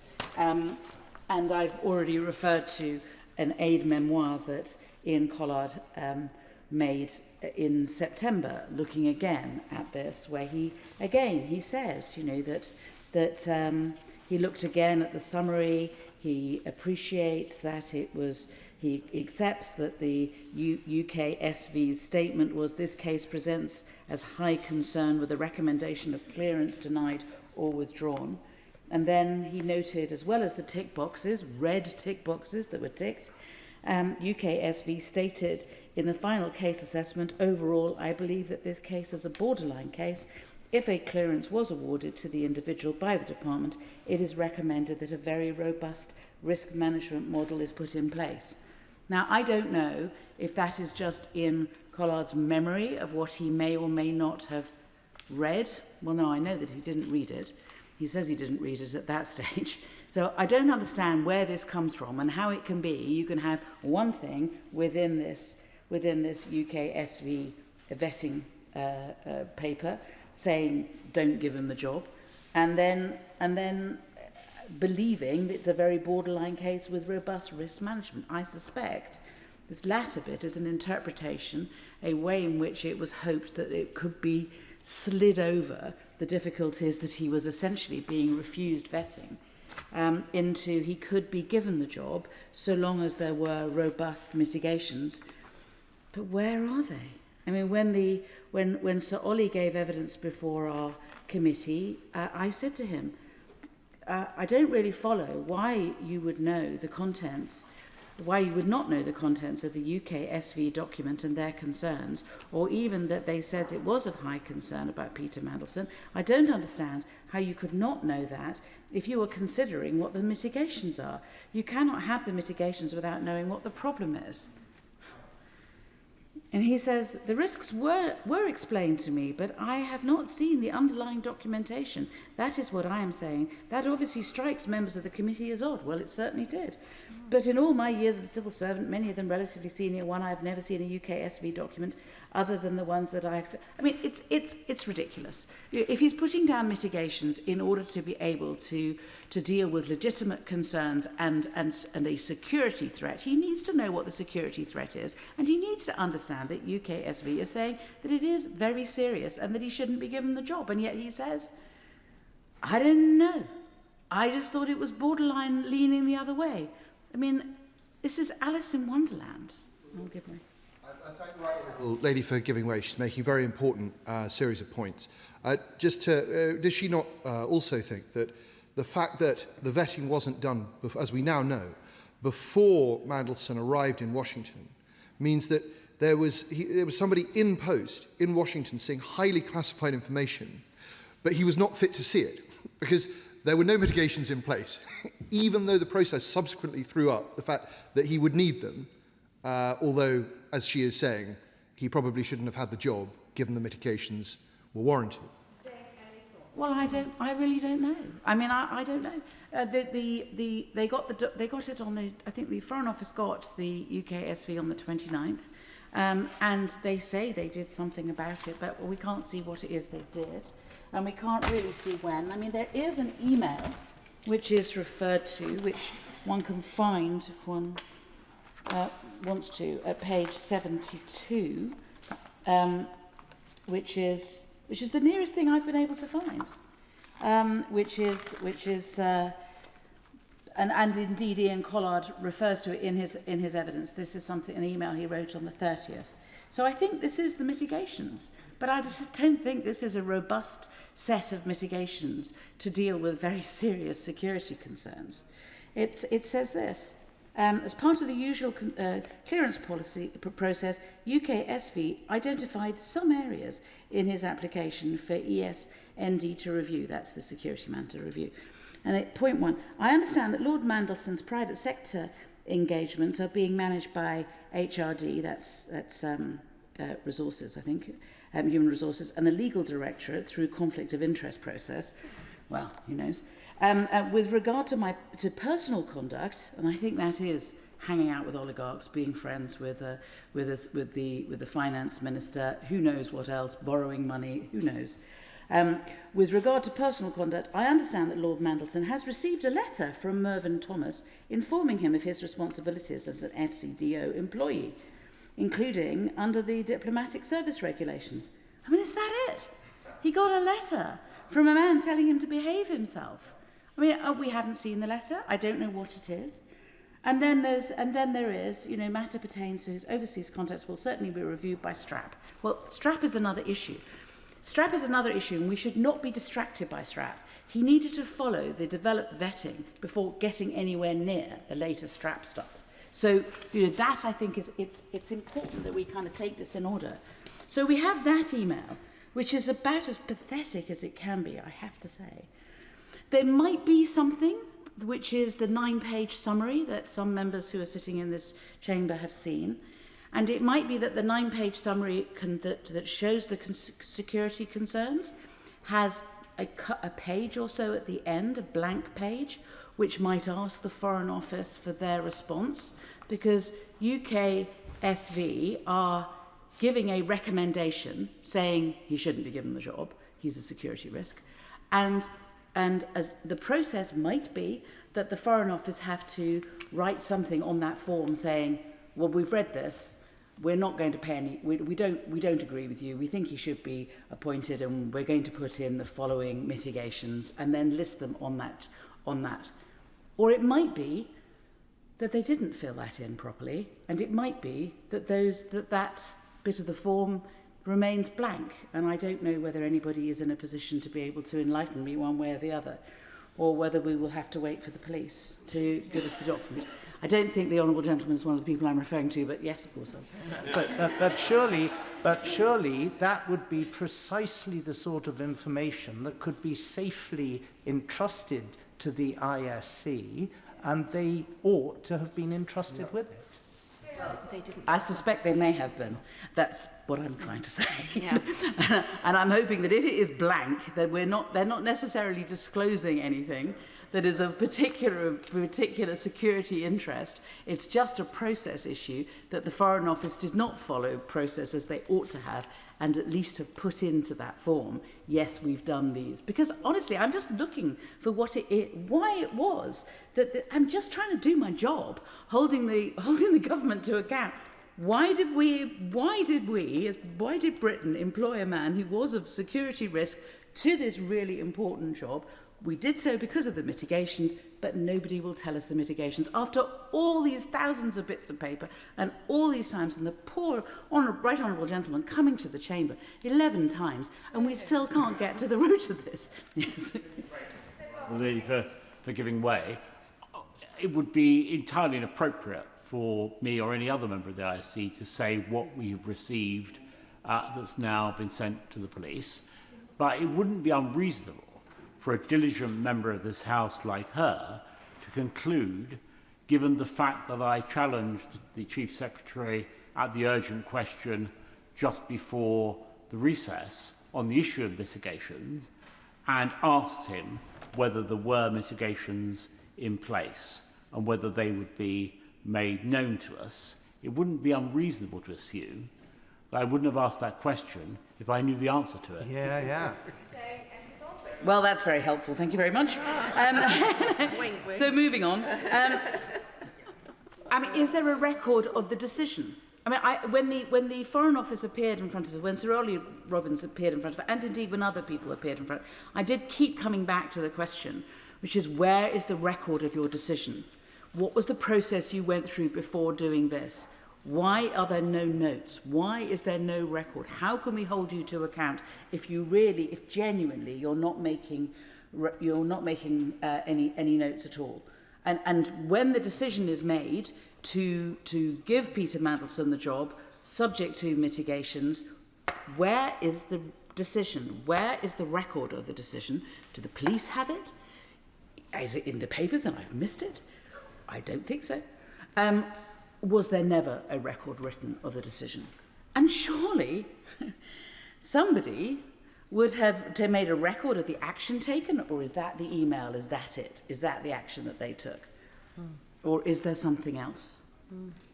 And surely there was a written letter to Peter Mandelson saying, you have the job, but only if you do X, Y, and Z. This cannot be dealt with by way of a WhatsApp message or a phone call. This is very serious. This is the security of our nation, and it should be in a letter. And I certainly hope that the reason that I haven't seen it is because it does exist, but the police have it. But I don't know one way or the other. This is not. I know that other people will be dealing with this later, and I want to kind of draw my remarks to a close. But the Foreign Affairs Committee has been trying to do its job to the best of its ability to try to make sure that a mistake like this doesn't happen again. We have been doing it in good faith. It has been difficult. We have been mandarined. We have been given partial answers. We have been given nonsense by people believing that it's not for us to know. Well, it is for us to know. And it's for us to know because we are trying to make our government better. And that is our job as backbenchers to do that. Thank you very much. I call the Liberal Democrat spokesperson, Ian Sallam. Thank you very much, Madam Deputy Speaker. The Chief Secretary reminded the House on Monday that he's now made 10 updates on the Mandelson affair to Parliament. It will be 11 today, as the Minister General reminded us. Over 1,500 pages of documents in this release alone, the largest government response to a humble address in parliamentary history. And still, there is one account we have not received. In April, I said in this chamber that when the Prime Minister simply says he should not have appointed Peter Mandelson to the UK's most important diplomatic posting, that it was, in his words, an error of judgment. He gives a description of an outcome, not an account of his judgment. I used the analogy of a driver saying, "I should not have crashed the car," without ever accounting for the actions that led to the crash. That matters if we are to properly understand what went wrong. It matters for preventing it from happening again. And it matters for judging whether the driver should still be behind the wheel. And if the House will indulge me in extending the analogy, these 1,500 pages give us the crash scene in more detail than Parliament has ever received on any comparable matter. We have the vehicle's full mechanical history. We have the account of every passenger. We have what the bystanders observed from the pavement, what the recovery team found when they arrived. But what we still do not have, after all of that, is the driver's account. What did the Prime Minister weigh in his decision? What did he conclude? And where does he now think he went wrong in his reasoning? Madam Deputy Speaker, when the Prime Minister received the due diligence in December 2024, it documented Mandelson's association with Epstein, that he had stayed in Epstein's home while Epstein was serving a prison sentence for sexual offences against a minor. The document described that as a reputational risk. A reputational risk. Not a moral question about what it means to appoint someone who maintained a friendship. Not a question about what message it sent to the victims and survivors of Epstein's crimes. Just a reputational risk to be managed. Did the Prime Minister consider any of those questions? We don't know. All we know is that he proceeded anyway. As my honourable friend, the member for Eastbourne, said on Monday, in these 1,500 pages, Epstein's victims are not mentioned once in any document dated before Mandelson's appointment. The only reference to them seems to be in an email written after he was sacked. They were not just an afterthought. They were given no thought at all. And the published documents also highlight failures once Mandelson was in post. The due diligence was explicit. Global council interests would have to cease on appointment. During Mandelson's 7 months as ambassador from February to September 2025, he retained a substantial shareholding in Global Council.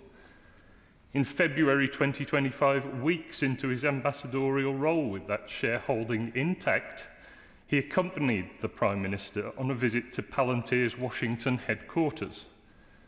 No formal minutes of that meeting were taken. And in July 2025, he wrote to Number 10 suggesting the Prime Minister should meet Palantir co-founder Peter Thiel while in London. Palantir was a Global Council client. So how was an ambassador who retained a commercial stake in a lobbying firm permitted to accompany the Prime Minister to a meeting with one of that firm's clients with no formal record of what was discussed, and then suggest a further meeting with the firm's founder? The due diligence said those interests should cease. They had not. Nothing in the published documents suggests anyone asked why. The documents also reveal that in February 2025, Mandelson advised the then Technology Secretary to include, in his words, more positive language about AI in a speech to the Munich Security Conference. The Secretary of State replied that it was all the good advice which I'll action. Text speak, obviously. This again while Mandelson retained his shareholding. A firm that represented both OpenAI and Palantir, and while Mandelson himself described OpenAI's chief executive as his chief AI buddy. My honourable friend, the member for Hazel Grove, has today written to the independent advisor on ministers' interests, calling for an investigation into that, and she's right to do so.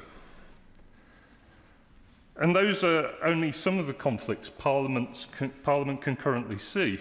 As the Right Honourable Member for Islington South and Finsbury, the Chair of the Foreign Affairs Committee, asked on Monday and again today, whether there's any written evidence of mitigations being put in place for other conflicts identified in the due diligence, the connections to the sanctioned Russian oligarch Oleg Deripaska, to Lan Foan, China's Minister of Finance, to Tamir Heyman, a former head of Israeli military intelligence, and a £1 million loan to invest in an Israeli startup.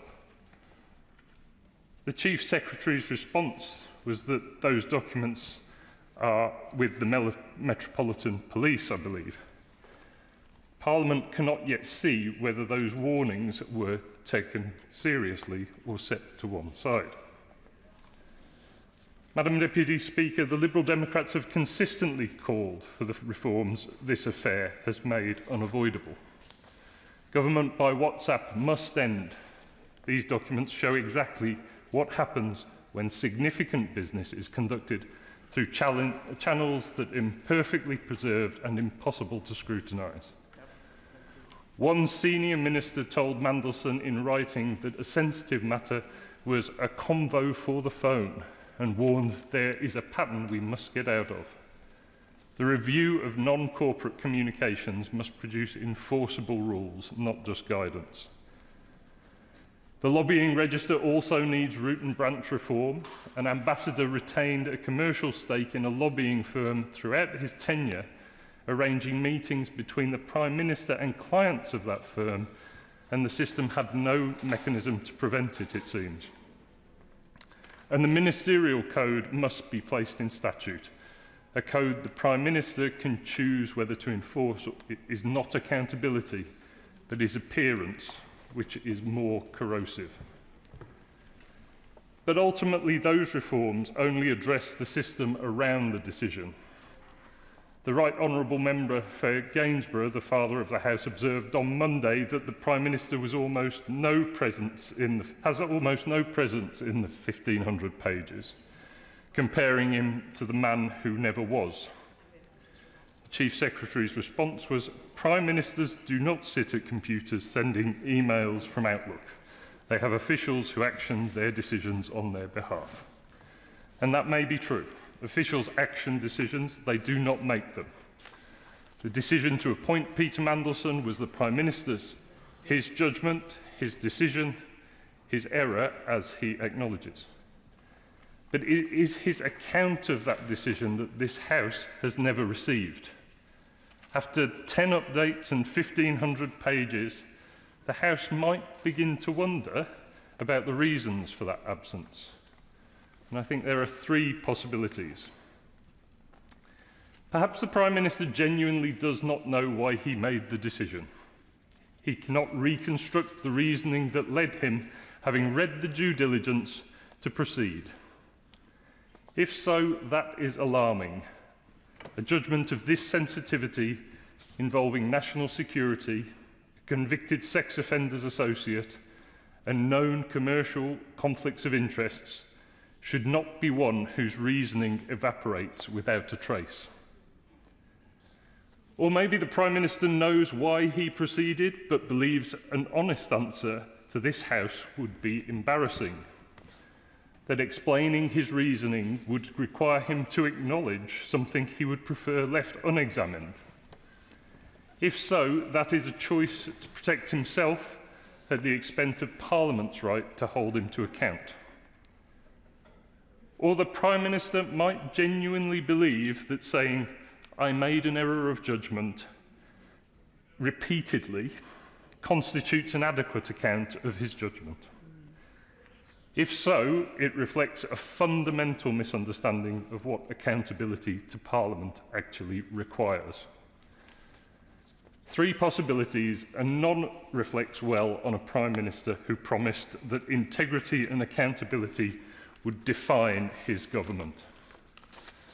Before taking up his post, Peter Mandelson wrote to the then Foreign Secretary, the Right Honourable Member for Tottenham, that if appointed, he would make sure the Prime Minister never regretted it.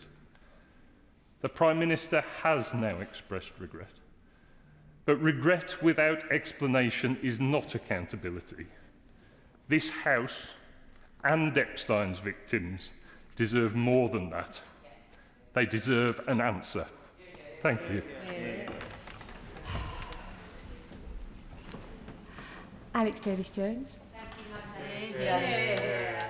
I think what has struck me most about this whole affair is not what has been said, but what has been missing. Over the past week, we have seen endless coverage of private messages, political embarrassment, and Westminster intrigue.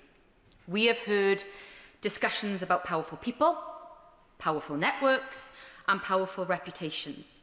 But amidst all of this, we have heard far too little about the victims. For all the headlines that have been generated by this story, the people whose lives were devastated by Jeffrey Epstein's abuse have too often been reduced to a footnote. And that should concern every single one of us. Perhaps the most revealing aspect of these disclosures is not simply who ministers were meeting, but who they were not. While significant effort appears to have gone into cultivating relationships with influential figures in the tech world, victims were left feeling unheard and overlooked. That is the wrong way round. I sought to use my position in government to advocate for victims. But when you are forced to fight tooth and nail simply to have those voices heard, something is not working as it should. That is why I took the difficult but necessary decision to resign. But stepping down does not mean stepping back. And that is why, Madam Deputy Speaker, I will now voice Lisa's words.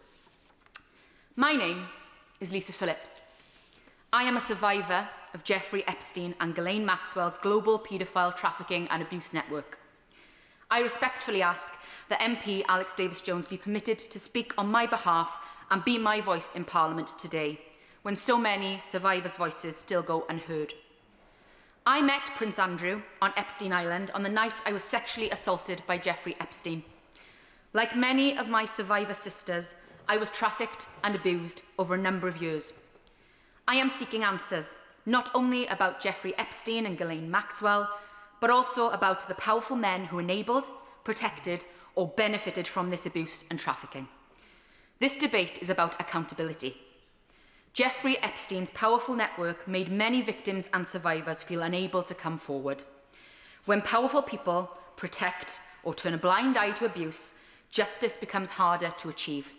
That must change. Many UK survivors came forward to the Metropolitan Police, yet they too were left without the answers and accountability they deserved. As a survivor, I struggle to understand why Prime Minister Keir Starmer appointed Peter Mandelson when his association with Jeffrey Epstein had long been publicly known. For survivors, this raises serious questions about whether the lessons of the Epstein scandal have truly been learned. I have repeatedly requested the opportunity to meet with the Prime Minister, but those requests have all been ignored. Must I now wait for the next Prime Minister to acknowledge me and my survivor sisters? With respect, Prime Minister, your apology alone means little without meaningful action. So I ask you directly, Prime Minister, do you and the government you lead support a full public inquiry into Jeffrey Epstein, Ghislaine Maxwell, and those who enabled, protected and participated in or benefited from their crimes, including those on British soil? The simple answer, yes or no. Regards, Lisa Phillips. The least Lisa deserves, and the many other British brave survivors, is an answer. Yet they are being met with silence. Lisa's testimony reminds us all that this debate cannot be confined to any one individual, though. It is about a culture where power protects power, a culture where influence and connections can matter more than accountability. The disclosures made available to this House paint a troubling picture. A picture of senior figures discussing how to build relationships with powerful tech billionaires and Silicon Valley elites. A picture of a government seemingly preoccupied with winning over the likes of Elon Musk and maintaining close relationships with figures such as Sam Altman. And I think this raises an important question. What was the priority? Because at precisely the same time as these ministers were discussing how to secure the approval of tech oligarchs, ministers such as myself and my friend, the Honourable Member for Birmingham Yardley, along with campaigners, safeguarding experts and survivors, were all calling for stronger action on online harm. We were calling for action on violent pornography, action on misogynistic content, action to better protect children online. Yet too often, our voices were ignored, sidelined or dismissed. And as someone who has spent much of their career campaigning to tackle violence against women and girls, I and my honourable friend found that deeply frustrating, to say the least. Because the role of government should not be to seek approval from the world's most powerful technology companies. It should be to stand up for the people we are sent here to serve. And when people look at these disclosures, they see a government that appeared more interested in cultivating those relationships, as I've said, with the tech elites, than listening to the warnings about the harms being experienced by women, girls and young people every single day. That matters, because the public increasingly feel that there is one set of rules for the powerful and another for everyone else. They see the same names, the same networks, the same circle of influence, the same men, and they see powerful institutions closing ranks when difficult questions are asked. That perception damages trust. But what concerns me almost as much as the disclosures themselves is how, in fact, they came into the public domain in the first place. Not because the government chose transparency, not because ministers proactively provided answers, but because Parliament forced the issue. Because members in this place demanded scrutiny. Because this House insisted on accountability. And that takes us to a much bigger question. Why is transparency so often dragged out of institutions rather than freely given? Why do victims, campaigners and Parliament so often have to fight for information that should be freely available from the outset? And perhaps the most striking contradiction of all concerns transparency itself. Because while this government has spoken passionately about the importance of openness, accountability and a duty of candour, these disclosures raise serious questions about whether those principles were being lived as well as preached. The public are entitled to ask how confidence and transparency can be maintained when disappearing messages were being used at the highest level of government. They are entitled to ask why survivors have appeared to struggle to secure the same level of access and attention that was afforded to some of the most powerful figures in global technology. And they are entitled to ask whether the voices that mattered most were truly being heard. Because when victims and survivors feel ignored, while those with wealth, influence and power are actively courted, something has gone badly wrong. That is not the culture the public expect from government, and it is certainly not the culture that victims deserve. And that is why this debate, this whole issue, should strengthen our resolve to deliver a genuine duty of candour. Not a slogan, not a soundbite, not something invoked only when convenient, but a genuine legal and moral obligation on those exercising power to tell the truth, to preserve information, to be transparent, and to place accountability ahead of any self-protection. Because too often in this country, transparency is not volunteered. It is extracted, painfully. It comes only after leaks, only after investigations, only after victims, families, campaigners and parliamentarians sometimes spend decades fighting for information that should have been available from the outset. The disclosures before us today did not emerge because government chose openness. They emerged because Parliament forced scrutiny through the SO24 process. That should concern every member of this House. Because if transparency depends on being forced, then we do not yet have a culture of candour. And until we confront that honestly, we will continue to fail the very people that this House serves to exist. Not with words, but with action. Not with promises, but with accountability. Sir Jeremy Wright. Thank you very much, Madam Deputy Speaker. It is a genuine privilege to follow the Honourable Lady for Pontypridd. I have to say that knowledgeable and passionate ministers are a huge asset to any government, and she is a significant loss to this one. And if I may say so, exactly the same can be said of the Honourable Lady for Birmingham Yardley, who sits next to her. She makes important points about the victims of Epstein, which I will not repeat, but I think she's added considerably to this debate. Madam Deputy Speaker, if I may, I also want to take the opportunity to join the tributes that have been made earlier to Alan Hazelhurst. who occupied your chair with immense dignity and considerable rigour, I might add, but also did so with very deep warmth and kindness, and I know that he will be missed in both chambers of this place. But turning to the motion, Madam Deputy Speaker, I want to say something about the process that has led to the publication of the documents we are now considering, and then something about their contents. On the process, I should start by offering my thanks to not just the officials of the Cabinet Office, but also to the staff of the Intelligence and Security Committee. The whole House will be now conscious of the sheer scale of the task that lay before both those groups of people and the immense work they all had to put in to turn the process around as quickly as they did.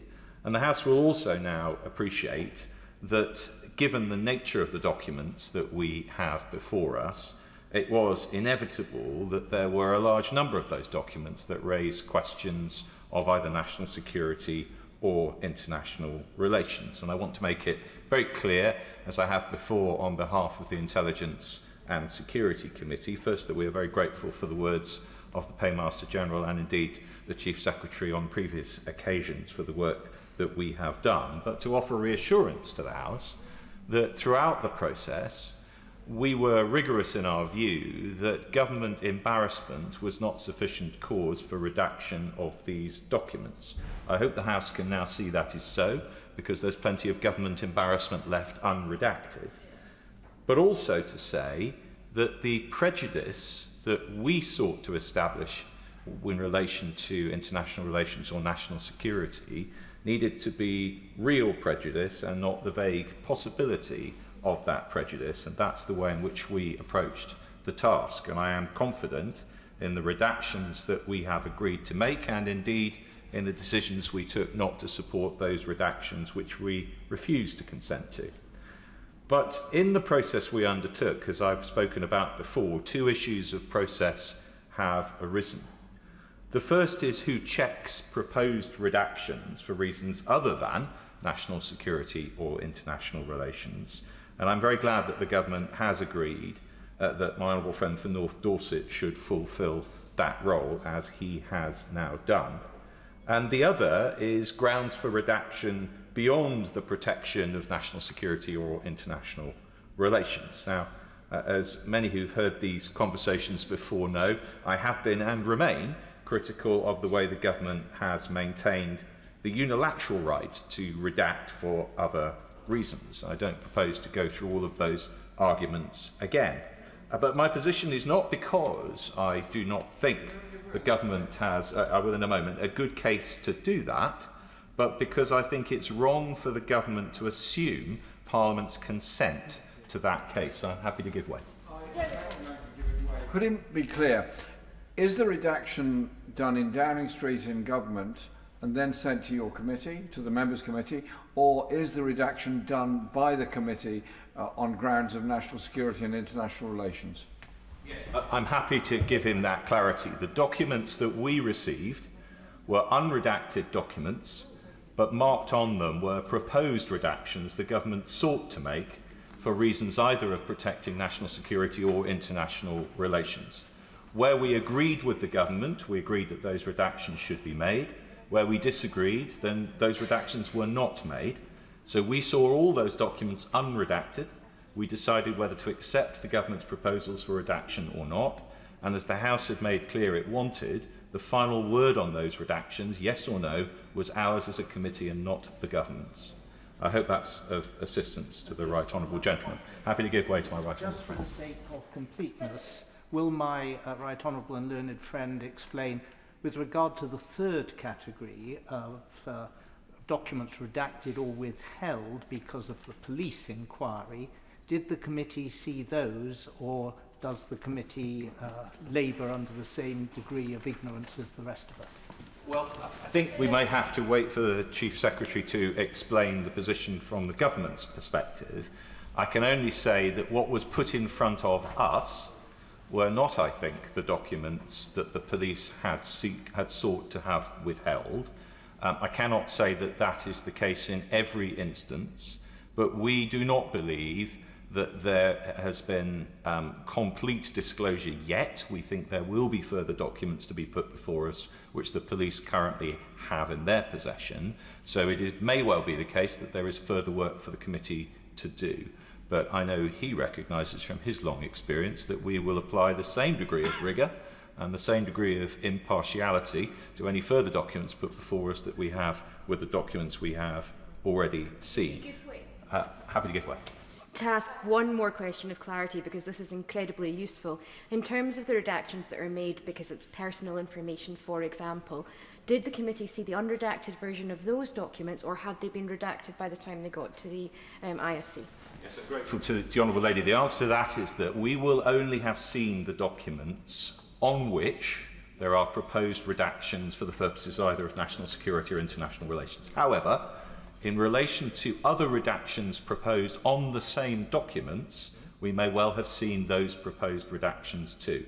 So the reason, as she knows, that I've raised in the past concern about the breadth of those proposed redactions for other reasons is because the committee has seen some of those proposed redactions, but of course we had no way of knowing what proportion of such proposed redactions we had seen, because if a document doesn't contain within it redactions the government proposed for either international relations or national security reasons, the document wouldn't have come before us at all. Madam Deputy Speaker, once more. Just one last question then. The Paymaster General said that those marked with the 3 stars are the ones that were redacted with agreement with the committee. Can you confirm that that is correct, that other redactions are marked differently and the 3 stars relate to the ISC? Yes, I can confirm that. And this, of course, is an important point because the Intelligence and Security Committee wanted to be extremely clear that we only took responsibility for the redactions that we had considered and we had agreed.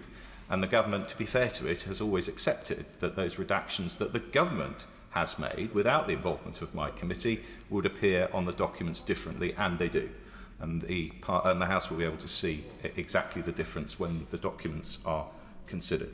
Now, Madam Deputy Speaker, I need to make it clear, I am not an enthusiast for the use of humble addresses to demand disclosure of documents at all, whichever party may choose to use them. And I will in a moment, but just to expand on this point, simply because I think it is inappropriate to involve the monarch in a political argument.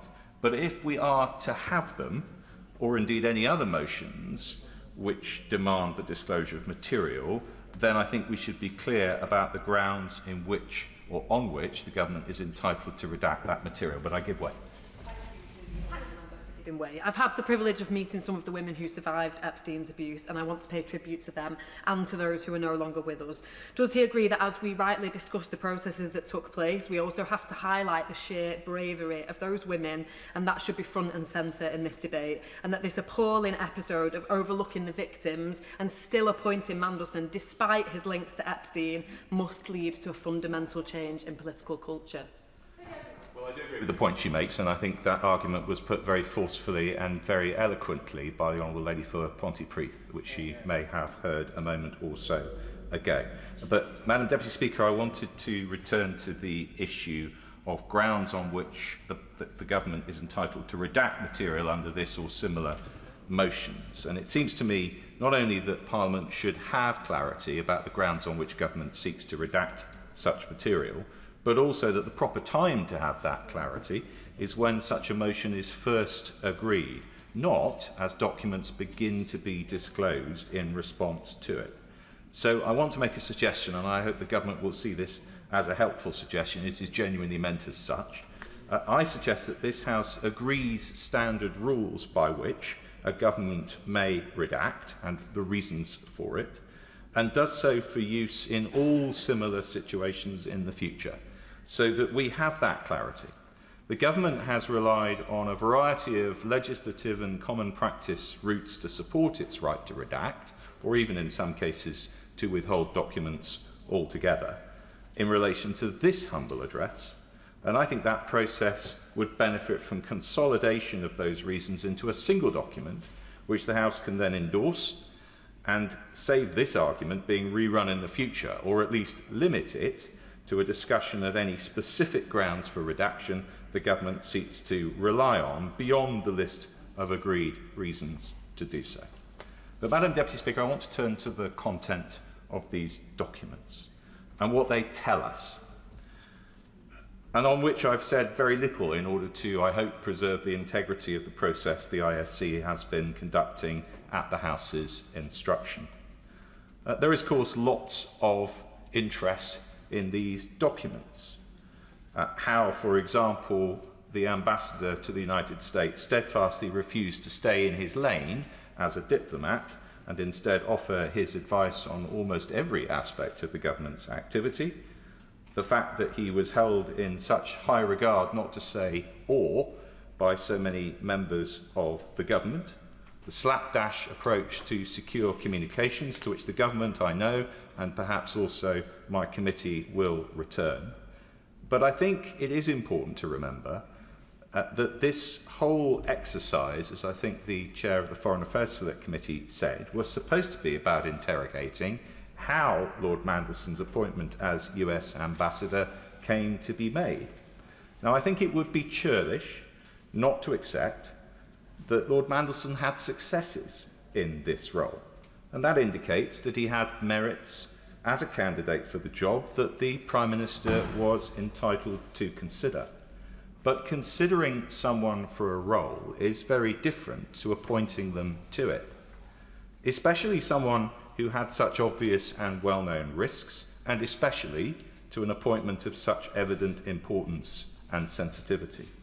And that is why I find the process of making this appointment so concerning and so surprising. Now, Madam Deputy Speaker, I accept it is unfashionable or even heretical to say it these days, but I have a soft spot for the Prime Minister. I don't think it's just because I like the idea of lawyers with knighthoods being in charge, though I do. It's really because I am an enthusiast for good government.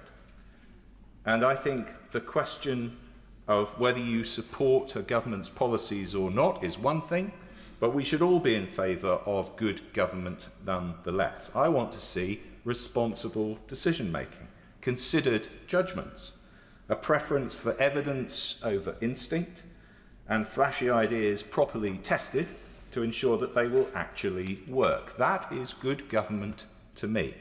And I thought in this Prime Minister's administration I would see it. But good government requires that where a sensitive appointment carries considerable risk, extra work is done to understand that risk and to mitigate it. And these documents don't show that.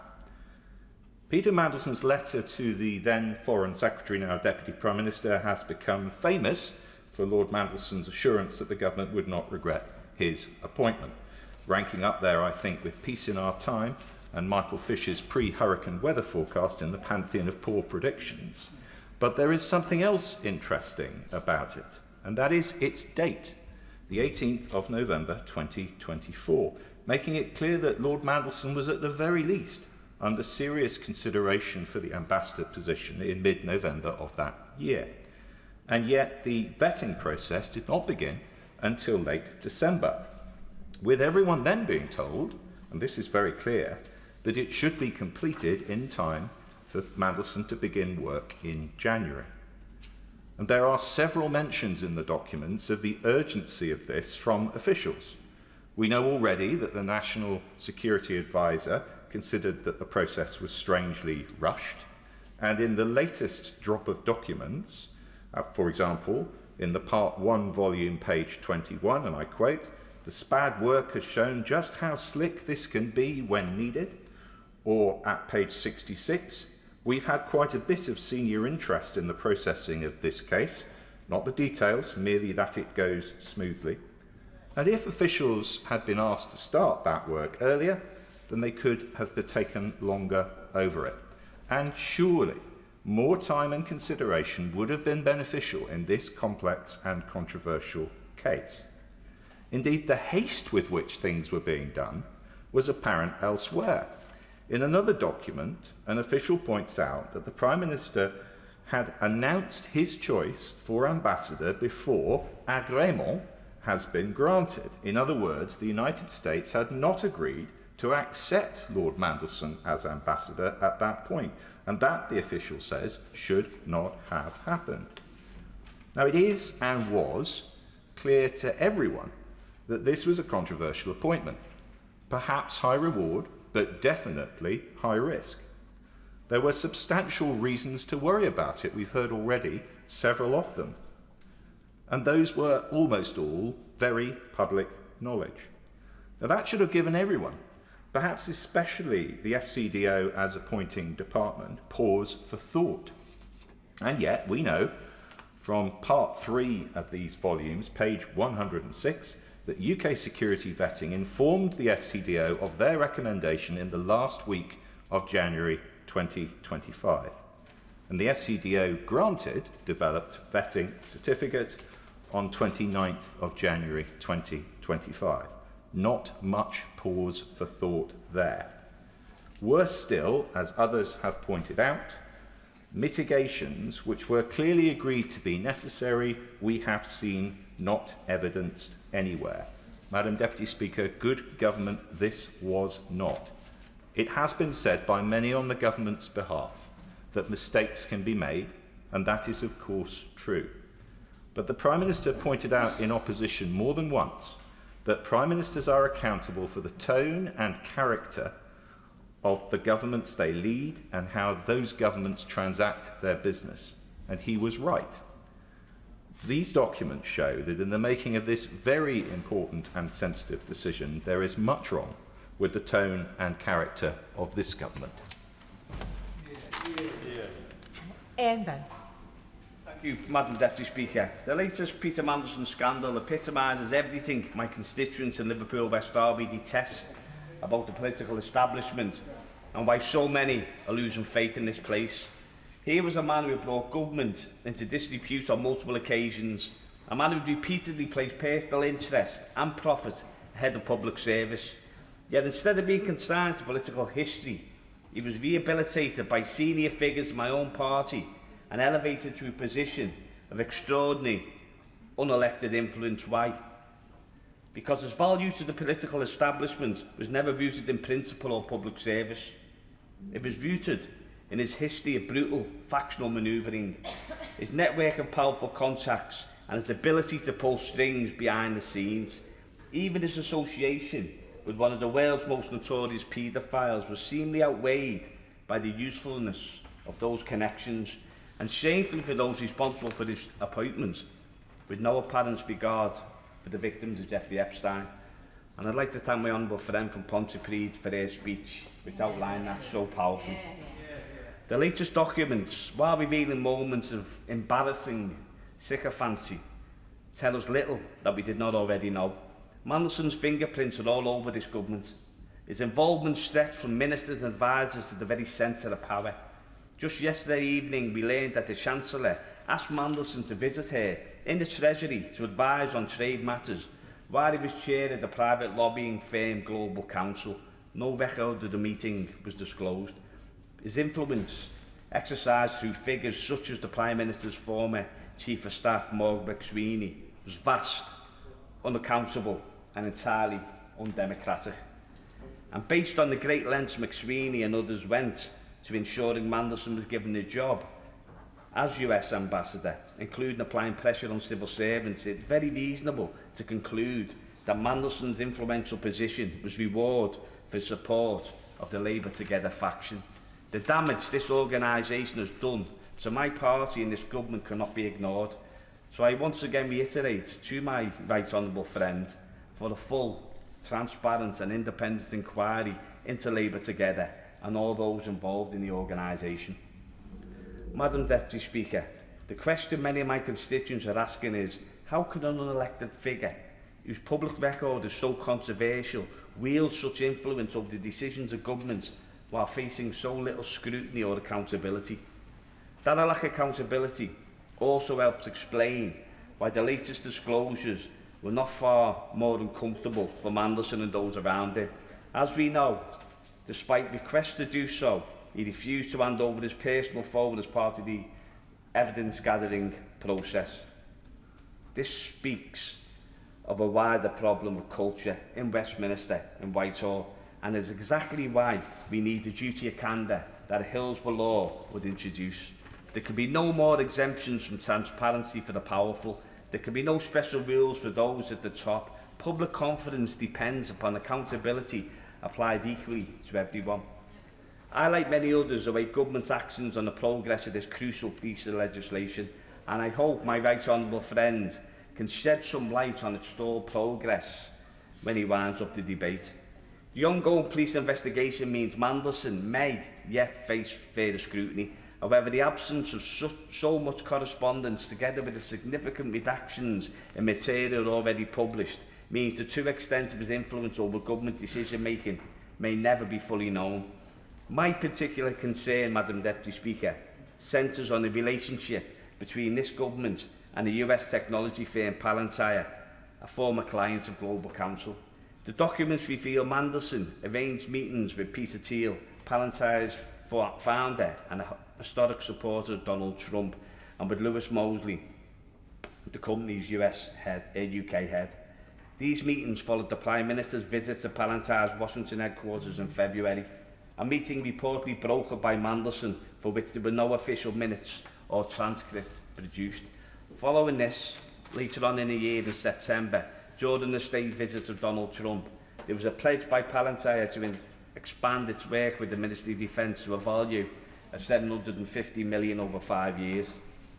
I, and many others in this place and beyond, do not believe a company associated with the military operations in Gaza and the facilitation of aggressive immigration enforcement in the United States should be entrusted with expanding influence over any public services in this country.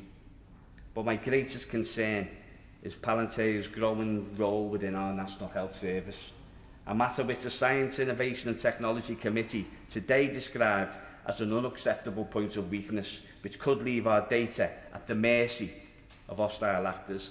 I first raised concerns about this company in 2023 when the Federated Data Platform contract was awarded. Since then, I have repeatedly called on this government and the last government to exercise the 2027 break clause and end this relationship. Yet despite widespread concerns from parliamentarians, healthcare professionals and members of the public, for some reason, Palantir's presence within our NHS and access to patient data has only continued to grow.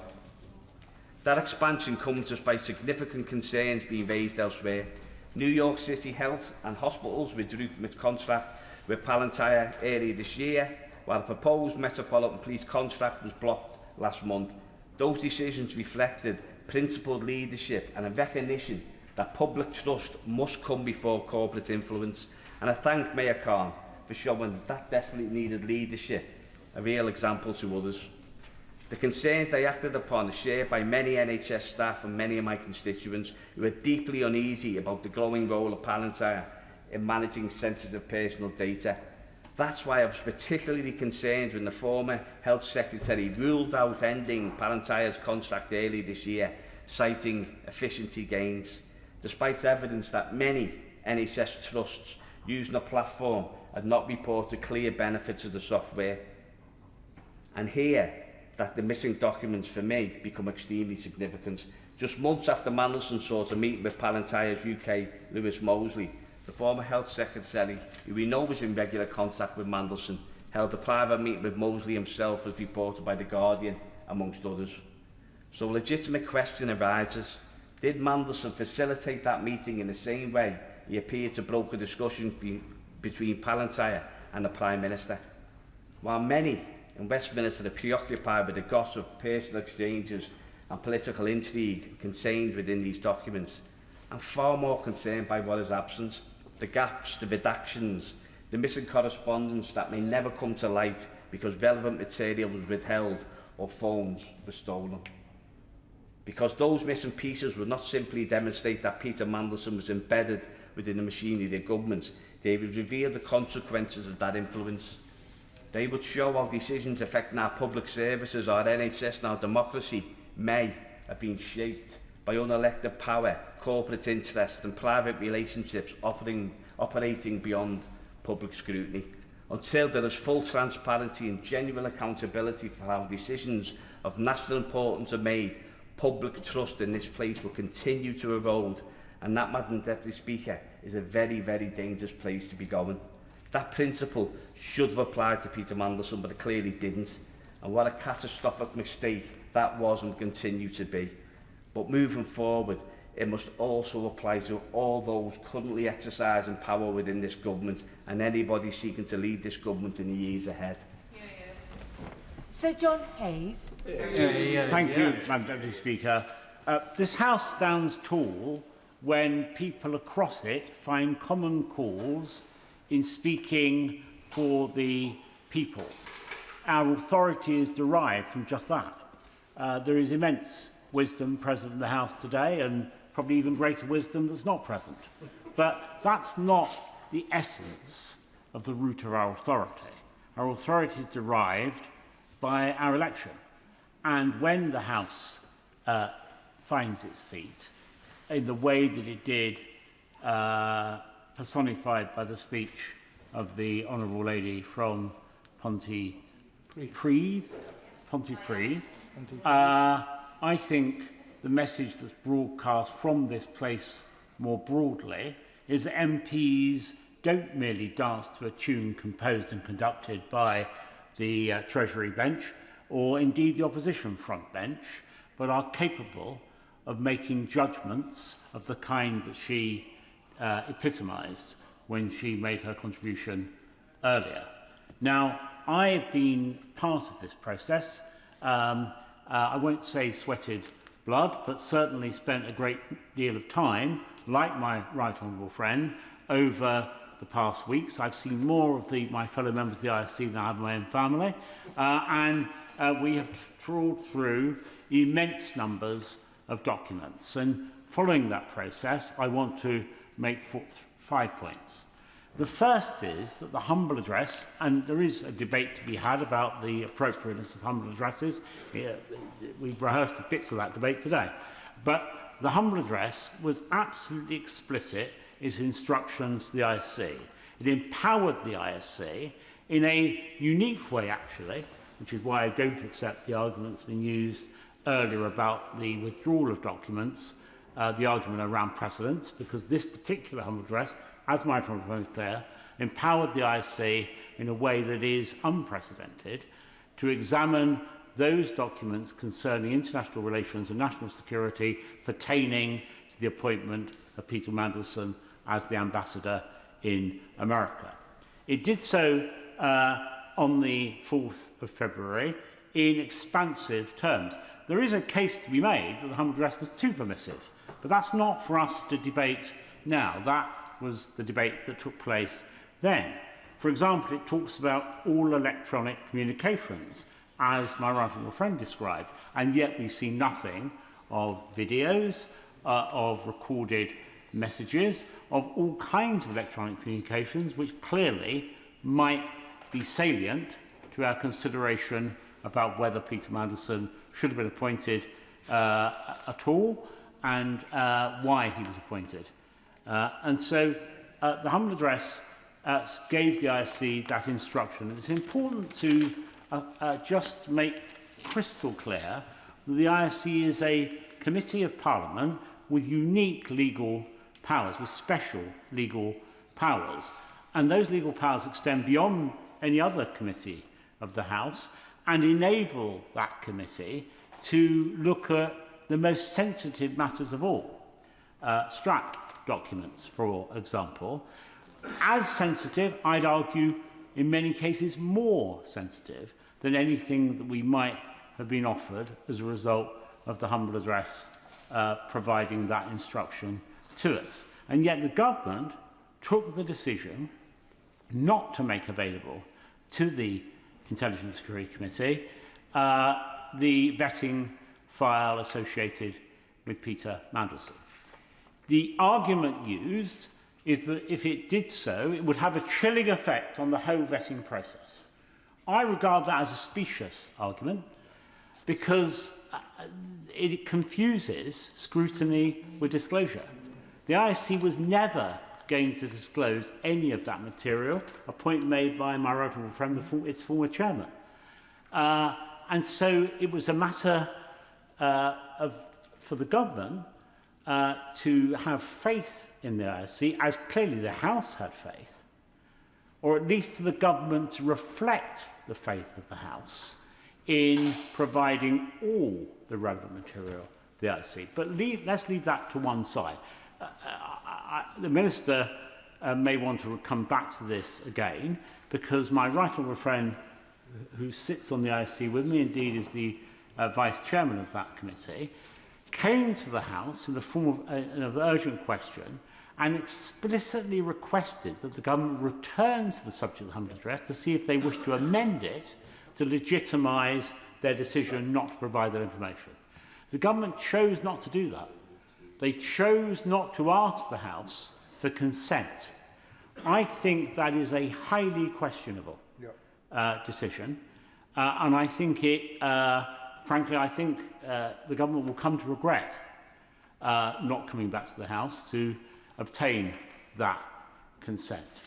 But let's move on, because my second point is that it is now known, and I won't say too much about this, but it is now known, it's in the public domain, that the ISC did receive a summary document. And indeed, some of that summary document has found its way into the public realm by means of a national newspaper, the Manchester Guardian, which clearly had access to information. And we've heard earlier that there may be an inquiry into how that information found its way into the press. But at a point, we were told that that information, or even in redacted form, would not be available in this tranche of information because it was required by the police. But we don't know when the police made that inquiry, when they decided that this was vital to their investigations, and we've been given no rationale as to why they might have come to that decision so late on in the process.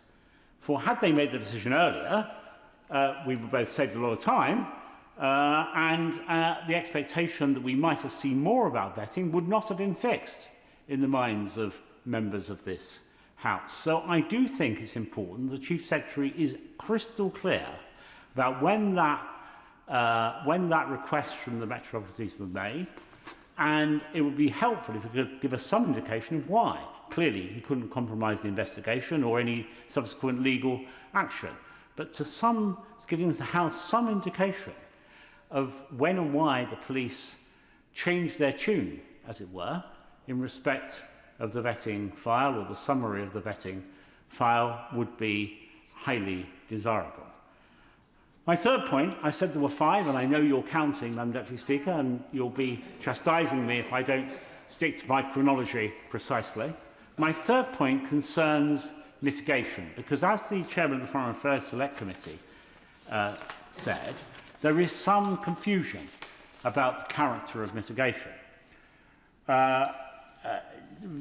Certainly we know nothing's been provided in respect of mitigation. Nothing about the reaction to the flags about his associations with senior figures in foreign states or his personal circumstances.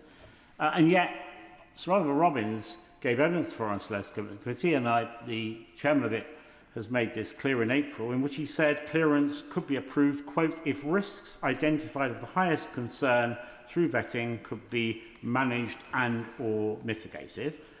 And such mitigations were meant to have been noted in an email from Ian Collard, the Foreign Office Head of Security, noting the decision to grant Mandelson clearance. According to Oliver Robbins, that email recorded, quote, the ways in which we would manage his clearance and, quote, the mitigations. Sir Oliver Robbins' claim was supported by the top official in charge of gathering the humble address material, Kat Little.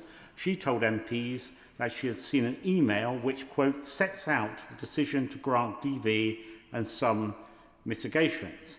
So there was certainly a stated need to manage the risks associated with Peter Mandelson's appointment, and an acknowledgement that that might be done through some process of mitigation. But we've heard no more. Now, maybe that no detailed mitigation plan was drawn up. Perfectly possible that might have happened, for the very reason that these risks were so great they couldn't have been mitigated. But even if that were the case, surely there would have been box notes, there would have been communications, there would have been emails making all that clear between the Foreign Office and the Cabinet Office, between UK vetting and the Cabinet Office, between ministers and officials, and yet we've seen nothing. So I will happily give way to my right honourable friend. My right honourable friend for giving way. Would he agree with me that in addition to the concern he's expressed that there is no evidence of mitigations having been put in place, there's an additional concern which there wasn't much time to do those mitigations between the point at which UKSB recommendations were received and a decision by the Foreign Office was made to grant vetting, then there really wasn't much time for mitigations, as well as very little evidence that they were provided. That's true, and that indeed might have been reflected in some of the messages that I have suggested to the government, that they might, even at this late stage, make it available either to our committee, perhaps that's the most sensible thing given the terms of the humble address, or if and subsequently in a redacted form more widely. So even if it were true that because of the pace of the appointment that a full plan couldn't be drawn up, I find it inconceivable, I go as far as to say unbelievable, there were no communications of any kind associated with the measures referred to by Sir Ollie Robbins and by Ian Collard. I give way to the... Right honourable gentleman, I'm just. I hope this is helpful. In the evidence, in the written evidence that Collard gave to us, he said at point 6, when was the receipt? When was the? In answer to this question, when was the report received by the department? So that's they received an email from UKSV at 1:52 on the 29th of January, informing PSD that the report was ready for the FCDO to review. So that's the date you heard about the developed vetting. And then the email with which is the nearest thing we have to anything that has any mitigations, is dated the 30th of January at 10:12 in the morning. Well, the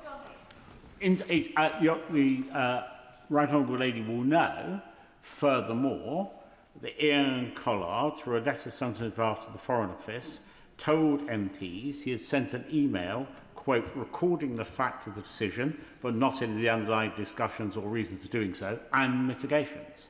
So she's absolutely right. And when she said earlier she was unknowing of why this had occurred, I think the whole House would share her view.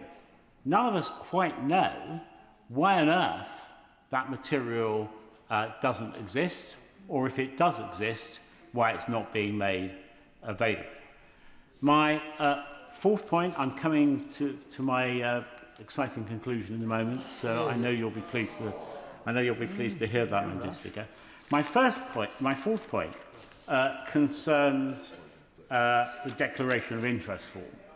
Now, we know from the first tranche of documents that were relayed to the House that a blank template on declaration of interest for Peter Mandelson to complete was made available. But the completed declaration of interest, from which presumably detailed actions could be derived, has never been made known. I understand this is another document that may have found its way into the hands of Metropolitan Police. If so, when did that occur? When did they request it? And again, why did they request it? Greater clarity from the government on the declaration of interest would be most welcome. Finally, Madam Deputy Speaker, I'd say this, thanks to the learning of the Paymaster General, we were able to speak a little earlier of Gladstone and Disraeli. And Benjamin Disraeli, whose picture I carry with me at all times. Many people carry pictures of their children, their grandchildren. I carry a picture of Disraeli. Benjamin Disraeli, I'd be happy. Should I carry a picture of Gladstone? Well, I would recommend not. Before the honourable member responds, regardless of whichever picture Mr Martin would wish to carry, it's always decent to make sure you're in the chamber long enough to intervene on someone that's giving a speech. Sir John Hayes. I think, Madam Deputy Speaker, I'll say no more, but Come on, John, show us you're dizzy. Except this. Disraeli said that circumstances are beyond our control, but we all have control of our conduct. And, of course, it's true. The context in which the appointment of Peter Mandelson was made was beyond the control of the gentleman who's responding to this debate tonight. But the conduct of the government, as described by my right honourable friend, is a matter for which he and other members of the Treasury bench are answerable. And the conduct of this affair seems to me to be, at best, highly questionable, and at worst, something much more serious. So I simply say to the Minister winding up, there is still a chance to right some of these wrongs in what happens next. Some of the questions posed from across this House as it found its feet earlier today can and still should be answered. We won't get the full detail until the Metropolitan Police have conducted their own inquiries, I understand. But there's much that can be done to provide further explanation as to about the things we haven't seen and why. Fleur Anderson. Thank you, Madam Deputy Speaker. Thank you for the opportunity to speak in this debate. And let me start, as we must, with the victims of Jeffrey Epstein. And I'd like to thank the Honourable Member for Pontypridd for raising the testimony of Lisa Phillips, of naming one of those Epstein, of those victims, because they do have names. They are people who will be listening to this, who find this whole process re-traumatising and painful again and again and again. And the fact that this all seemed to happen from the ultimate boys' club situation of a boys' club which surrounded Epstein, a boys' club that surrounded Mandelson, a boys' club that was in number 10, that led to all of this happen. I think we've been just drawn here, even today, into this vortex that happened. And I don't like the fact that we are still having to be part of it, still saying his name when he did such dreadful things to so many people. But I'd like to also pay tribute to the women and girls who were abused and exploited by him and his associates, and that they do deserve truth, accountability, and to know that public institutions have learned lessons. Their bravery in speaking out is why this House keeps returning to question of standards, of judgment and transparency. And I want to ask the House to stand back a bit in my speech and look at the whole humble address process. As a member of the Foreign Affairs Committee, we've been following this very, very closely indeed. And I would join with the member for Kenilworth and Southam in saying that I am not an enthusiast of the humble address process. I think that it should be used, but I do have questions about it. I have been very critical of the appointment of Peter Mandelson from the moment it was even thought about appointing him, that it should never have gone further than that. Through the due diligence process, the vetting process and the final decision. My constituents expect ministers to be held to the highest standards, and when those standards fall short, they do expect answers. Some areas I've got particular concerns about have already been raised by members during this debate. There need to be changes to the appointment system. This process tested that system to the limit, and it was an extreme circumstance with a new government, with a very high-profile position done under very quick circumstances, and a very rare political appointment to an ambassador role.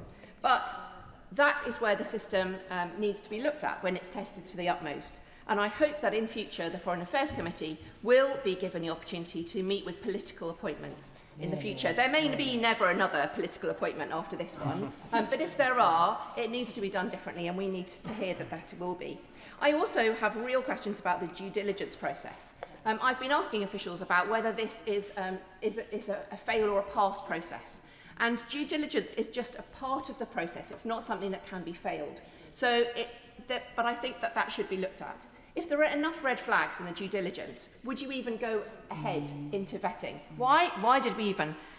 There were a couple of red flags: Epstein, Russia, China, and these are pretty big red flags to me. And I think that part of the process should be looked at as well.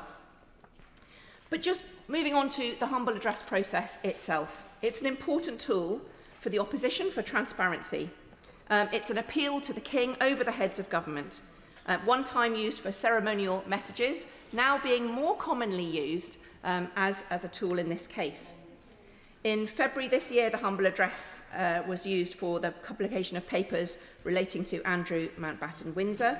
When in opposition, the Labour Party unsuccessfully requested humble addresses on Rwanda plan cost and asylum system and the safety of school buildings, for example, and successfully asked for humble addresses on Brexit in 2018 and successfully in 2022, Madam Deputy Speaker, on the Lebedev humble address.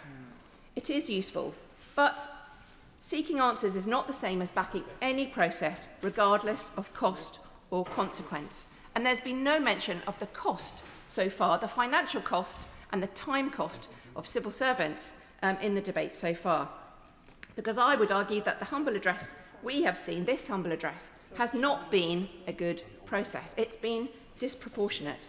This humble address was drafted so widely that it's become a catch-all, not a focused request for information. And that's why many of us, I think, are finding this very frustrating. One consequence is clear. Certainly will. Extremely grateful for giving way, and I agree with the case she's making. But would she agree with me that although she's right, wide humble addresses are deleterious both because there is an opportunity cost, while civil servants are looking at that and not looking at something else, and a real financial cost, the right moment to push back on an excessively broad humble address is when it's being decided upon. And the government has a majority. It's there so that the government can get its way. Would it not have been better on the 4th of February for the government to have said, this is too broad, I will only agree something narrower? I will get to that, indeed, in my argument.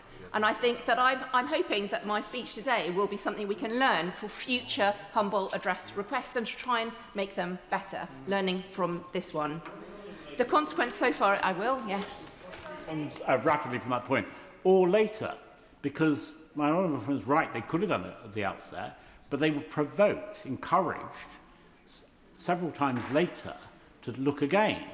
So that it would have been wise even later on to have amended it in exactly the way that my honourable friend and she have suggested.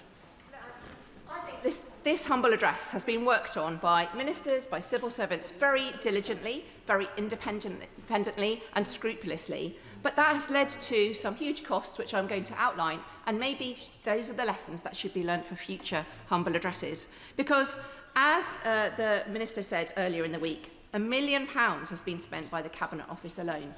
There's a further £1 million spent by the Foreign and Development Office as well, and then further costs. There have been the costs of the independent KC and the 16 to 20 civil servants entirely dedicated to this role, the Intelligence and Security Committee time, many other civil servants involved in all the departments of government in this as well. These are huge costs. My constituents in Putney want the government money to be spent on making their lives better. So we should always question, is this inquiry making their lives better? And we need to make sure when we use parliamentary powers, we have a duty to use public money responsibly and proportionately. I want full transparency, but full transparency must be smart, targeted and proportionate. A humble address should be a power of last resort, not a blunt instrument. Because it was drafted on the hoof, without limits, it is taking up huge resource and time, and in doing so, risks making future scrutiny harder, not easier. Most humble addresses, Madam Deputy Speaker, ask for papers relating to X decision. This one asked for all papers relating to the appointment, including but not confined to 9 wide-ranging categories spanning pre-appointment to post-departure, plus all electronic comms and minutes. The breadth of this is why the government said that given the breadth of this motion, this process will clearly take some time, and obviously it will be taking even more time because of the police investigation, and why it has cost £2 million and rising. I reiterate the need to be able to use this as an opposition tool. Maybe one day we'll be in opposition on this side. We want to be able to use this. I absolutely agree with that. But I do think there should be some guardrails put in place. And I ask that the Procedure Committee, alongside the Public Administration and Constitutional Affairs Committee, reviews how humble addresses are used. Give way on that point. I will. I thank my honourable friend for giving way. She's making a really important and really thought-out speech. I wonder when she talks about those guardrails, because my constituency Harlow would feel the same as her constituencies about the time this is taking and the amount of government resources that's being used. But it's also really important we get that transparency piece. But would you agree that one of those guardrails should be to protect those minor officials, which is what the redactions that, of course, some discussion are seeking to do, because actually what this humble address should, what should happen in this process is those that are guilty should be punished, but those that are innocent should not. And my honourable friend raises another good point, and has also been raised earlier, is about the rules around redactions to make sure that they are consistent between inquiries. There are many things we can learn from this, and we should build them in the future. But I would make 3 points, only 3.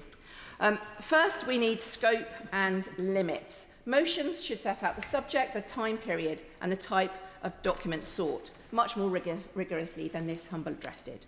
Second, we need a proportionality check.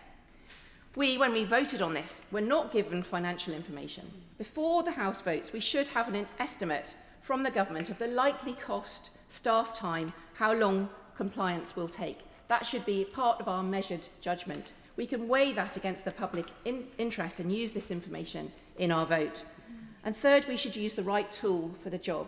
There are select committees, as we very well know in the Foreign Affairs Select Committee. We have been rigorously looking at this. Written questions, FOI requests, police investigations, as there is in this, evidence under oath. There are other routes to transparency as well. And I'm not saying we should have used that in this case. This is the right thing for this time. But we should be prepared to check ourselves for future humble addresses that those other routes should not be used. Before she sits down, may I just may I intervene? Because I wanted to congratulate her on her thoughtful and really important contribution, because I do think this is a moment where we need to make sure that if we use a humble address, again, we use it as effectively as we possibly can. But I'd also like to just ask her to highlight a little bit more, because we talked about the amount of money, but also the opportunity costs. And we heard, did we not, from the Foreign Office and from the Cabinet Office about the amount of time that civil servants were spending on this. And one particular gentleman who'd come back from Iran and was an expert on that, but was spending his time on this, as opposed to being able to give the right sort of assistance to the Foreign Office when it comes to the really important issue of what we should be doing with regard to Iran. I absolutely agree with my honourable friend, the chair of the Foreign Affairs Select Committee, because this is foreign affairs money that's being spent. Now, what else could it be spent on? It could be spent on aid, humanitarian aid. It could be spent on ensuring that our systems and processes are supporting those worldwide to make sure we're all safer. The Intelligence and Security Committee has been looking at this a lot, but there are many other intelligence and security issues we're facing in the world. There are huge amounts of very, very senior civil servant time spent on this as well. And they themselves have been reflecting on this process. And I think what I'm sharing is some of the frustrations that they are feeling as well, because they're the ones who've had to look through an enormous amount of papers that are well outside the very focused questions we're having. Why was Peter Mandelson ever employed in the first place? We should absolutely be looking at that with a laser-like intensity. But the wide-ranging other bits of paper, of course, you never know what you don't know until you've looked at it all. I absolutely accept that. But I think civil servants, the ones sort of in the middle of the process, have seen that this could be a far better process altogether. Certainly. I'm grateful for my honourable friend for giving way. She's making a very important contribution about the effort, time and the amount of documentation involved in this. She's also talking about the amount of money and the cost that this has endured, and she's talked about a number of things that could have paid for. Does she agree that one of those things could potentially have been an inquiry into this, which is what the victims and survivors are calling for, and also the reams of information that could then be included in that have been necessarily not included in this humble address, given that it was not necessarily relevant to the appointment of Mandelson as the ambassador to the US? I absolutely agree, and during my honourable friend's speech, when she talked about the inquiry, I thought exactly that. Shouldn't an inquiry and all this money be also making sure that we look at the victims, the justice that's needed? In my own constituency, I'm working with women who are the victims of the PIP breast scandal incident. 47,000 women are affected by that. They have never had any amount of parliamentary money spent on any inquiry into them. They would be looking at what we're doing here and want us to just look at the proportionality of it. And I always like to raise their case as well, Madam Deputy Speaker, so I hope you'll allow me that. But I think it's those kind of comparisons we have to have in our mind all the time. And as constituency MPs, we do. Yep. Madam Deputy Speaker, moving on from my 3 points about humble address, which I hope the Procedure Committee will be taking up, I also want to briefly address the issue about the full internal vetting document being published. I understand why colleagues opposite want this to be published, and I share their frustration about how the appointment was handled. But I cannot support publishing the raw vetting documents because it would do lasting damage to our vetting process, and I want to underline that. Vetting only works. Yes. Wants to publish that document. The point was that it was a document that could have been made available to the ISC, not for publication, not for disclosure, for scrutiny, because it might have informed our understanding of the whole process. Thank you, and I thank the honourable member for that pushback. But having spoken to those who do the vetting process, even understanding that anything you say may be disclosed to a parliamentary committee is itself an hugely chilling factor. Vetting only works if civil servants can give the most frank, professional advice without fear that anything they say will be published, shared with committees, and we may need to make sure. Again, but I'm sorry, she could still develop her case if she talked about parliamentary committees in general. But I chaired the ISC for 4 years, and the ISC has been in existence, as I said in an earlier intervention, since 1994. The ISC never leaks. If it leaked, the person who leaked anything would be criminally prosecuted. Yes. And there is no question that if these vetting documents were shown to the ISC, of it having a chilling effect on anything, because the ISC is hermetically sealed, it doesn't leak about far more important things than the miserable private life of Peter Mandelson. I thank the honourable member for that comment about the ISC, and I would just continue to take advice from that vetting process that it needs to be more hermetically sealed even than this. We need to take real care over this. Anyone oversharing of this will have an effect on everyone that's asked to sit down and give the most frank information, the most private information, and we need to make sure that they're doing that so that their potential risk to our security as a country is very, very well known. We can't allow self-censoring because of this process here. We do not need to have those far-reaching unintended consequences of this process. Would the Honourable Lady keep away?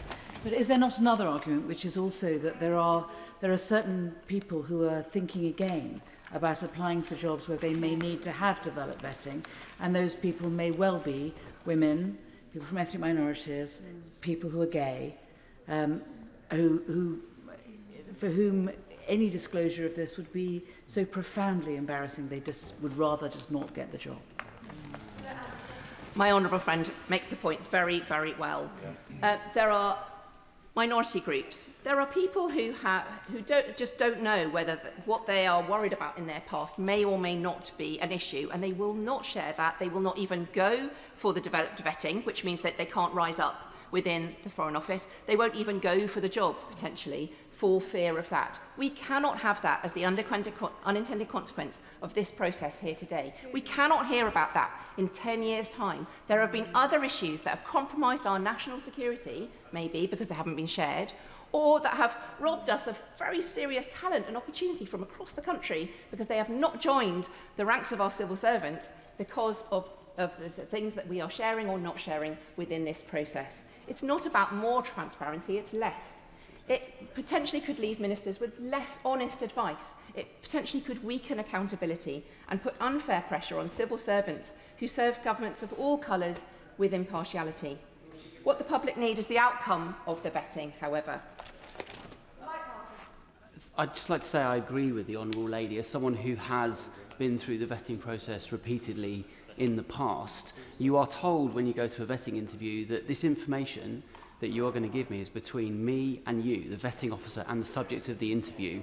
And to even, of course, the ISC is hermetically sealed, but as a person going through that process, if you know that even if it is going to be given to anyone else other than the vetting officer, that makes you think, shall I be giving this information? And that compromises the entire vetting system. I thank the Honourable Member for that very helpful intervention and understanding the inside of it. It's got to be between you and the vetting officer and not to think that this can be shared further. That is absolutely at the heart of it. The last time I will give way. I'm extremely grateful. She's being very generous. I just want to develop this point from a slightly different angle. It could be, couldn't it, that what we're really interested in here is the conclusions of the vetting process, not in the material that led to the conclusions. So it is entirely possible that we can give all the reassurances the Honourable Gentleman makes, the Honourable Lady has made clear are important to those who contribute to the vetting process, but also make sure that in the interests of disclosure on occasions such as this House can be clear about the conclusions of the vetting process, but not be told the information, the raw information on which those conclusions were based. I thank the Honourable Member, and I honestly have enjoyed these interventions because I think there's a spirit of dialogue in the House today that I really, really appreciate as we're tackling very difficult issues and we want to get it right. So I agree. What the public need is the outcome of the vetting. Who was consulted, what risks were identified, what decisions were taken, whether proper process was followed, what on earth these mitigations were. The Cabinet Secretary or relevant Permanent Secretary can be called to a Select Committee to answer those questions directly, as we have done in the Foreign Affairs Committee. This is scrutiny, but publishing the raw document is counterproductive. So to conclude, Madam Deputy Speaker, I remain appalled by and very critical of the Mandelson appointment. My constituents deserve full answers, and I await the documents when they are released by the Metropolitan Police after their investigation. But we need to review this process that has cost so much financially and in opportunity cost, and put some guardrails around the use of these for any future humble address requests, so that it stays focused on the issues that are meant to be investigated. We must make sure that when we demand accountability, we do it in a way that's effective, responsible and sustainable. Thank you. Kirsty Blackman. Thank you, Madam Deputy Speaker. This has been interesting, wide-ranging and at times painful to listen to debate because we are talking about a really terrible decision that was made by the Prime Minister. We're talking and hearing about the re-traumatising of victims who are having to keep hearing about this without seeing justice. If we were talking about a way to get justice, then that would be a different proposition. The member from Pontypridd has made an excellent speech, and I agree she has consistently been a champion for safety for women, particularly online, but it has constantly raised those issues.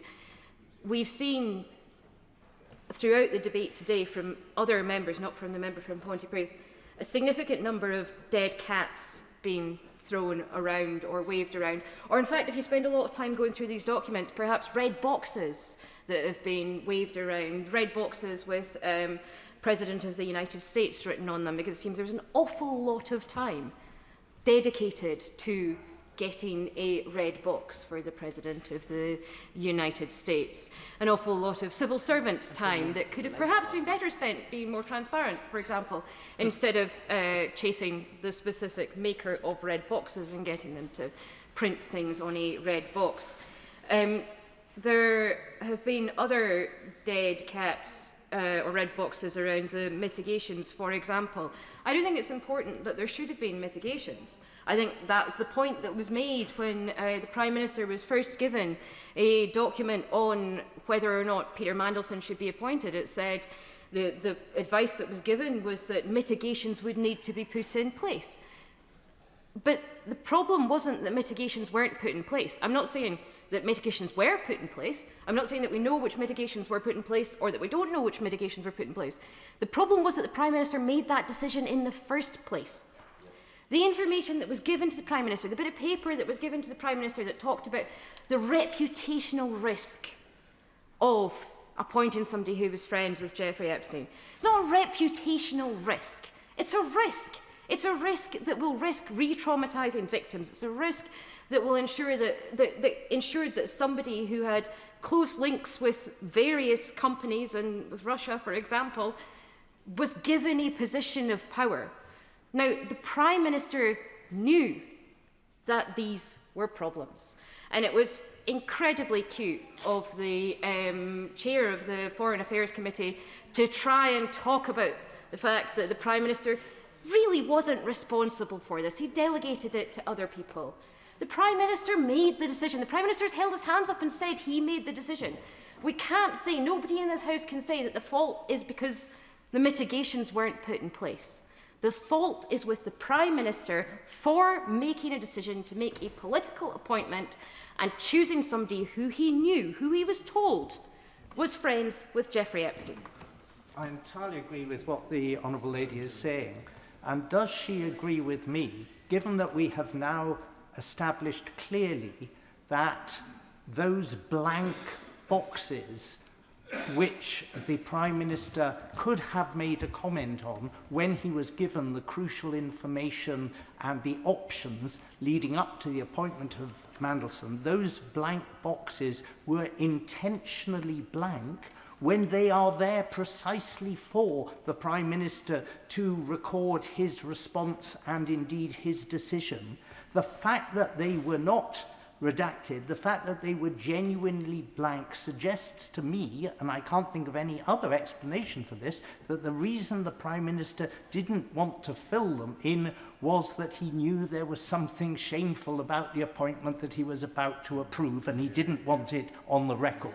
It was also the case that it was very clear the Prime Minister had made up his own mind. It almost did not matter what people said. You know, there was the awareness that there had been an article published saying that Peter Mandelson had stayed in Jeffrey Epstein's house while Jeffrey Epstein was in prison. I mean, it doesn't get much worse than that. The Prime Minister had made the decision. And actually, we can see from a whole lot of this documentation, and I'll just touch briefly on the fact that I do appreciate that redactions have been made. I appreciate the reasons for how redactions have been made. I appreciate this was a massive amount of work pulled together by a significant number of people dealing with things in all different formats. But there's a significant lack of consistency in this document that makes it really, really difficult to work out what's going on. There are, for example, spaces in this document. If you were to look at the Part 3, page 199, John Garvey apparently sends a blank message, to which Peter Mandelson replies, "Quite." So I don't know how you can reply "quite" to a blank message. It doesn't have stars, it doesn't say it's been redacted, it doesn't explain what this message was. At other points in the document, it does say what messages were, it does say what the redaction was, it does say that a certain picture was something, and I do, as I said, appreciate the amount of work that was put in to pull this together, but we're not getting the full picture. We're not seeing everything because of the fact that the document has been put together, in some cases, in a not very helpful way. I want to touch as well on the Morgan McSweeney messages and the fact that I mentioned already that Morgan McSweeney's lost his phone and therefore cannot provide WhatsApp messages. However, on page 173, he's provided group WhatsApp messages. He has provided those messages, specifically says Morgan McSweeney provided them to the Cabinet Office. It would be really nice, as a member for Birmingham Yardley said, if there was an explanation of why the information that isn't there. The member for Birmingham Yardley gave back a nil return. She was asked for her messages with Peter Mandelson. She replied to say there was no messages with Peter Mandelson. It would be helpful if on the Morgan McSweeney stuff, for example, we got these group chat messages and then it said he could only access these group chat messages through another method. He could not access his own personal messages, which is why we don't see them. Or he had disappearing messages on, and that's why we can't see them. We don't know the reason for it. We don't know if it's because there was nothing or if it's because there was something but it's now gone. And I think that's deeply unhelpful in the level of transparency that we're getting here. In terms of the speech that was just made in relation to the member from Putney, sorry, I was trying to find her constituency there, the member from Putney, I've never had a constituency that they would like less transparency. I've never had one say that they would like to know less about why the Prime Minister appointed Peter Mandelson. They want to know why the Prime Minister has appointed Peter Mandelson. I think that today's maybe the wrong day to make a call for there to be less information. I think absolutely discuss this later. Today we should be centring on talking about this decision. We should be centring on thinking about the victims and the fact that the Prime Minister made these decisions knowing about the victims, knowing about the fact that Peter Mandelson was friends with Epstein and continued to be friends with Epstein. It didn't matter what red flags were shown up by the processes. It did not matter. The political decision had been made. We know that. We know that the appointment was announced in advance of these things taking place. We know the decision was made. We know that for some reason that I'm still not totally clear about, the Prime Minister thought that Peter Mandelson was the best person for the job, was the best person for being in that role, was going to do the best thing for national security or for the people of these islands or for the Labour government. That was the decision-making process that the Prime Minister must have gone through. The member from the Liberal Democrats talked about the fact that we don't know what was in the driver's head. We do not have that piece, that really key piece of information. We can have the driver apologise and say, I'm sorry, I shouldn't have done it. But until they explain why they did it, we are not all going to understand it. And the apology sounds hollower than I think the Prime Minister would like it to. We do know that in terms of the transparency, that even though there's a significant amount of work, significant amount of documents, that we don't have everything. We don't have some things because they've been held back because of the police investigation or because of national security. I completely understand and accept that that is the case. However, there are other things that we don't have. So on the 4th of February, the day that the humble address went through, I submitted a number of Freedom of Information requests to the Cabinet Office. I received an acknowledgement for those Freedom of Information requests. On the 9th of March, I received an email telling me there was a delay in responding to my Freedom of Information requests. I have received nothing since. Despite submitting a Freedom of Information request on the 4th of February, I have received nothing but one update, an acknowledgement, then one update from the Cabinet Office telling me we're very sorry there's a delay on the 9th of March. It would be very helpful if the government front bench could ensure that I get a response to my Freedom of Information request, because it's a legal requirement for governments and the Cabinet Office to provide responses to these things and to make clear if there's a delay, why there's a delay, or if they're not going to provide a response, why they're not going to provide a response to a Freedom of Information request.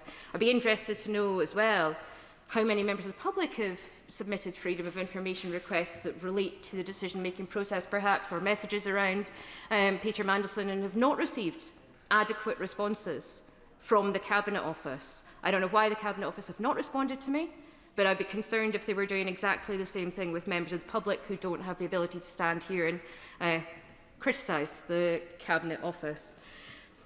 The last thing I want to talk about is where things are with the Prime Minister and his currency at the moment.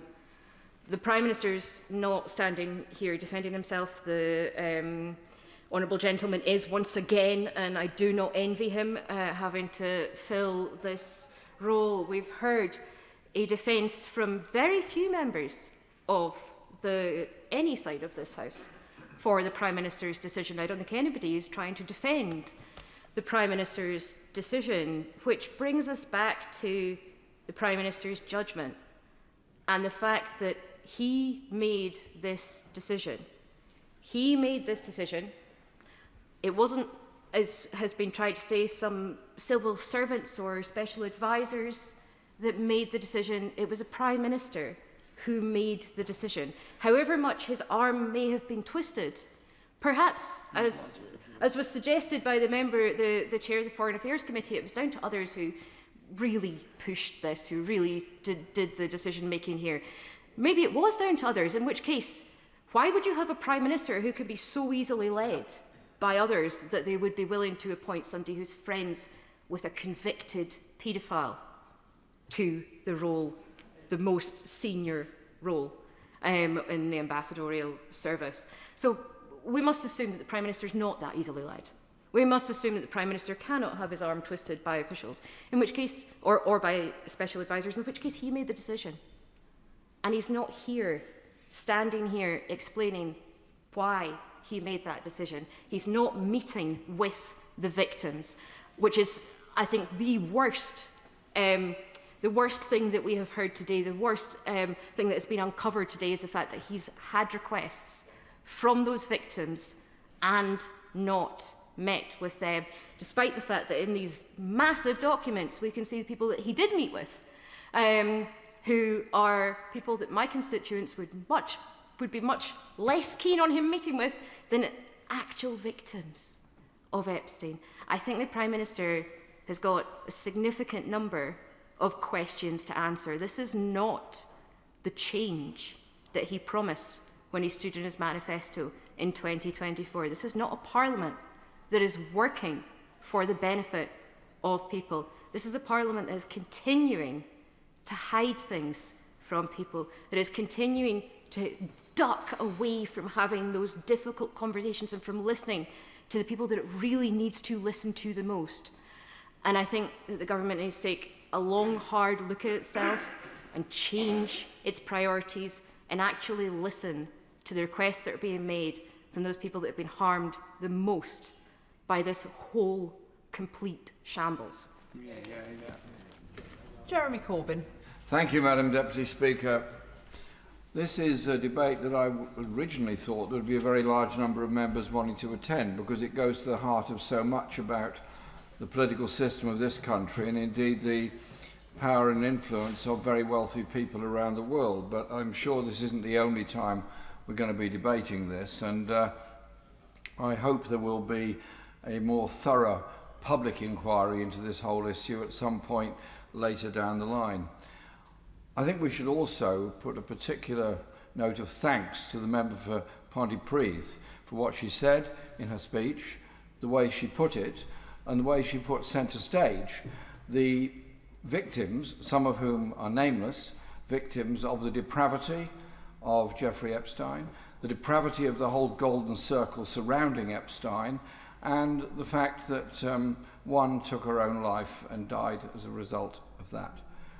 These were young women that were trafficked and exploited by very wealthy men who felt they could get away with it. And even after Epstein's initial conviction, they carried on gravitating towards the golden light of Epstein and the money that he exuded, the influence he exuded, and the way he had made his money, which was actually all about helping the super rich in the United States to avoid paying tax by relocating them and their resources to the US Virgin Islands. The millions that he made and the millions that were not paid in tax by those very rich people are millions not spent on health, housing, education, and all the other things that working class communities need. And so somewhere along the line, he was sort of apparently almost forgiven for those crimes, and then comes back much later on. And we then now begin to see the whole horrible story unravelling. So surely there's an object lesson to us here of unaccountable power, unbelievable levels of arrogance, supreme levels of wealth, and the way in which politicians, probably less wealthy than Epstein and some of his mates, were seduced into that line of the super yacht, the private island, the private jet, the big dinner, etc. All of that is a corruption of our political system, and unless we do something about the influence of big business, super wealth and money in politics, then everything that Bernie Sanders says about the USA, that it's got the best democracy that money could buy, will soon be applying to this country as well. We've got to be much stronger about needing a much more pure form of democracy and accountability within our society.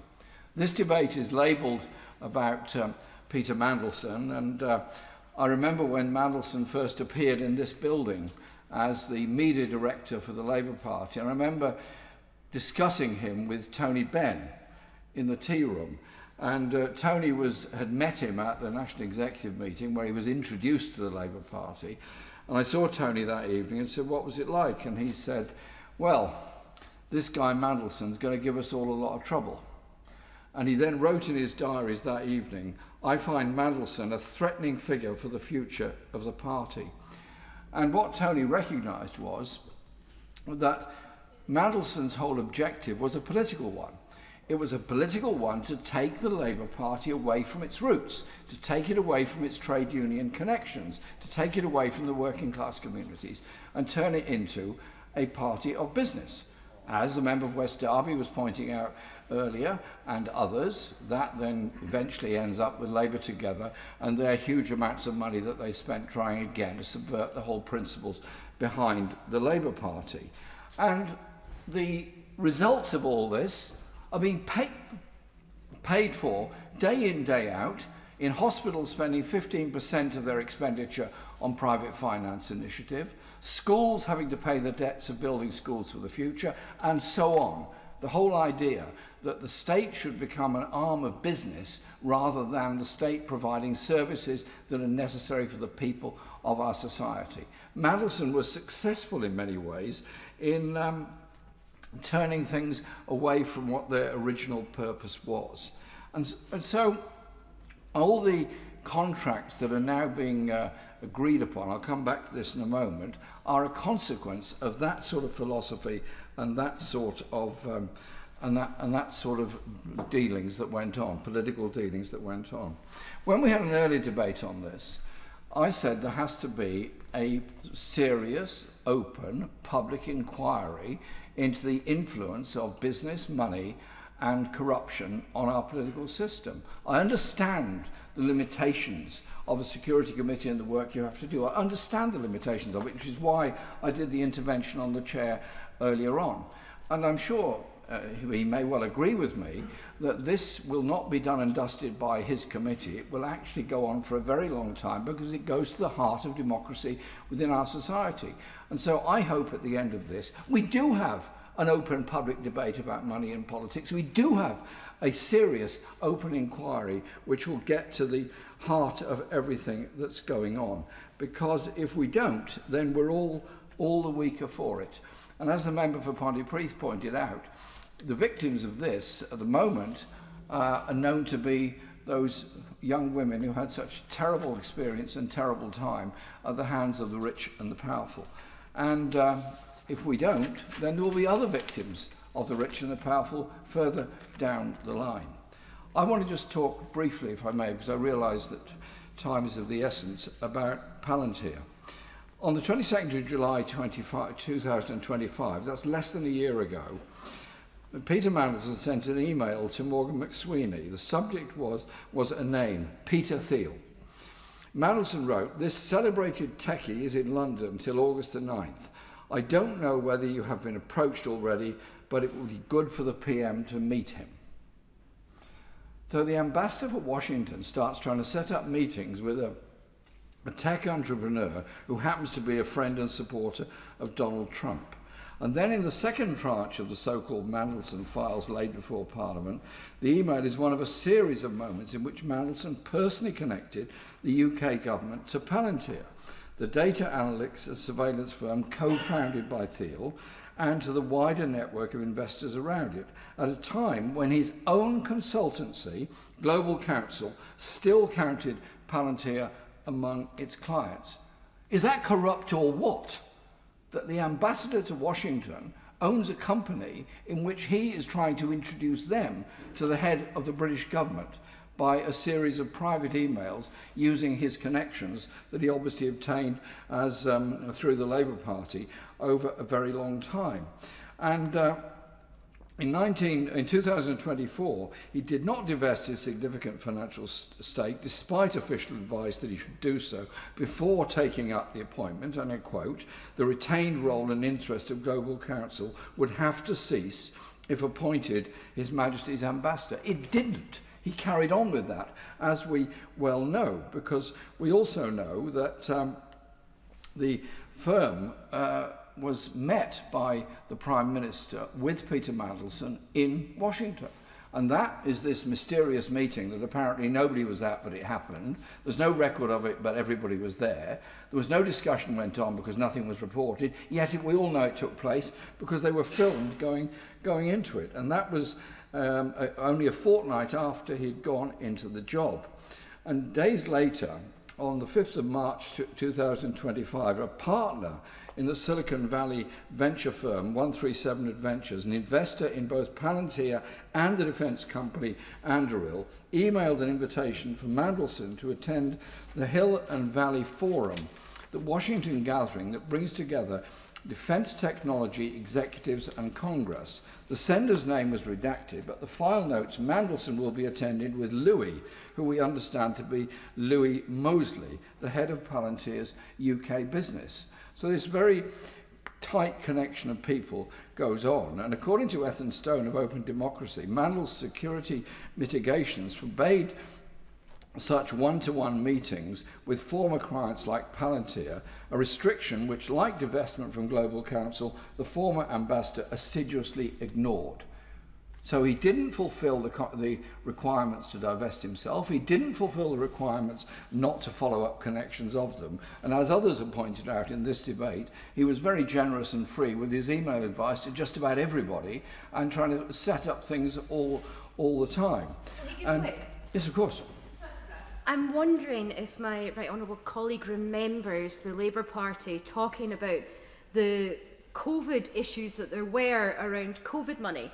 And so many different Conservative ministers, for example, or Conservative peers who had made introductions with companies that they were linked with. Does he remember the Labour Party jumping up and down about how people shouldn't be using their level of power and their access to get preferential access? And does he see anything ironic about the situation with Peter Mandelson?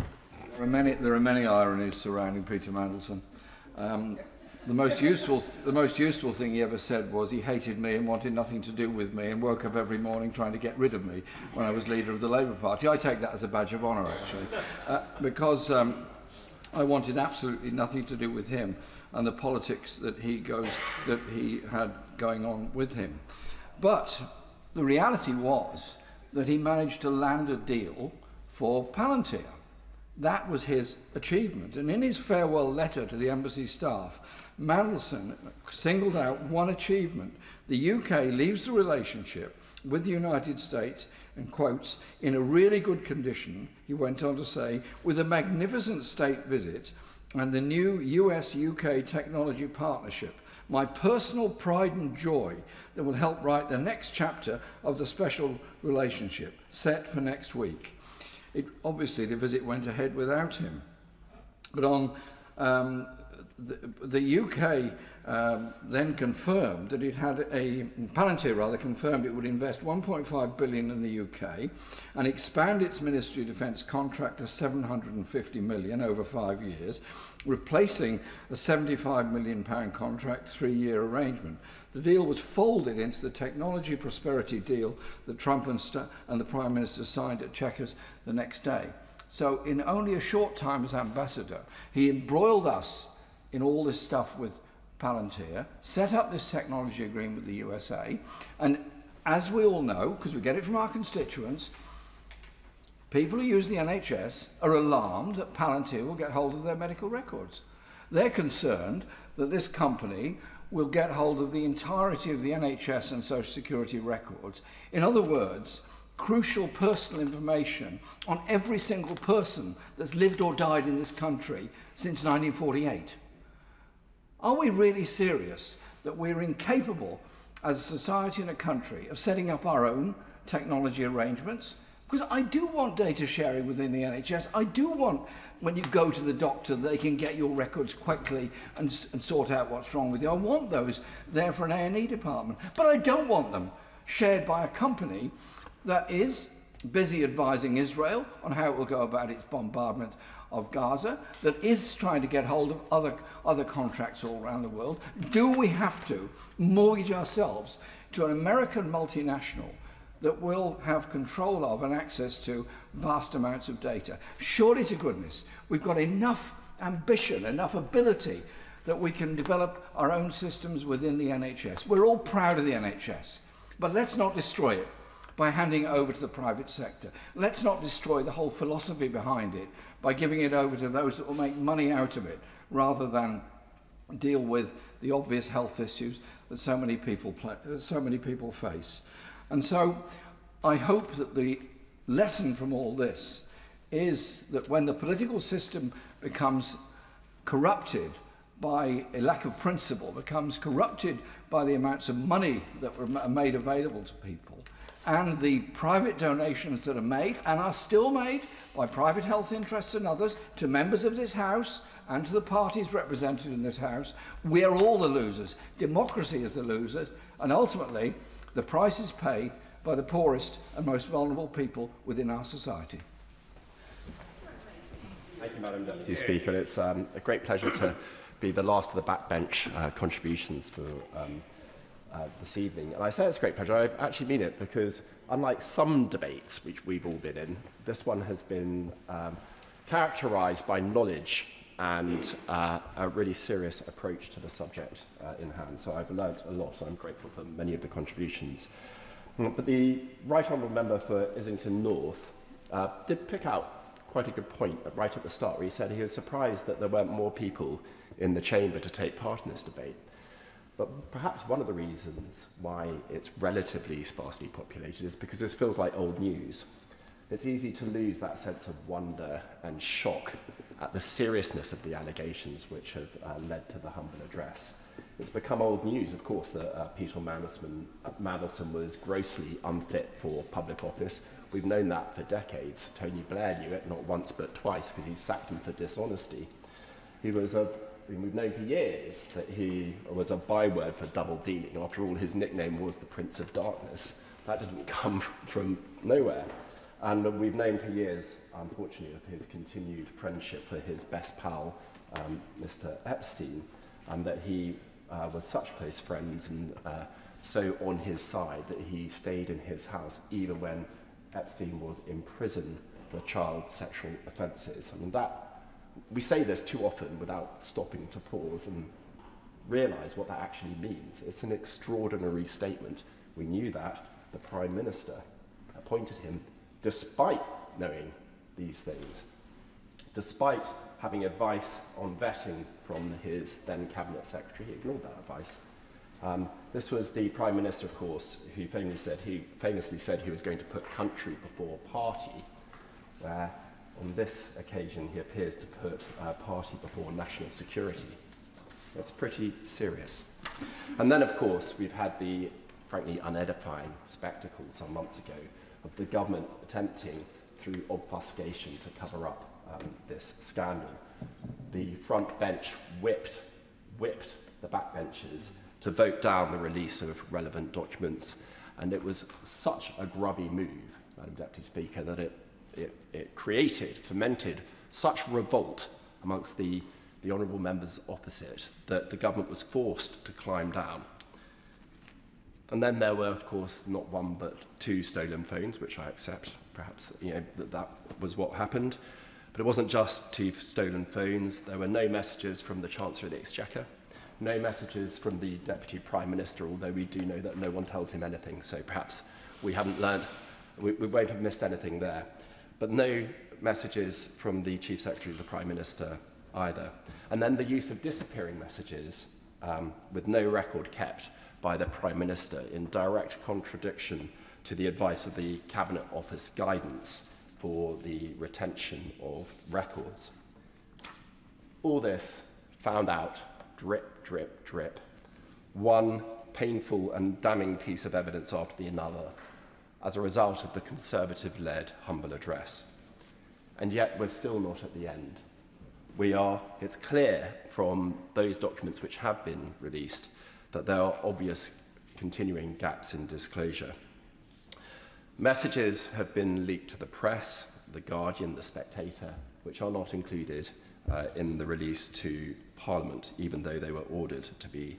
The Intelligence and Security Committee, an organisation of eminent members of this House from across party, they have said, in their opinion, that the government is interpreting the exclusion on the grounds of prejudice to national security or international relations, and these are their words, these are being applied far too broadly by the government. And it feels, I'm sorry to say this, Madam Deputy Speaker, but it feels that the government is still at it, because they're withholding documents. We've talked a lot about the vetting file. If the vetting file itself is too difficult to disclose, then at least as the Right Honourable Member for Kenilworth suggested, the conclusions of the vetting file should be shared with the ISC.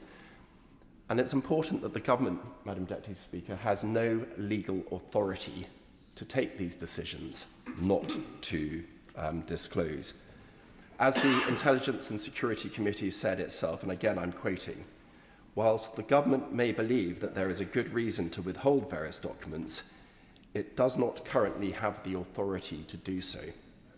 It's not for officials to decide what is released to Parliament. Parliament decides.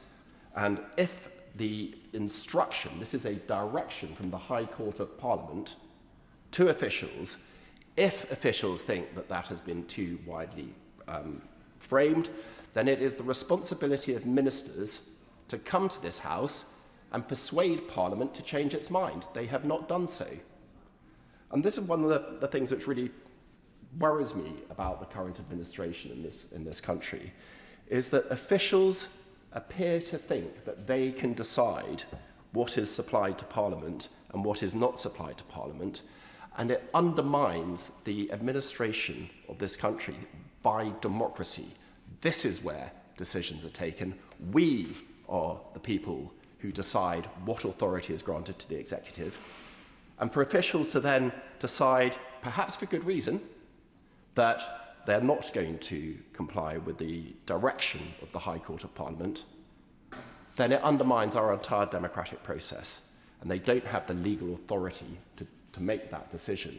It is for the government to stand up for Parliament. If they think that Parliament has made too wide a direction, come and persuade us of that, and you will no doubt get a vote here to correct it.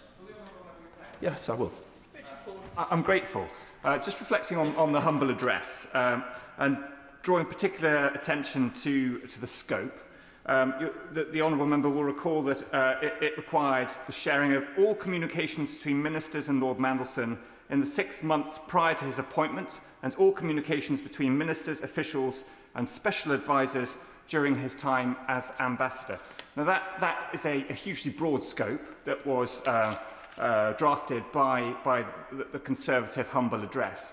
But does he think that when the government amended that and proposed to exclude only those things subject or prejudicial to national security and international relations, does he think that the government was serious in wanting all of that information shared with the ISC, or does he think perhaps that the government was trying to be too smart, too clever by half, and suggesting then that His Majesty's opposition was acting against national security and international relations? I never accuse this government of being too clever by half, but I am unable to put myself in their heads, but I hear the concern that the Honourable Member has.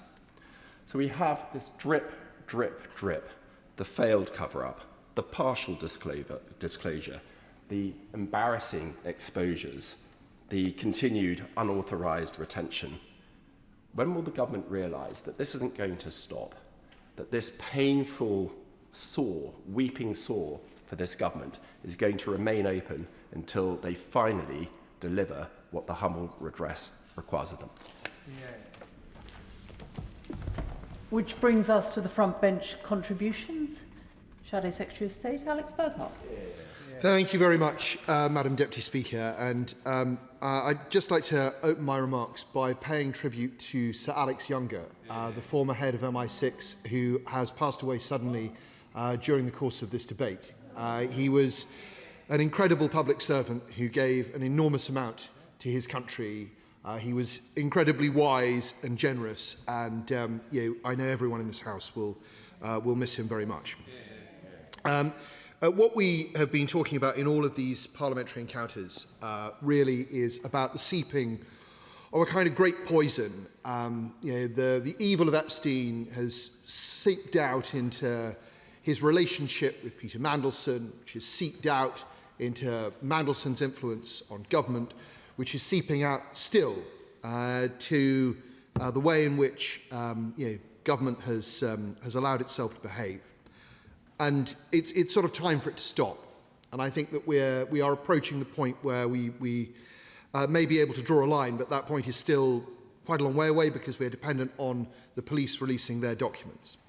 And it's why, thinking in these ways, that I want to ask the Chief Secretary to the Prime Minister that we try a new approach now, that we build on what's already happened, but that we go further so that the House can be more reassured about what is being shown sight of and what it's not being shown sight of. There is, as far as anyone can see, no good reason why the government cannot tell the House more in terms of high level. As I said earlier, the Chief Secretary of the Prime Minister on Monday gave us something more high level in the 4 categories. But as I mentioned in my remarks, there is further that we can go. I also believe that there is no good reason why the information that has been given to the police cannot be given to the ISC. And the government could unilaterally decide to do that, doesn't need to ask anyone's permission, as has been raised by my right honourable friend who used to be the chair of the committee, my right honourable friend who is not in his place, who is a current member of the committee, and my other right honourable friend still is a committee. This House has complete trust, the ISC. It entrusts it with the most confidential material that the state has on offer, strap-level material. And so I don't think anyone here would believe that sharing the material given to the police with the ISC would in any way run the risk of prejudicing a trial. And consequently, I genuinely invite the Chief Secretary of the Prime Minister to give the House that. I also think all of us, even those who are not members of the ISC, should be entitled to know a bit more. And we should be entitled to know about the number of messages that are withheld. We should be given a degree of detail because there is no reason why that would prejudice an investigation or a trial. And I'll just go through a few points and then I'll sit down, Madam Deputy Speaker, and let the Chief Secretary respond. I want to return to his own messages, not because I think he's done anything wrong. I don't believe he has. But he disclosed to us the other day that he had messages that he didn't feel were relevant. And I wonder if he could tell us, they're obviously not in the return, but we need to know, because the humble address said messages that were between ministers and Peter Mandelson should be disclosed. I want to know the process that was gone through with those messages that led to them not being in the humble return. Were they deleted? Were they deleted after they had been shown to officials? Were they shown to officials and decided not to be disclosed? But it would be very good to have clarity because it might give us insight on how other such messages were treated.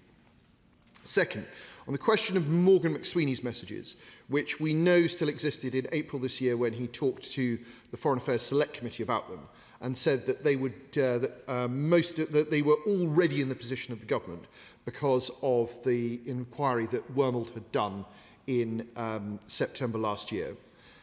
Can he confirm that the process discovered those messages and that consequently that Morgan McSweeney was telling the truth to committee. You know, do those messages exist? I don't think it prejudices an investigation or trial to know that those messages exist. Similarly, with Morgan McSweeney's messages, with the Prime Minister's messages, with the Chancellor of the Exchequer's messages, and so on, we deserve to know how many messages to whom are being withheld. There is nothing in that data that would prejudice an investigation or prejudice a trial. And I know that that's what we care about. I know that's what he cares about. I think if the government were to cooperate in that way, it would show a willing and a transparency that we have not previously had.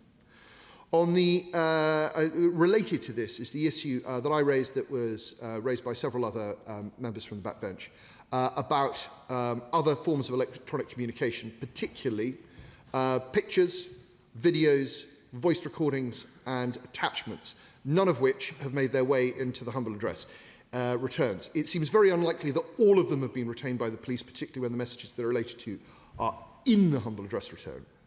And it feels like this is something that has slipped through the net. Can he tell us a bit more about that? And lastly, to return to the point the Chair of the Foreign Affairs Select Committee made and my right honourable friends behind me made.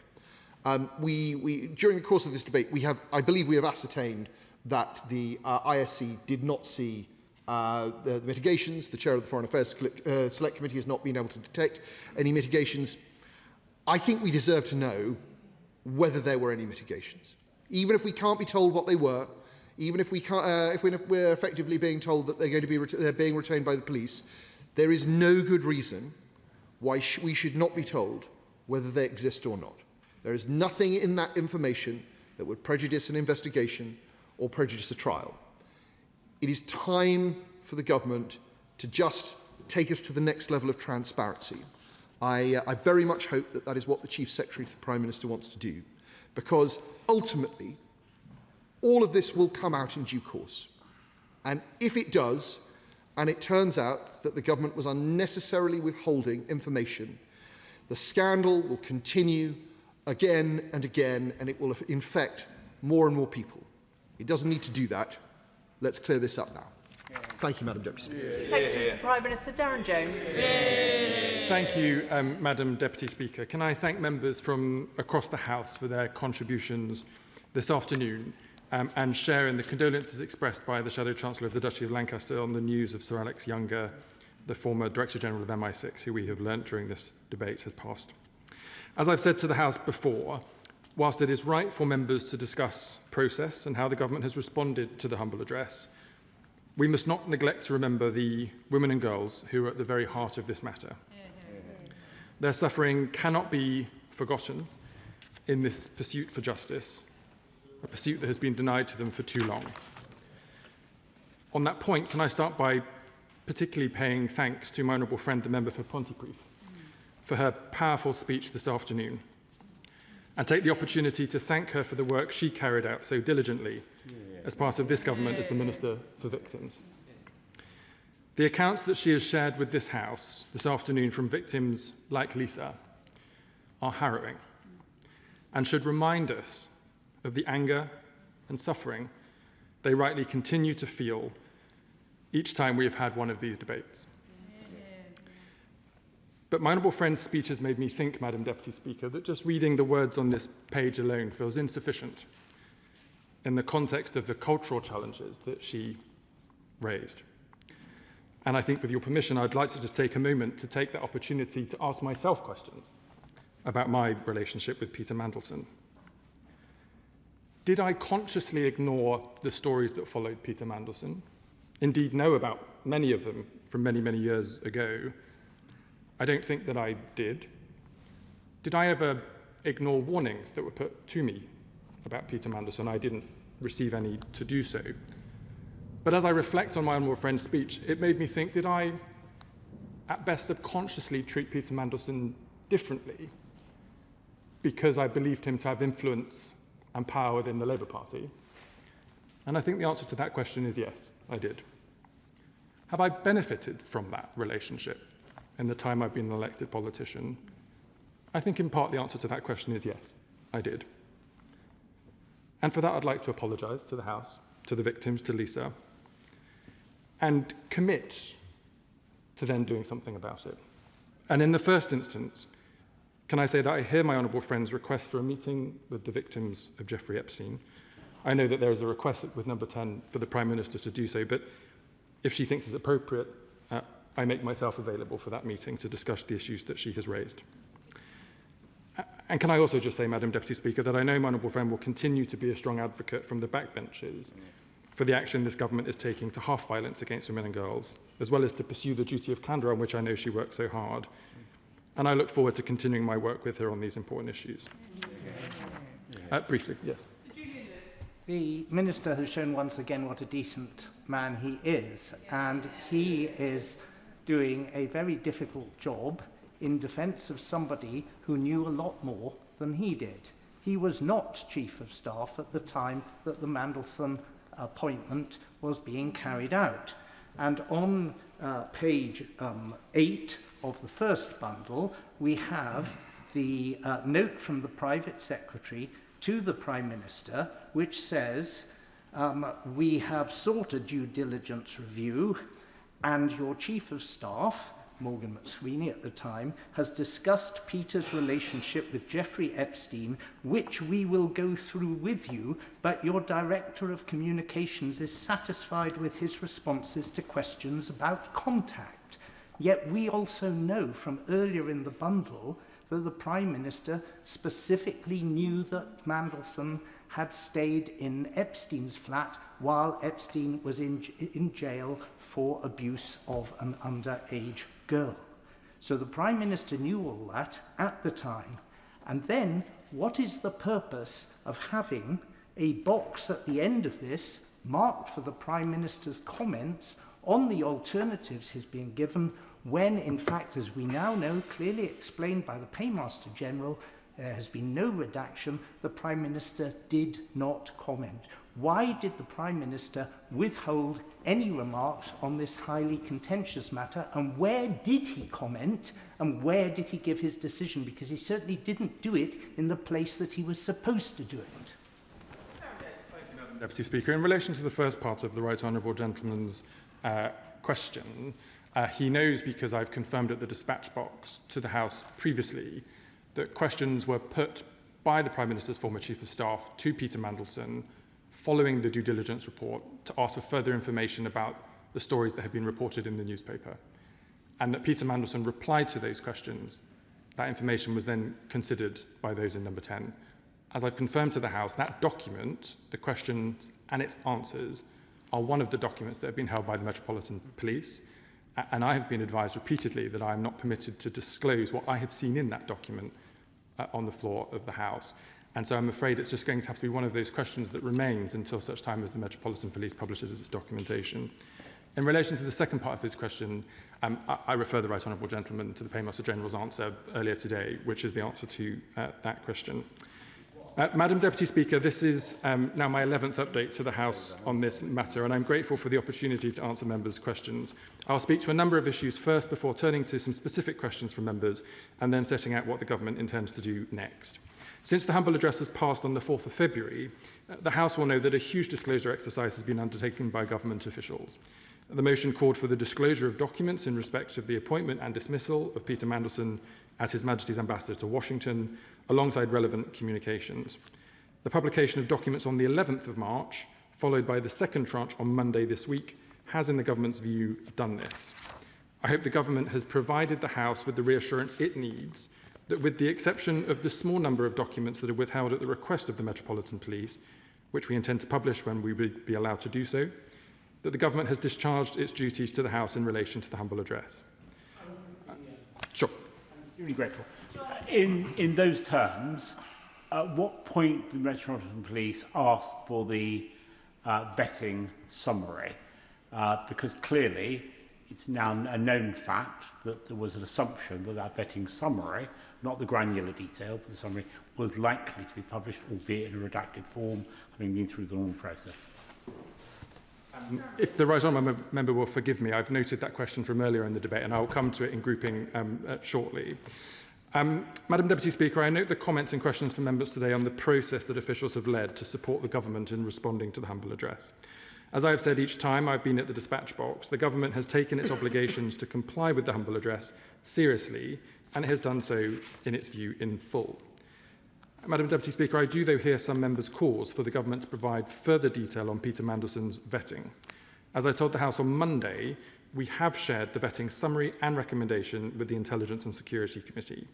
However, the vetting inputs that are collected as part of those investigations would never be published because if the government did so, people would feel unable to answer those questions honestly and frankly in any UK security vetting investigation in the future, a point that had been made by a fellow honourable member who has been through that process. This would undermine our national security, not just in this instance, but the very basis of the national security system itself. This would have far-reaching impacts that no responsible government rightly should entertain. It is on that basis, Madam Deputy Speaker, that I welcome the comments from the Chair of the Intelligence and Security Committee, Lord Beamish, on Monday night, that he, and I quote, agrees with the government that the larger vetting documents shouldn't be released to the committee because of the potential impact on the vetting system. And as the former National Security Advisor, Lord Sedwell, wrote in a letter published in the Times today, and again I quote, the Intelligence and Security Committee has seen a summary of the issues that vetting inevitably raised. That should be sufficient for Parliament to judge the Prime Minister's handling of this episode. Any humble address requiring disclosure of Lord Mandelson's detailed submissions or vetting file would be a serious mistake. And in the other place yesterday, Baroness Manningham-Buller, the former Director General of MI5, said, and again I quote, I know that security vetting is very detailed. I have been subjected to it many times myself. It goes to your school, education, employers and friends, and people speak frankly. If for one moment they felt it was going to be published, security vetting designed to protect the most secret information would be of little value. Whatever else we do, we must hold on to that. However tempting it would be for whatever reason to know the full contents, they must not be revealed. I'm not talking about this case, but about a general principle. Madam Deputy Speaker, I hear the arguments put by Right Honourable and Honourable members in the House today, but I do say that not just the government's position, but the advice from the Chairman of the Intelligence and Security Committee, a former National Security Advisor, and a former Director General of MI5, their advice should be taken seriously. Aisha. Here through this debate, and not one person has asked for all of that information to be published. Not one. People have been asking for the summary at the end, the outcome. Did it say, read, he should not be granted clearance? I've said repeatedly, Madam Deputy Speaker, the summary has been given to the Intelligence and Security Committee. I think the Honourable Lady may be confusing the summary and the recommendation from the interview information that was collected between the UKSV official and Peter Mandelson. And this is important, Madam Deputy Speaker, because, as the other honourable member said from the Liberal Democrat benches, when you go into an interview with a UKSV specialist, they tell you, you must tell me everything and it will go no further. If that were to be handed over to a politician, even a politician on the Intelligence and Security Committee, it would undermine the very basis of that work. Moving to the question of documents... sorry, I give way. Minister for giving way, but I think we need to be very clear about this. The arguments he's making are right, but as the Honourable Lady points out, they're not a response to the arguments we are making. The argument that's been made to him by the Intelligence and Security Committee, as he knows, is that there is no harm to be found in the disclosure of the conclusions of the vetting process. We accept absolutely that the contributing material that led to those conclusions should not be disclosed. So I need him to be very clear that it is our view that the conclusions could be disclosed and there is no harm to be done to national security, which there would be if the contributing material were disclosed. The similar harm is not to be done by the disclosure of the conclusions. Will he confirm that? Madam Deputy Speaker, and again it's important to distinguish between the notes and information collected in the interview process, which some members have called to be given to the Intelligence and Security Committee, and the interviewer's recommendation and summary and conclusions, which, as I say, the government has already given to the Intelligence and Security Committee. The fact that documents that have gone through the ISC have not appeared in the bundles of this week must be in relation to the fact that categories of information given to the Metropolitan Police are relevant to this question. Moving to the question of documents members may have expected to see in the second tranche. As I said on Monday, Madam Deputy Speaker, some messages may not have been captured where people may have previously changed their phones without having backed up messages or had disappearing messages turned on, and I noted to the House on Monday that included myself. So in my circumstance, to answer the questions from the Shadow Chancellor of the Duchy of Lancaster, it's not that I took a unilateral decision about messages that I felt were in scope or not in scope of the humble address. It's merely I have access to no messages to disclose. And that's an important distinction because the disclosure process that took place involved the Cabinet Office writing to every department in government, to Permanent Secretary and Principal Private Secretary level for all relevant ministers and special advisors and officials, to set out the guidance on which the disclosure process should take place. That is, for example, to include WhatsApp and other communication services, emails, personal devices, work devices, other messaging platforms, and a clear set of guidance about what would be in scope and not in scope. Permanent secretaries, as the accounting officers to Parliament for each of those departments, were individually made liable for ensuring that disclosure process took place in line with the guidance. The Cabinet Office did not go to each person in each department and conduct that themselves. They executed it through departments in line with the process that I have set out. Sure. I just want to make sure that I understand. I hope he'll forgive me if I don't. So in his case, was it his permanent secretary as the accounting officer who verified that the messages he had were not admissible to the process? His misunderstanding, Madam Deputy Speaker, is there were no messages to consider, and that was different. Very briefly, but I should make progress. So the reason I brought this up in the first place because on Monday he said, I do recall having some limited exchanges with Peter Mandelson over WhatsApp, including those I've discussed in the media. So I don't wish to push this point too far, but I just wish to understand there were messages. Who decided that they were not to be submitted to the humble address? Please, can you explain? I've tried to explain the answer to that a number of times, Madam Deputy Speaker. There was no decision to disregard any messages because there are no messages to consider. What I confirmed on Monday was that I have had WhatsApp exchanges with Peter Mandelson, but I haven't saved them on my devices to be able to share with my principal private secretary. The only person who could release those messages if they had them would be Peter Mandelson, who has refused to disclose his phone to the process. Mr Burkhardt, please can we observe the courtesies of the House and make sure the debate continues in an orderly fashion. Darren Jones. Thank you, Madam Deputy Speaker. And as an extension of that question, the Shadow Chancellor of the Duchy of Lancaster asked me to comment on how this relates to Morgan McSweeney's messages. I'm afraid I didn't conduct that conversation or investigation, and so I can't answer the specifics of that question. Madam Deputy Speaker, I'll now turn to some of the specific questions raised by members during the debate, which I have grouped in a way which I hope is satisfactory to the House. The first in relation to vetting information, but also information in relation to mitigations, both commercial and national security related, and then indeed in the question of attachments. I've already addressed the issue of vetting information.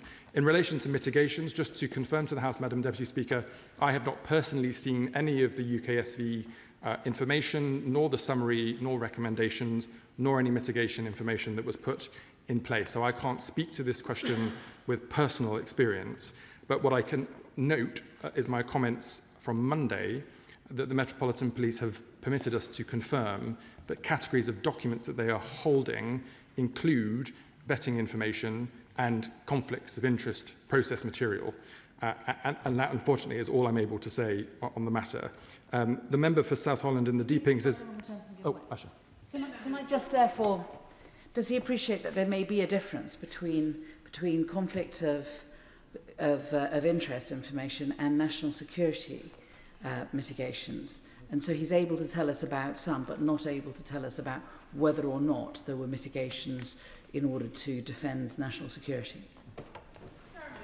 I do share the expectation of my right honourable friend that there would be a difference between commercial mitigations, for example, what investments you may have in particular companies, and mitigations that may have arisen from national security considerations.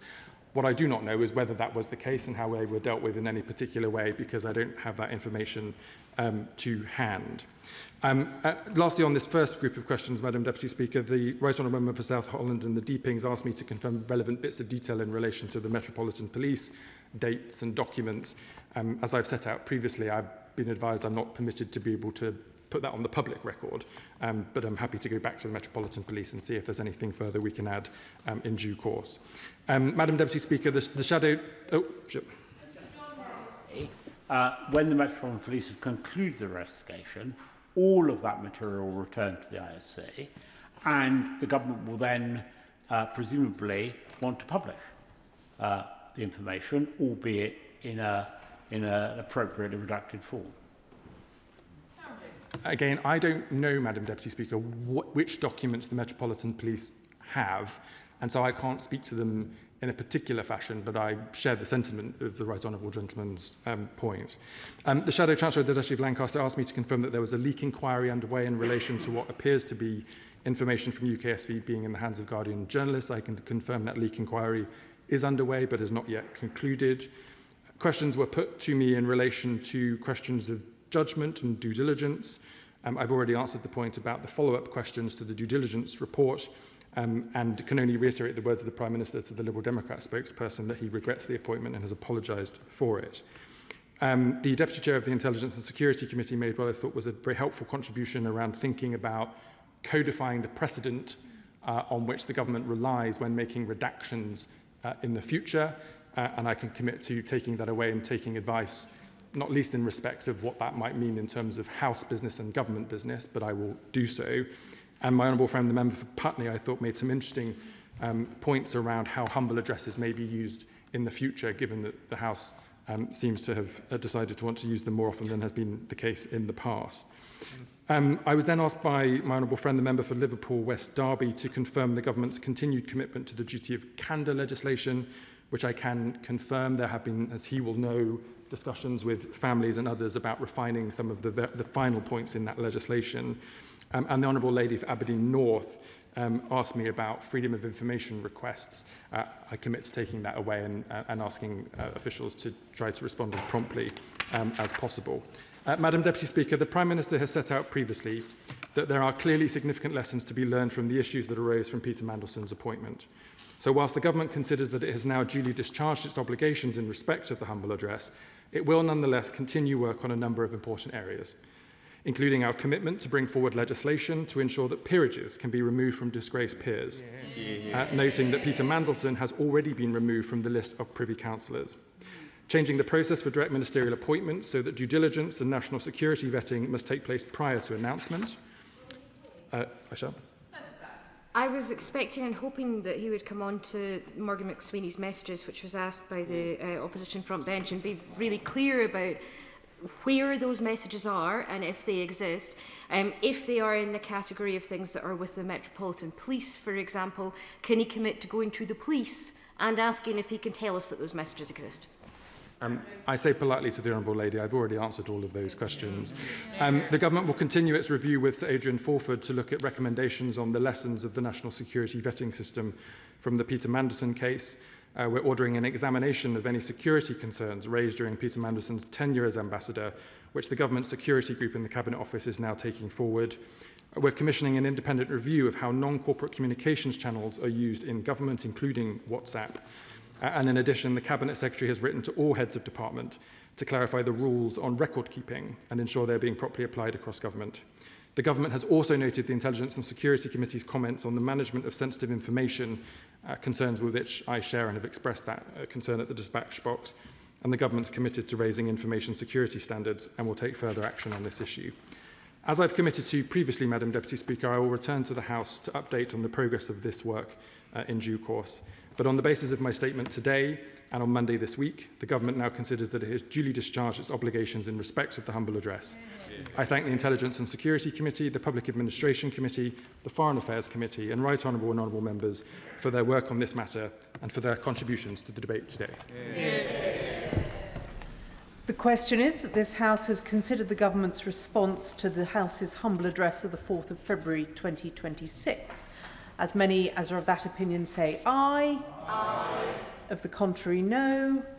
I think the ayes have it. The ayes have it. I beg to move that this House do now adjourn. The question is that this House do now adjourn. Lawrence Turner. Thank you very much, Madam Deputy Speaker, and it's a great honour to be able to bring this adjournment debate to mark the centenary of the General Strike of 1926. 12 years after the General Strike, the Welsh miners' poet Idris Davies asked, "Do you remember 1926, that summer of soups and speeches?" A reference to the bitter months endured by the miners and their families after the General Strike ended, and he referred to the strike itself too, which he called the great dream and a swift disaster. I am really grateful to you, Madam Deputy Speaker, and to Mr Speaker for granting parliamentary time so that we can answer that question in this place and in the affirmative, just as it has been answered at events across the country during the last month. The General Strike remains the most extensive confrontation in our national history between organised labour on the one side and employers and government on the other, and it remains contested history. I would be very glad to. I thank my honourable friend for giving way and congratulate him on bringing this important debate on the General Strike. But does he agree with me that when we remember the General Strike and we remember it as the national event and what it was, that we also reflect on the countless local stories of solidarity, mutual support and sacrifice that define so many communities, such as in my constituency of Cramlington and Killingworth, home of the train wreckers, where a local group of miners derailed the Flying Scotsman and suffered severe consequences as a result of that. It is such an important part of our labour movement, of our national story, that we remember these local actions as well. Well, I thank her for her intervention and also for sending me a copy of the documentary on the Cramlington train wreckers ahead of this debate. It was very moving, actually, to see those men in their later years, and I think it is telling that the General Strike tends to be remembered as local history, and indeed there'll be much to say throughout this debate about the General Strike in Birmingham and elsewhere. By all means. I thank the honourable, my honourable friend for giving way.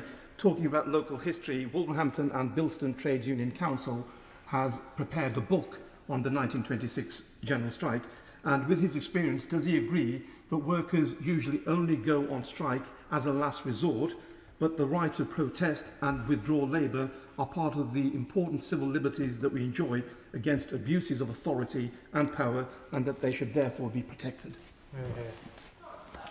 I do agree with him, and it's only right to say that through his role on the GMB executive and as one of the delegates to the National Policy Forum in opposition, that he was one of the people who helped draw up the reforms to employment rights which have been carried by this Parliament.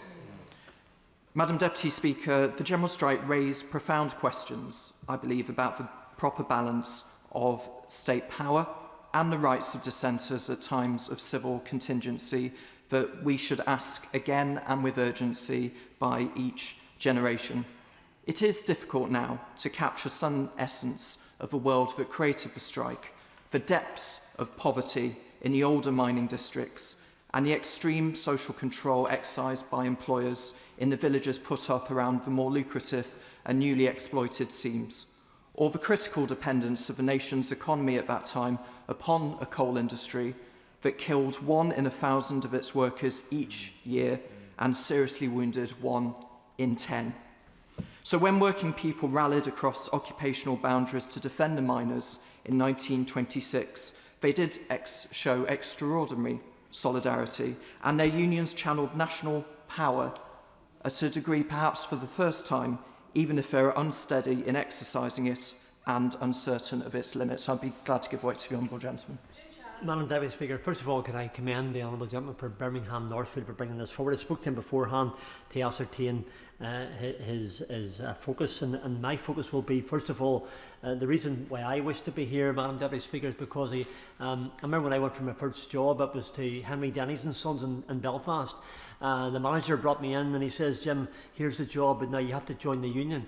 I have to say when I heard it, I said, oh, but I don't think I want to join the union. He says, no, you have to. Here's the reason why I want to say how it's important and why it's important.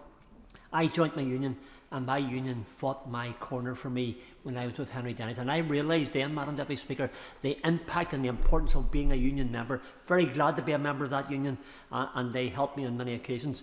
The 26th strike set the scene in stone for me whenever I joined Henry Denny, but it does more than that. Does the member not agree that workers' rights have evolved at pace and that determination to ensure people are paid a fair wage for a fair job is a foundational principle in every area of this great United Kingdom of Great Britain and Northern Ireland? Thank you. Well, I thank him, of course, for his intervention, and I do truly welcome the cross-party support that he has demonstrated for the principle of trade unionism and for workers' rights. And it's only fair to note that right now additional enhanced employment rights are being considered in Northern Ireland as well as in the rest of the United Kingdom. In interpreting the general strike, it is important, I think, to know that union members were, as they remain, fiercely defensive of the independence of their individual organisations, and these were factors that mitigated against planning for the national confrontation that fell upon them. And ranged against the unions was a government determined not to repeat the humiliation of the so-called Red Friday a year before. I will do it momentarily, and whose preparations, the government's that is, have been meticulous over the 9 months that followed. Thank you, Madam Deputy Speaker. And I thank the honourable gentleman not only for my honourable friend for bringing this debate forward, but the really interesting speech that he's giving. He will know that one of my passions isn't just about Harlow, but also my interest in the 1924 Labour government, and particularly the Prime Minister and leader of the Labour Party at the time, James Ramsden MacDonald. We had a conversation previously about this. He will know that James Ramsden MacDonald wanted to speak on the BBC to provide an alternative narrative to the government about the general strike and was blocked. Could he perhaps reflect on that? Well, I thank him for giving way, and he displays customary ingenuity in mentioning Harlow, which, as a new town, I believe did not exist at the time of the general strike. But I will be coming on to the point that he made, and ranged against Ramsden MacDonald was, of course, Stanley Baldwin, a Conservative Party leader who convinced many of his natural critics of his sincere desire to bring about industrial reconciliation, summed up by his famous declaration in this chamber a year before, "Give us peace in our time, O Lord." That apparently heartfelt plea masked a hidden ruthlessness and an extraordinary singular capacity for political calculation. In 1926, the government made, not altogether comfortably, common cause with the coal owners who, taken together, could have been the archetypes of Baldwin's famous description of hard-faced men who looked like they had done very well out of the war. The British coal owners, unlike their counterparts in America and Europe, mostly represented small concerns that had failed to adapt, amalgamate and modernise, and they would go unmourned when Parliament obviated their role 20 years later. Now, Labour's opponents, organised Labour's opponents, sometimes claim that union leaders sought national confrontation, or that they wished to supplant the authority of Parliament with that of a